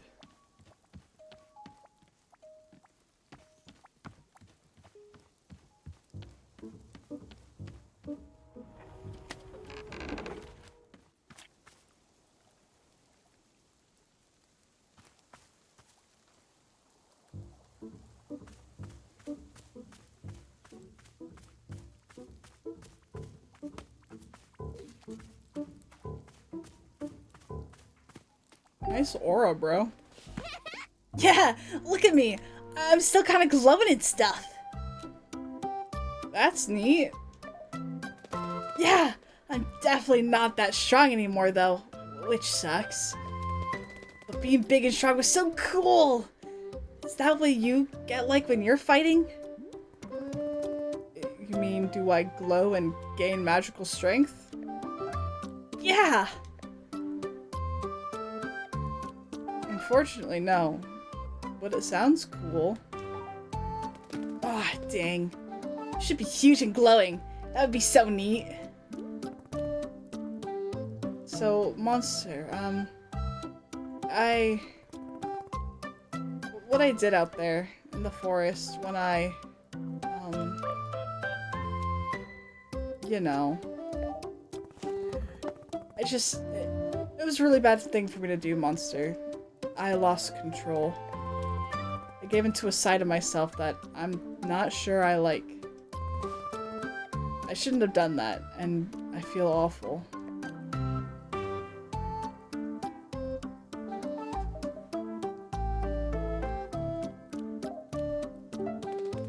It's okay. I don't mind, I think. Besides, when you had your sword up in that super cool pose, that was so neat. No, I could have seriously hurt you. That's not okay. Hurting people is okay, sometimes. If you ask me. Just don't do it too much. Or if you have to do it to someone who really deserves it, right? No, this isn't the right lesson at all. What's the right lesson? That I'm just not in control of myself, and maybe you shouldn't be around me. Nah. Nah? That's it? Yep, that's it. Well, okay then. I'm gonna go see if I've got superpowers from this black glowing stuff. Would you like a cup of tea? Yeah. What flavor do you want? The same as before? Yeah, make it taste like Commander Crispies. Alright, will do.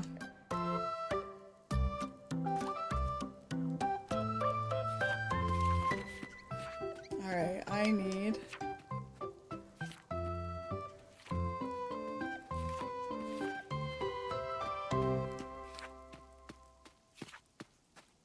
Do I have cones still? I do not. It's not on me. But...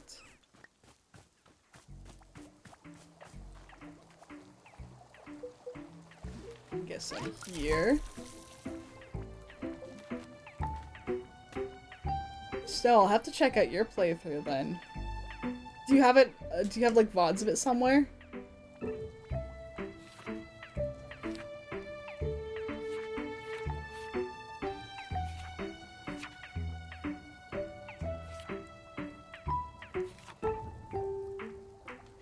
Whistleberry.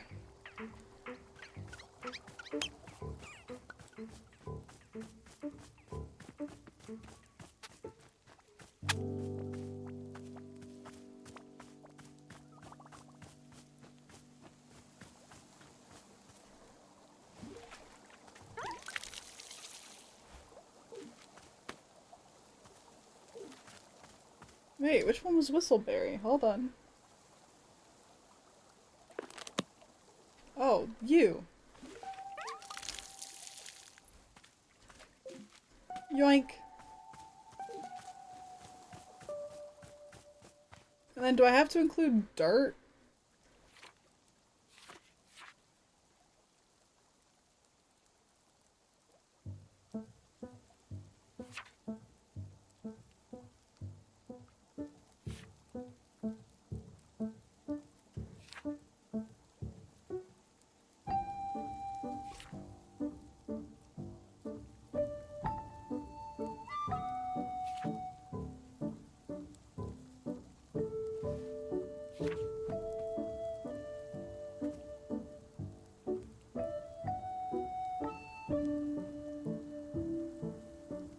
Oh, hell yeah. I will wait till you upload them then. Teehee.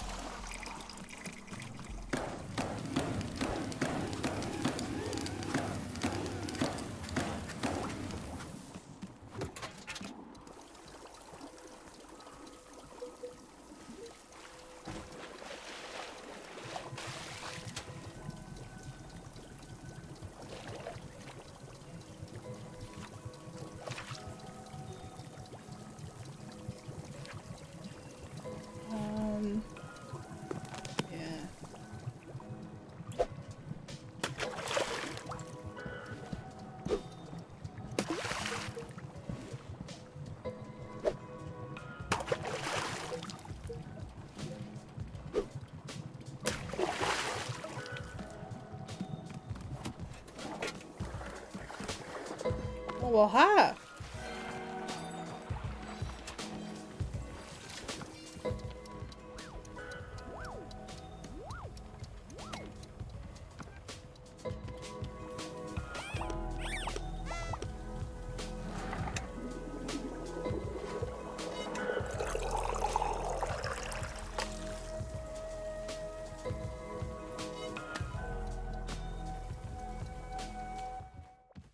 Oh, I have a fear.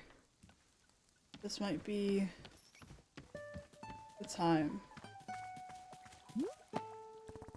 Here's your tea. Okay.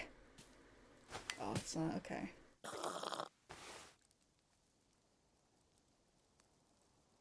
Hey, let's go, Snow. Hell yeah. What do you think? Yes, it's Commander Crispy's again. You think the Commander Crispy's... do you know the Commander Crispy's theme song? He's got a song and all his cadets sing it. I memorized the song because of how intelligent I am. Oh... Please, God, do not sing the theme song.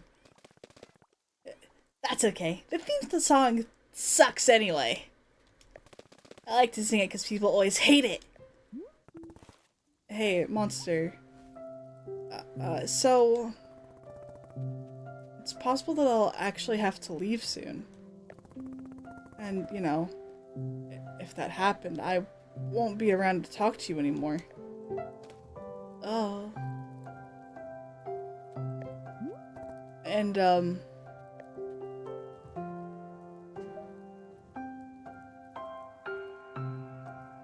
you're going to be okay, even without me. You'll find what you're looking for, whatever that is, I promise. Does that make sense? Maybe. I think so. Where are you gonna go? Home, I think. But I'm not sure. Is that good? Do you want to go home?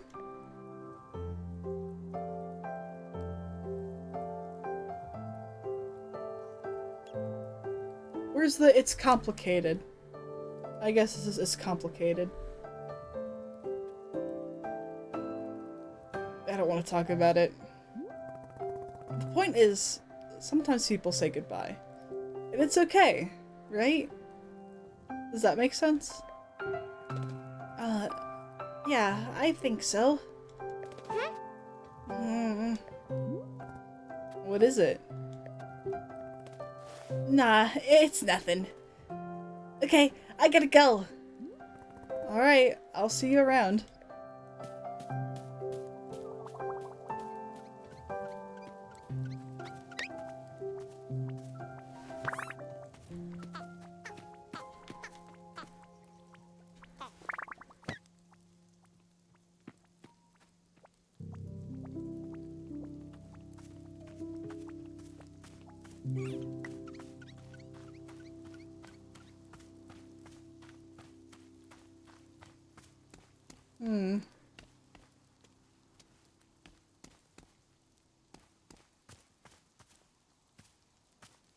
Honestly, I'd be surprised if they didn't already have plushies of those little pluffins.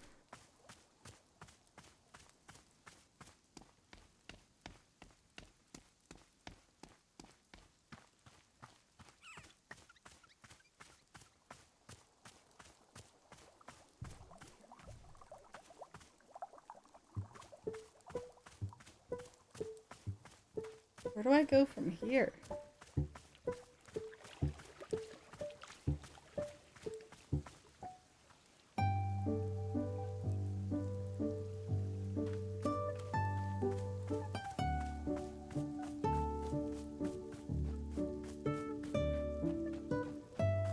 I don't see many thorns.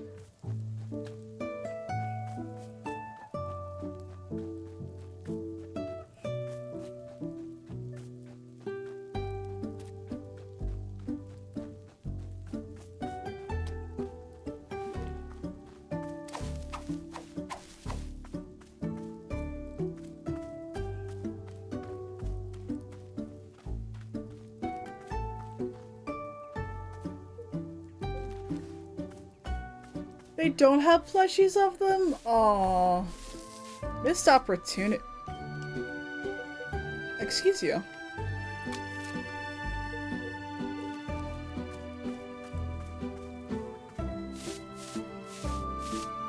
Missed opportunity, really.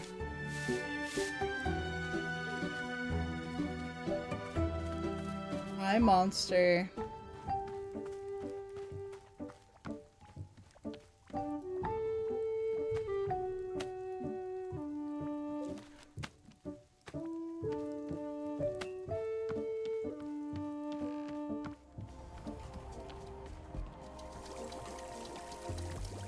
Oh, that's cute.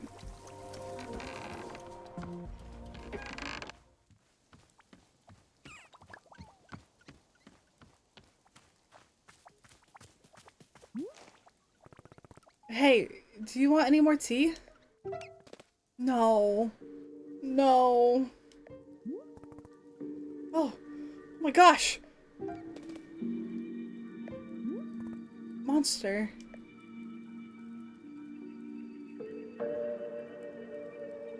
I really enjoyed spending time with you.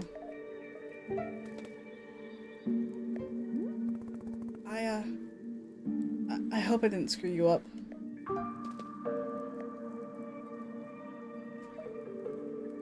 I hope you connect with your family again.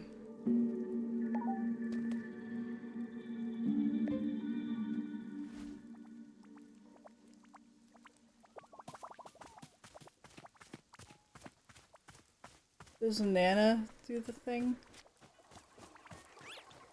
I think Nana's just built different, is she not? Oh, I can't even...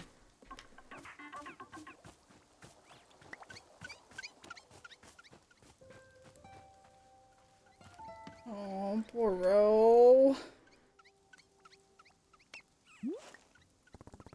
Boro, it's done. Monster isn't talking anymore. Oh, I see. Indeed, Boro noticed you were looking somewhat ashen. How are you feeling?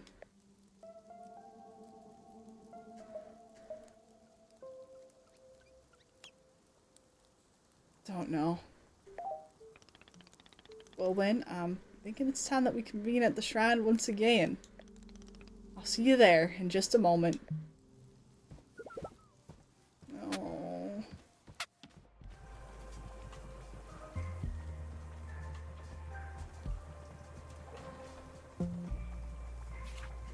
Have I drank every drink I could ever possibly drink? And then some.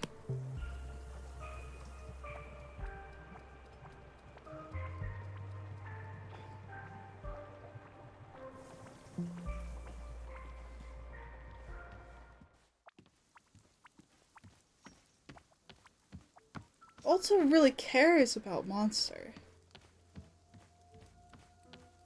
You think because of the stuff with Ren, she was thinking about it a little bit more? I did, Big Red, I did. That's the part where she was like, yeah, I can see how people dance to this, but also they're gonna need to drink a ton of this brew. Holy. Here we are. One last time. And there we go. This is it, Miss Alta. It's time to... Say, Boro just had an idea. What if we made one last cup of tea? One more brew to send out our big adventure together. I'd be very grateful if you were to make me a cup of something you love. What'd he say? Sure, I can do that. How delightful. Thank you. Please bring whichever flavor of tea you prefer. I'm feeling most amenable right now. Perhaps a flavor that best captures your feelings on our time together. But only if you wish. Anything at all will do just fine. Thank you again, miss.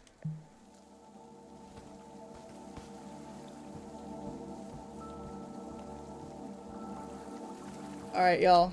What do we make him? What are we making?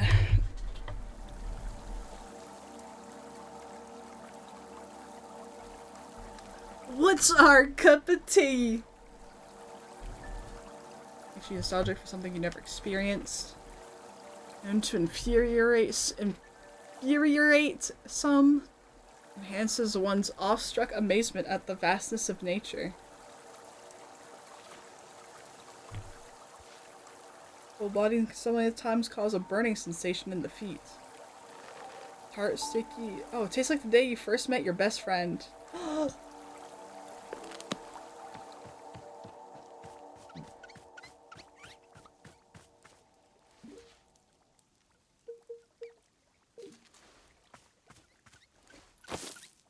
I'm gonna do Azzy fruit with the sugary sweet one.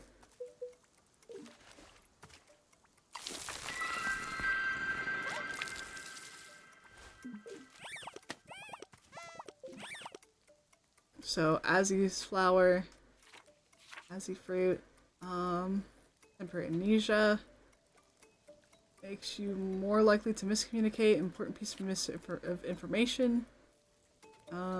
Comparability to math. Breakfast when you were a child.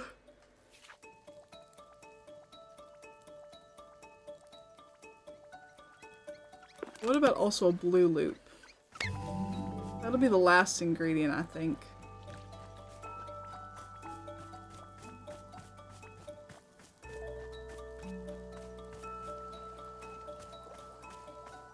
Do I get blue loops from you? Yes, I do. Oh, Nana. Nana, it's gonna be extremely weird hearing nothing but silence from you. Silence? Missy, I tried being silent once and it was a goddamn nightmare.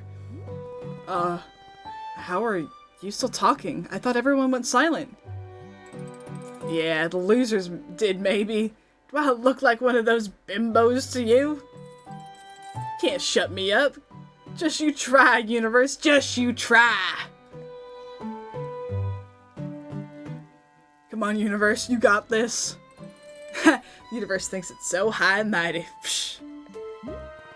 Is there a reason you didn't lose your voice the way other people here seem to? Missy, I already told you this. Me and Boro ain't like everyone else around here. Two of us are cut from a different cloth. We don't play by the rules you've been setting here. The rules I've been setting. Yeah, you. I'm perfectly aware of who the forest is responding to around here. So don't go try making this about someone else. Take some damn responsibility for once. Alright, that's it for old Nana. Something tells me I gotta get out of here. Lickety-split.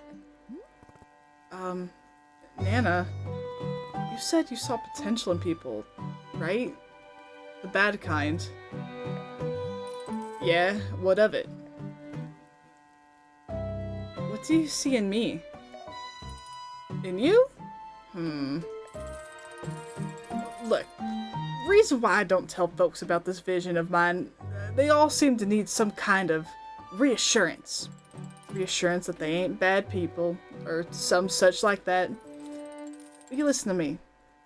There's no bad people. Only bad choices. That's it. Nana, you... Yes! Abso-fucking-lutely! Kid over there, she doesn't get the choice. The choice is being made for her. And that pisses me off. Pisses me off. You, on the other hand, you get to choose. Just don't be an idiot about it. How do I not be an idiot? You'll figure it out. Alright, time's a-wasting. There's market potential out there just begging to be tapped into. I'm out here. Bye, losers. Good riddance.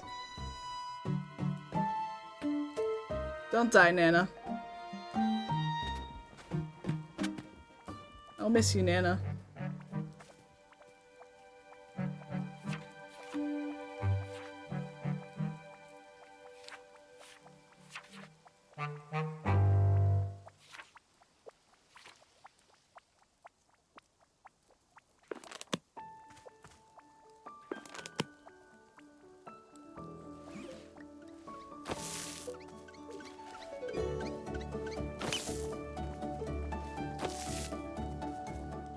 music is fucking happy. And that wisdom, yeah. That's how I go. That's, dude, it's always so nice when I hear stuff that I've heard my entire life appear in video games like this. Like, that's just how, I guess it's like, that's how I think, that's how I live my life, that's my lifestyle, I guess. It's so weird to put into words. My methodology.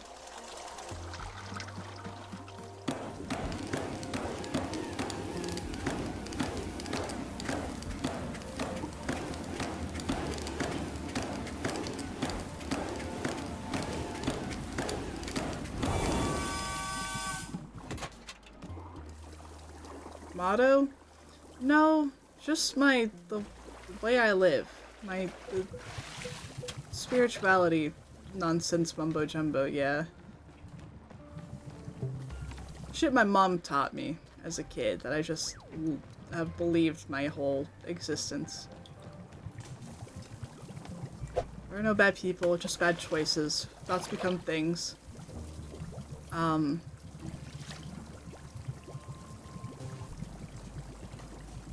Yeah, treat yourself the way you want others to treat you. Yada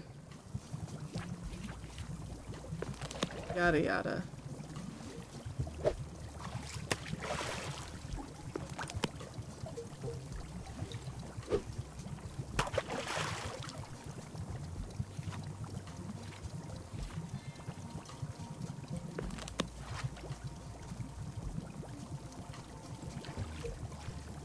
Yeah.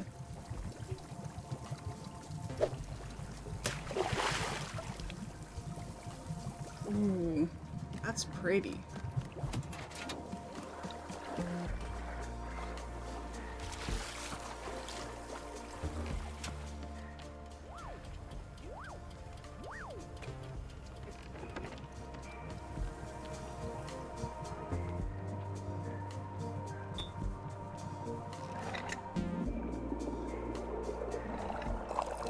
I mean, yeah.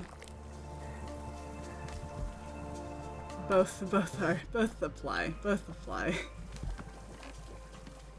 There you go, my man. And here it is. Oh. There we go.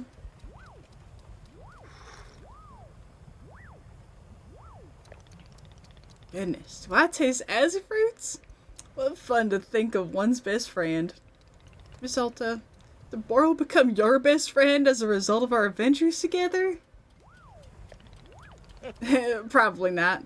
But I'm hoping I climbed the friendship ladder a few rungs.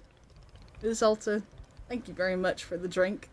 I'm grateful for your presence and your effort as always. In fact, being here with you now, at the end of it all, well, I must say it is a strange and wonderful feeling. No customers asking for tea. No tasks that require doing. Just us. Us and our tea shop. Isn't it a peculiar sensation? Everything goes quiet. I know how much Miss Alta enjoys excitement, but perhaps you might stay here and enjoy the silence with me for a bit.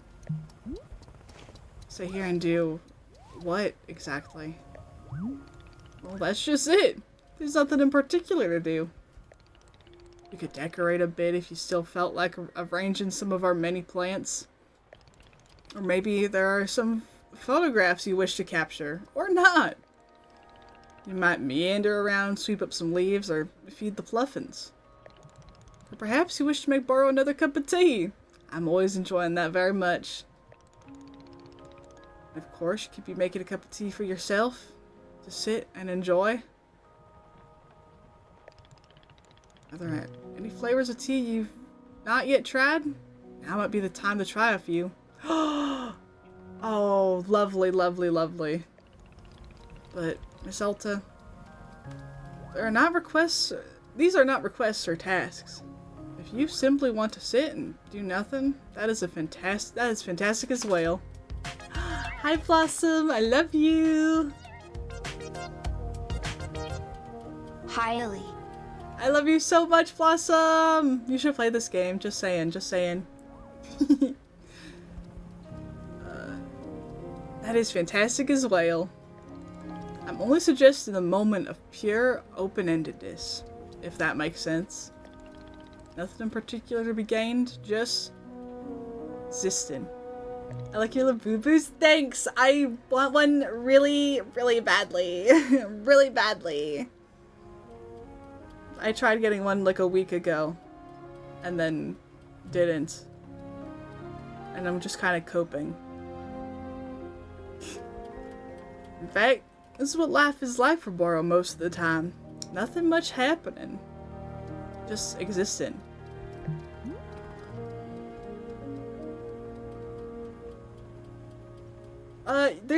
I can send you some links, Blossom. I can send you some links to some things that I don't think are too bad of scams. We'll be paying like, I don't know, $15 more or something. But it's to have something available. I got you.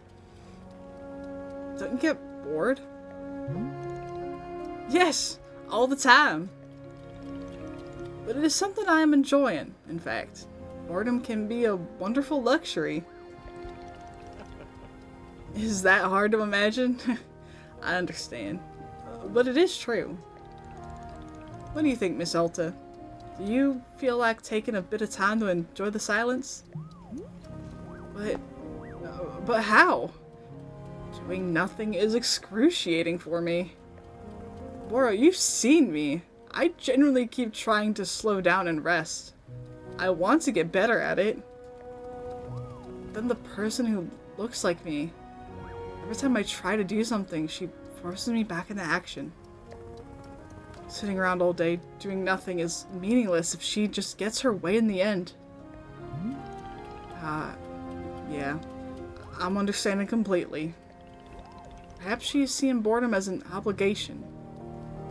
An errand to... An errand. A chain upon the neck. From that perspective, I can be quite understanding her objections to it. If I had to guess, boredom may be a difficult thing to do until she allows it. So, perhaps you can request her permission to be bored. You think she'll listen? I don't know, but to ask the question with an open heart is a good first step. And for now, she cannot stop you from simply sitting on a bench and listening to the wind. Perhaps she'll better understand the merits of boredom with an occasional demonstration. She wants what's best for you. I'm sure you can persuade her of the value in doing nothing. Miss Helton, thank you so much for your patience and your thoughtfulness. Boro appreciates it very much. You've shown much remarkable resilience. It has been a true treat to be on this journey with you. Whenever you become bored of boredom, you may of course meander over to the shrine. I feel quite certain that it will allow you to move on to the next thing, whatever that means. Once I sit down at the shrine, I won't see you again? Oh no, I believe I'll see you before you go. Boro may not be able to be in control of the forest, but I am certainly able to sneak in a last goodbye. Not to worry. I'll be there to see you out. Take your time, Miss Alta. Do not go until you feel good and ready. We're in no rush here. Okay. I love him. I love him.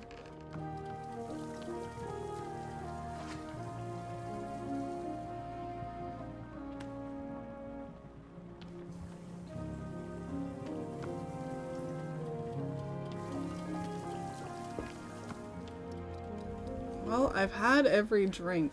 Will I try this one again?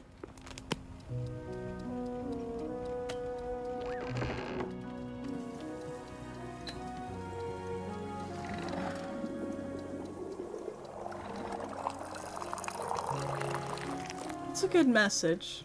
I love this.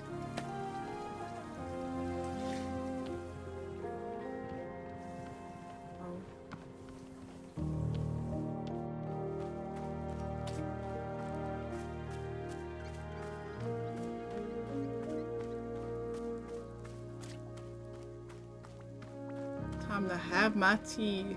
Right where it all started.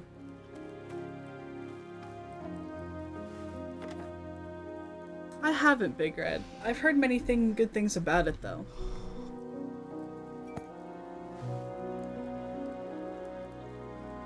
I don't think I have a best friend. Do I? The closest is probably this kid who always came into the shop where my dad worked when I was young. I didn't like this guy.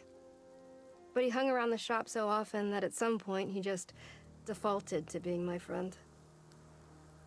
One day, he and I are hanging out, and he says, "You know your dad's a loser, right?" Of course, I thought my dad was a total loser. I thought he was weak and spineless. But for some reason, I just instinctively punched this kid right in the face.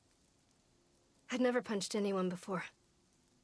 I hit him again, there on the ground, and he tried to kick back. But I held him down and hit him, and hit him, and then... Then a bit later, my dad lost his job, and we had to move. And I never saw that kid again. After we moved, I remember the very first thing I did was sign up for boxing classes.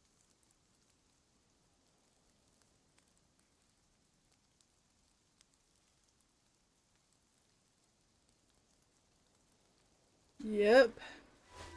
Hey, a monster wants to talk.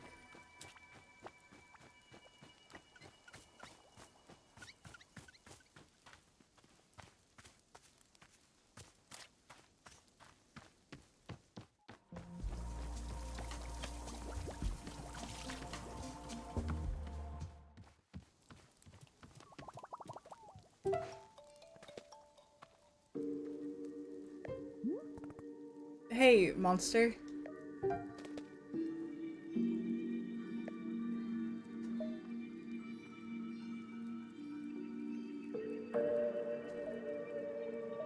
So, I'm actually trying to learn how to be bored. Can you believe that?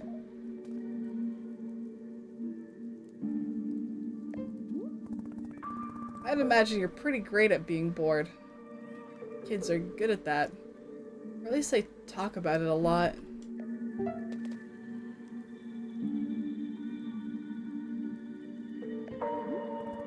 Well, yeah. Okay.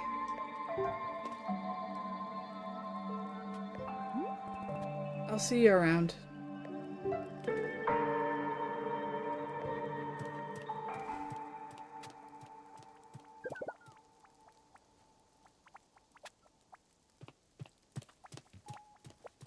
What haven't we done? Emotional trauma, the game, now with fancy tea. Yeah, it's great.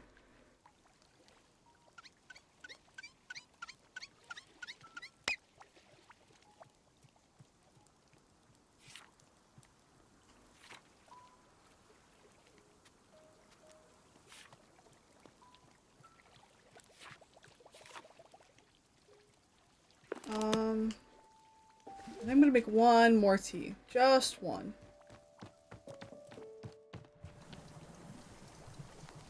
I wanna make the sweet, Meliums. Melium?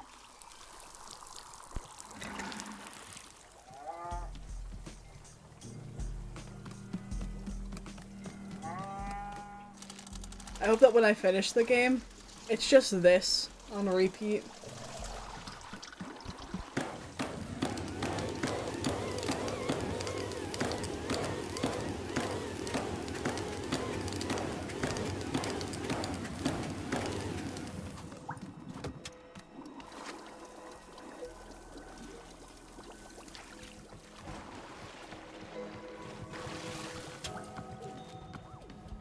What? Where did my fucking tea leaves go? Oh, bitch. Oh, bitch.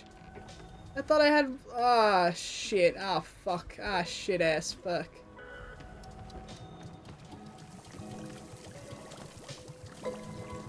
Yeah, one less tea, as I say, not having any fucking tea leaves.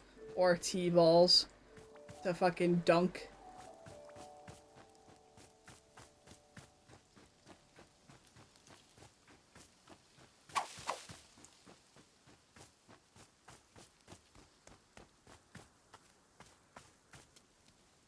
I miss Ren.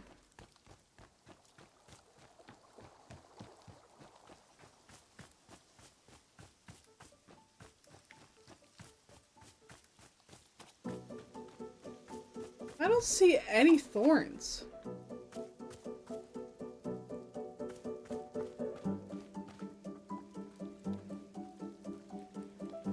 Spirit- oh, there's one thorn, lol. Spirit Fair, I've heard nothing but good things.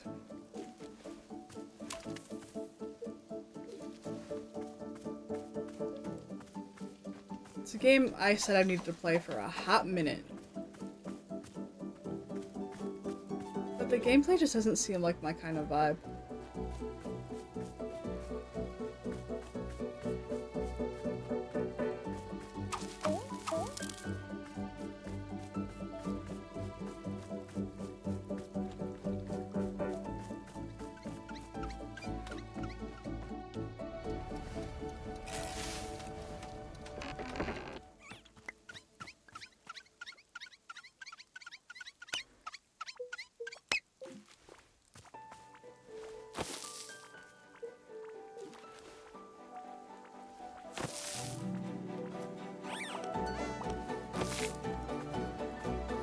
Building space for people instead of tea. Oh! My Sims.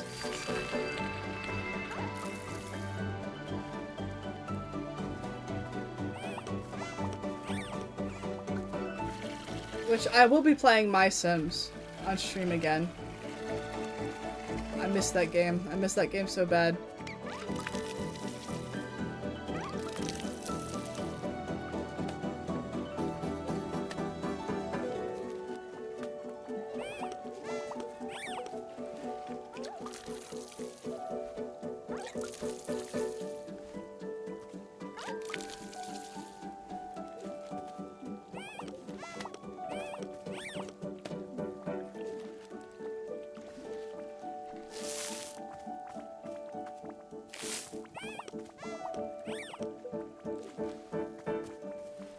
Have I played Celeste? No, that's a game I have to play.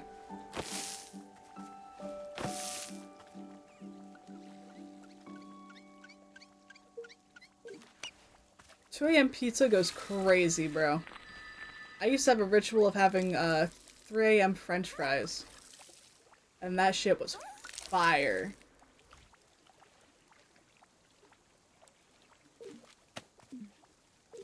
I think I got a Hot Pocket or two for when I end stream.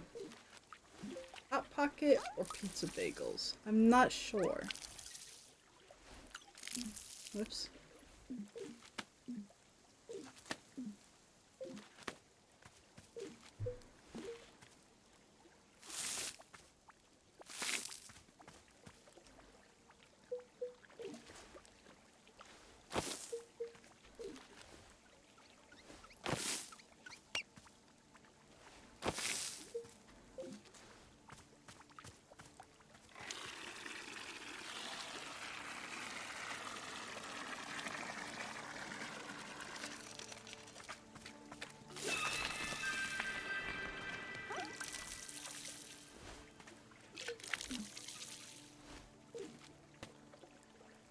Oh shit!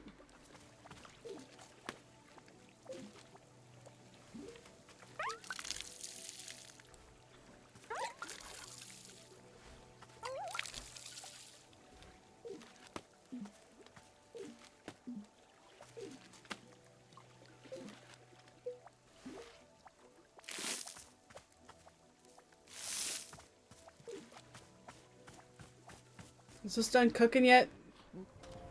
Almost.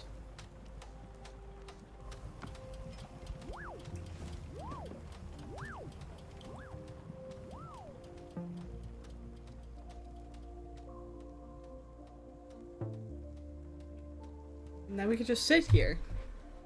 This is a good view. This is perfect.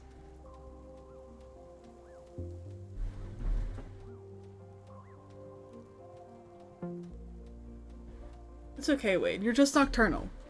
That's valid.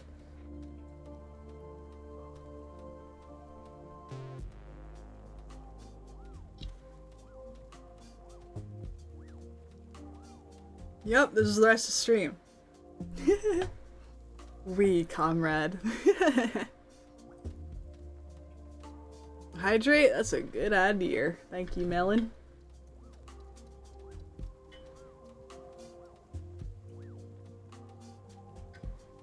I'm so scared for this game to end.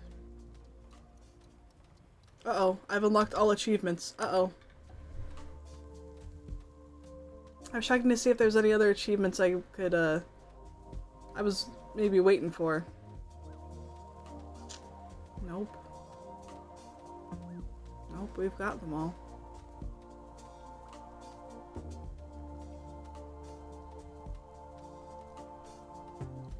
Get a snack, Melon. Hell yeah. I used to call my grandma nocturnal all the time. Because, she would go to bed around 6 a.m. and then wake up around like 1 p.m. Well, 2 p.m. I used to listen to streamers I'm harassing to get them to play Final Fantasy IX. Oh man. Don't worry, I have a plethora of games on my backlog. Many of them, from the Fundathon that, I still have to complete.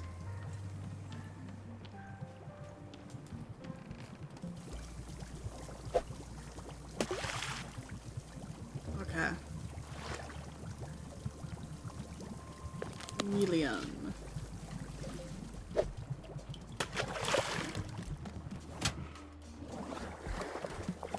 It just looks like water.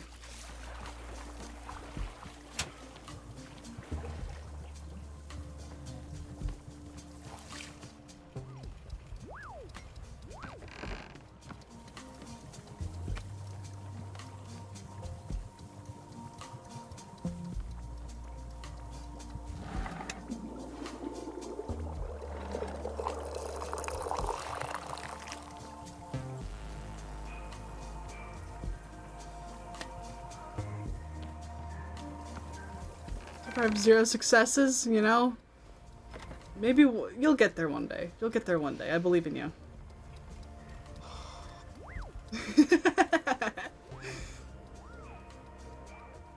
Oh. What? Bro, this fucking controller, I swear to God. It's almost like trying to get someone to put 100 hours into an almost 30-year-old game is unreasonable or something. Nah, nah, nah, nah, nah. This really does make you feel more focused, more alert, more... Actually, this is exactly the way I always feel during a fight. Because before a fight, your mind is just a jumble of noise. It's like a swamp, and you can't make anything out. And then, the fight starts, and things quiet down. And suddenly, focus kicks in.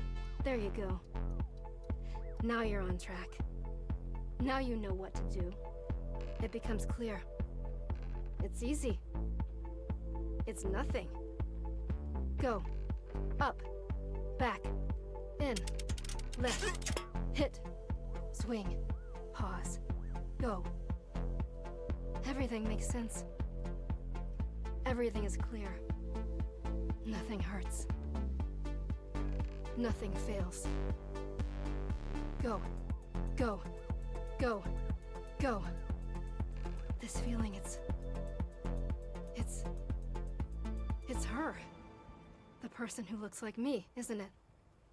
Yeah. This is her. God, I love this feeling. This is just... it's how I feel alive. I don't want to give this feeling up. Please, can't I keep this incredible feeling somehow? I can't lose this.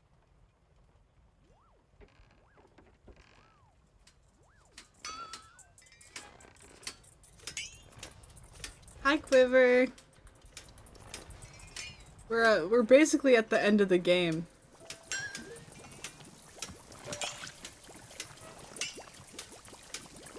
Don't worry, you're not 6 hours late. You came just in time. Ready to cry with us? We had to talk to that little gremlin child, and then she became a demon after going to the forest and stealing our sword. And I was like, hey, you motherfucker, get back here. And then threatened her with said sword. Felt bad about it. Then there was a magical girl that was like Scottish. Ish. Like, Scottish, but like, make it way harder to understand and put it in like an ethereal plane.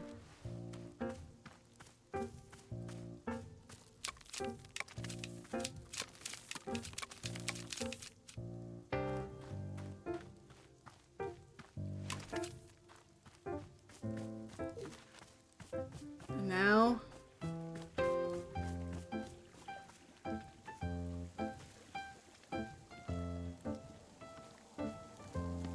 it's like very northern Scottish. Sure!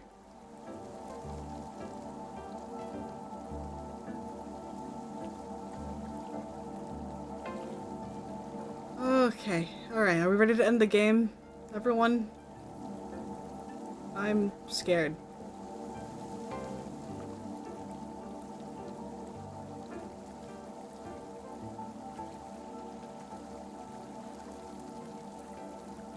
Here we go. Up the stairs at the mysterious shrine. Sit down in front of it and let your mind wander. Yes.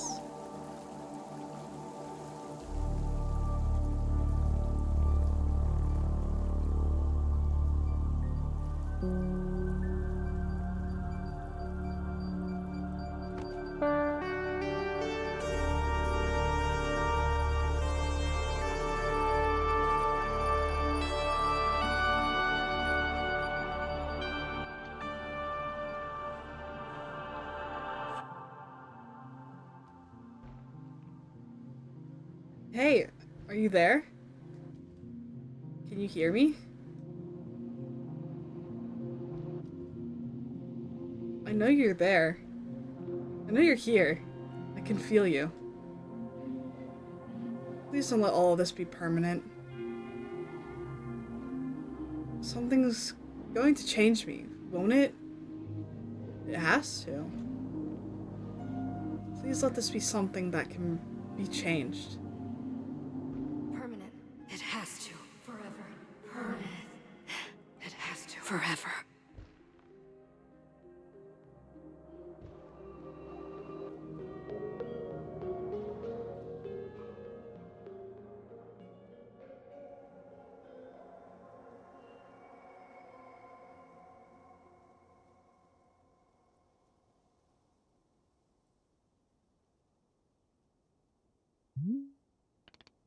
Well, well.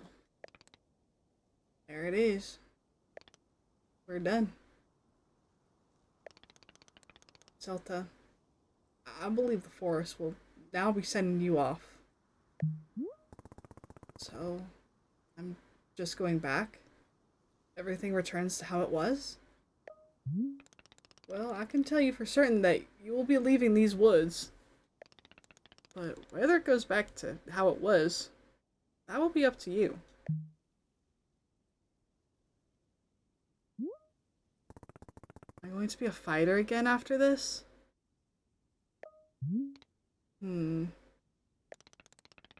from Boro's perspective, I'm certainly thinking it's possible. If it's something you want. But what do you think, Miss Elta? You feel that you're going to become a fighter again?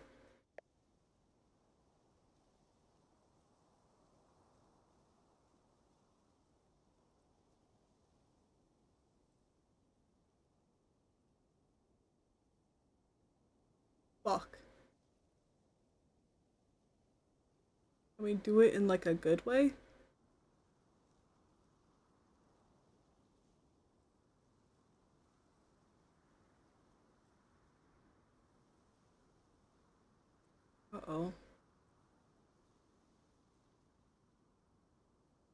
Chat, help, help. 1, 2, or 3. 1, 2, 3.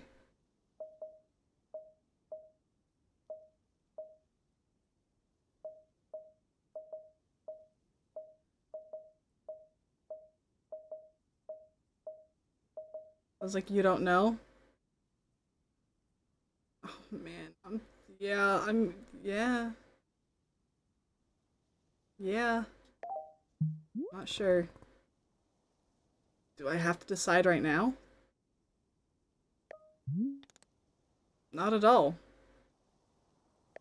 In fact, perhaps it's a good thing to never truly know. Hmm. I'm very proud of you, Miss Alta. Oro has very much enjoyed your company here in the clearing. Whatever comes next is up to you. I trust you to be making the good decisions. Once I leave, will I ever see you again? Oh, I should very much be thinking so. But not right away. In time, the forest will always invite you back.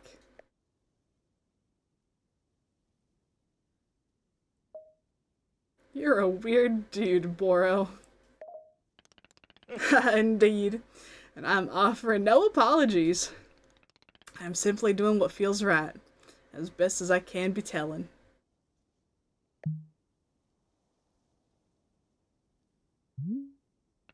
So, what do you say? Are you feeling ready? It's up to you. We'll not move on until you have decided it is time.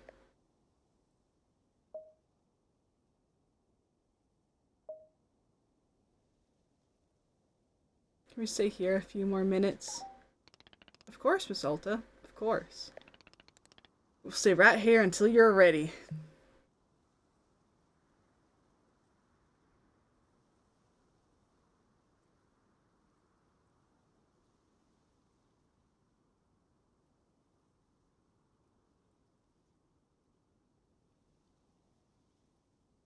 Katie.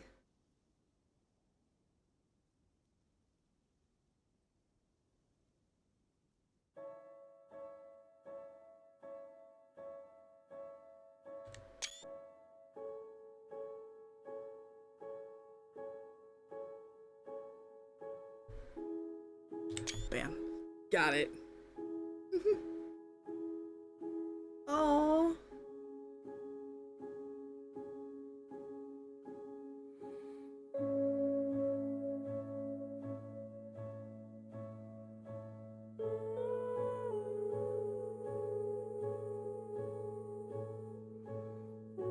Such a cute game.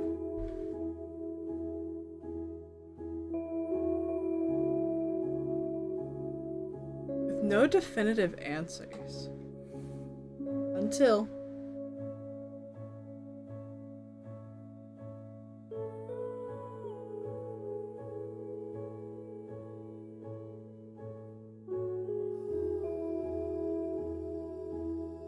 I love the colors too so much. Oh man.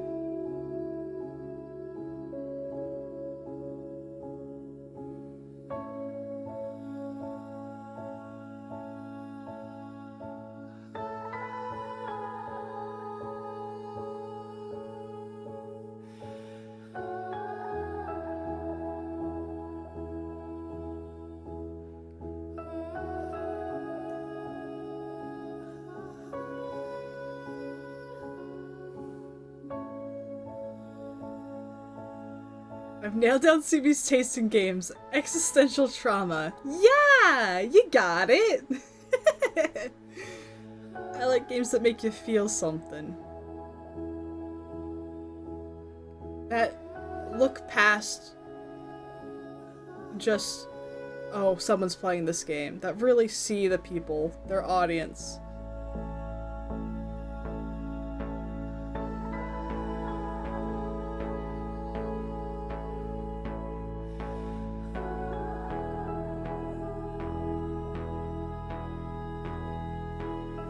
And a Pernal, woo, let's go!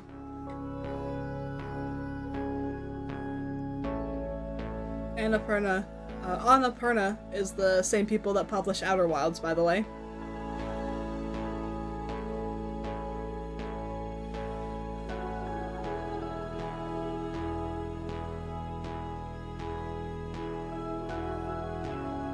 The show Pantheon?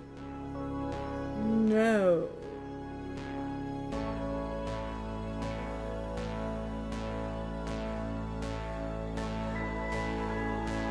Published, not like made by the same people. Not Mobius, but very similar vibes.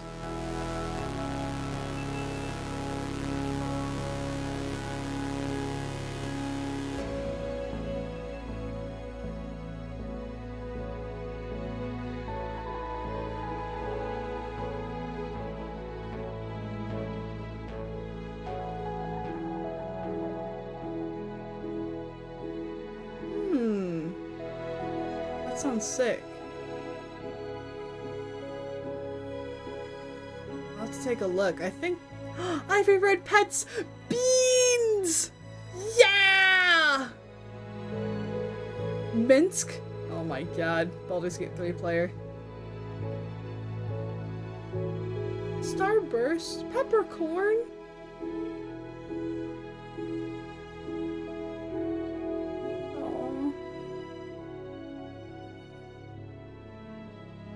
Open dyslexic. Wow!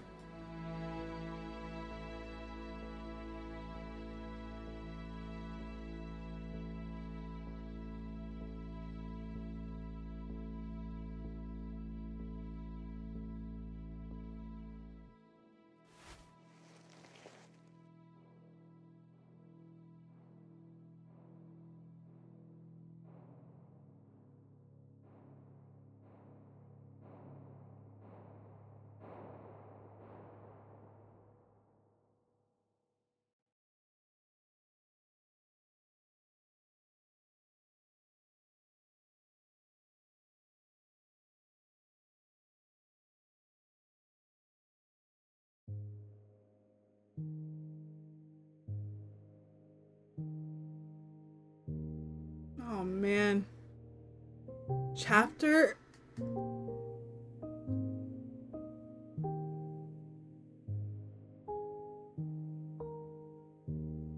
Fuck yes.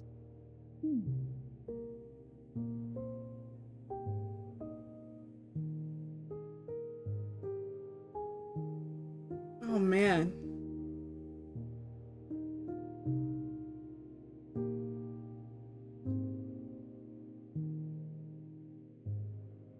Dude.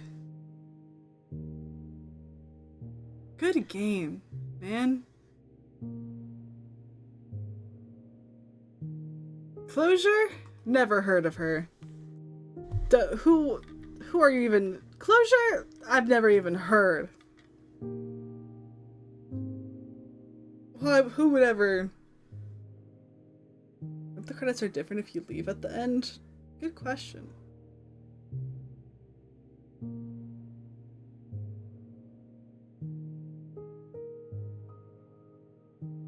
I wonder if the credits would be that you would have. It would be the blank bench at the end. You have a lot to impersonal interpretation. Yeah. There's so much. So, from this game, it's got a frame around it, right? There's so much of this world and story, so much of these characters, so much that we don't see, because we're put in this frame of the game. Their stories and their lives trimmed down to fit the frame of this game.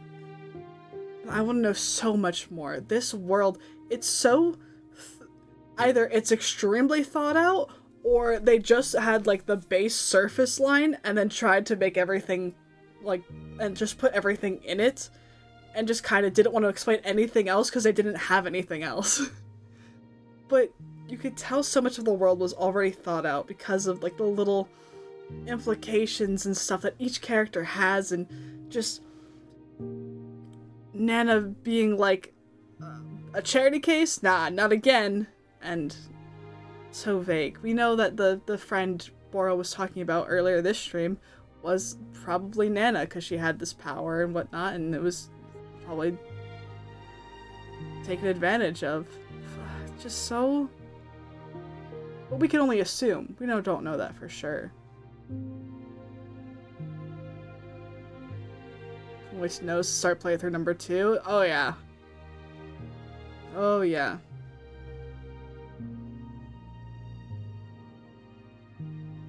I will probably play this game again.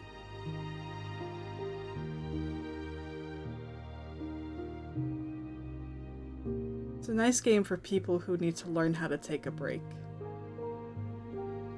This is a game for people who are trying and busting their heads against walls to be good enough for themselves because their standards are so high because of how they were either like raised or the people they were around and such.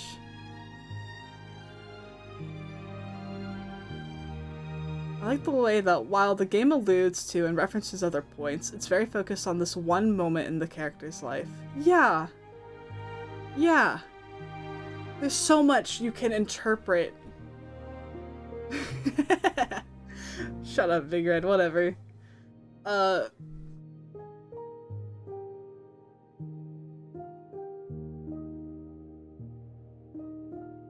feel like I didn't get the full game experience simply because I really enjoy the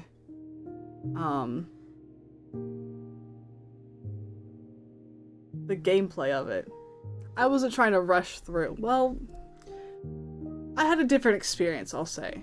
It's different than someone who doesn't like the farming and taking it easy and like making the world their own, doesn't like decorating. I wasn't trying to rush through everything, trying to figure out all the story, yada yada yada. I took my time with it, which is good. But I kept fighting with myself about how I wanted to, I guess, play Alta. If I wanted to be, you know, her headstrong, very go, go, go style and everything, or if I wanted to just, you know, actually relax and have a time with it. There's many ways you can play this game. I played the third, which is, you know, a mix of the in-between. Going back and forth.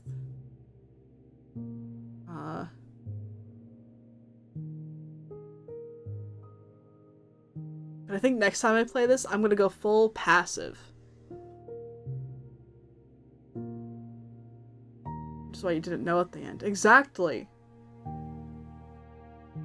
Exactly. I was so in between because I was like, I was waiting, kind of waiting for the game to tell me what to do. But that's not what this game is. They make it abundantly clear, but I was still waiting. This is a good game. Now, if I do the other playthroughs on stream, who knows? I'll probably just do my own personal playthroughs and do recording of it or something and then like trim it down to parts that I think are interesting or whatever. But who knows? All about what you want to do? Yeah. It really is just based on the player. It's not based on the character. The character gives you a starting point. It's up to you what you do next. Are you open to change? Are you wanting to see this character grow and develop, or do you want to see how hard they push themselves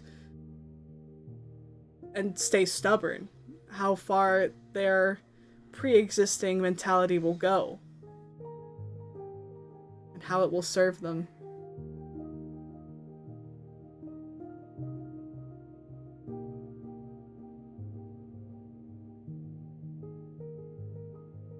This is a game where you have to make decisions, but it's so subtle where the decisions lead you.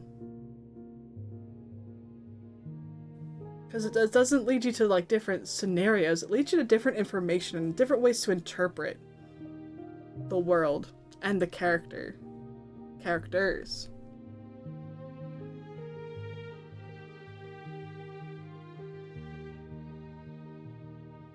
Good game.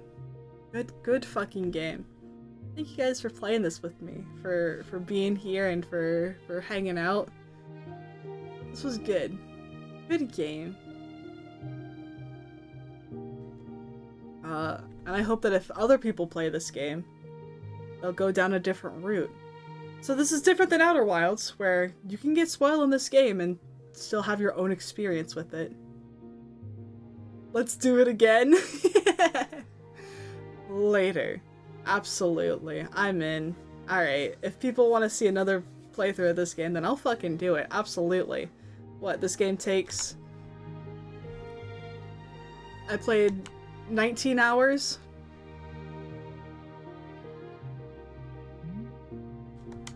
It's pretty good. Yeah, good enough.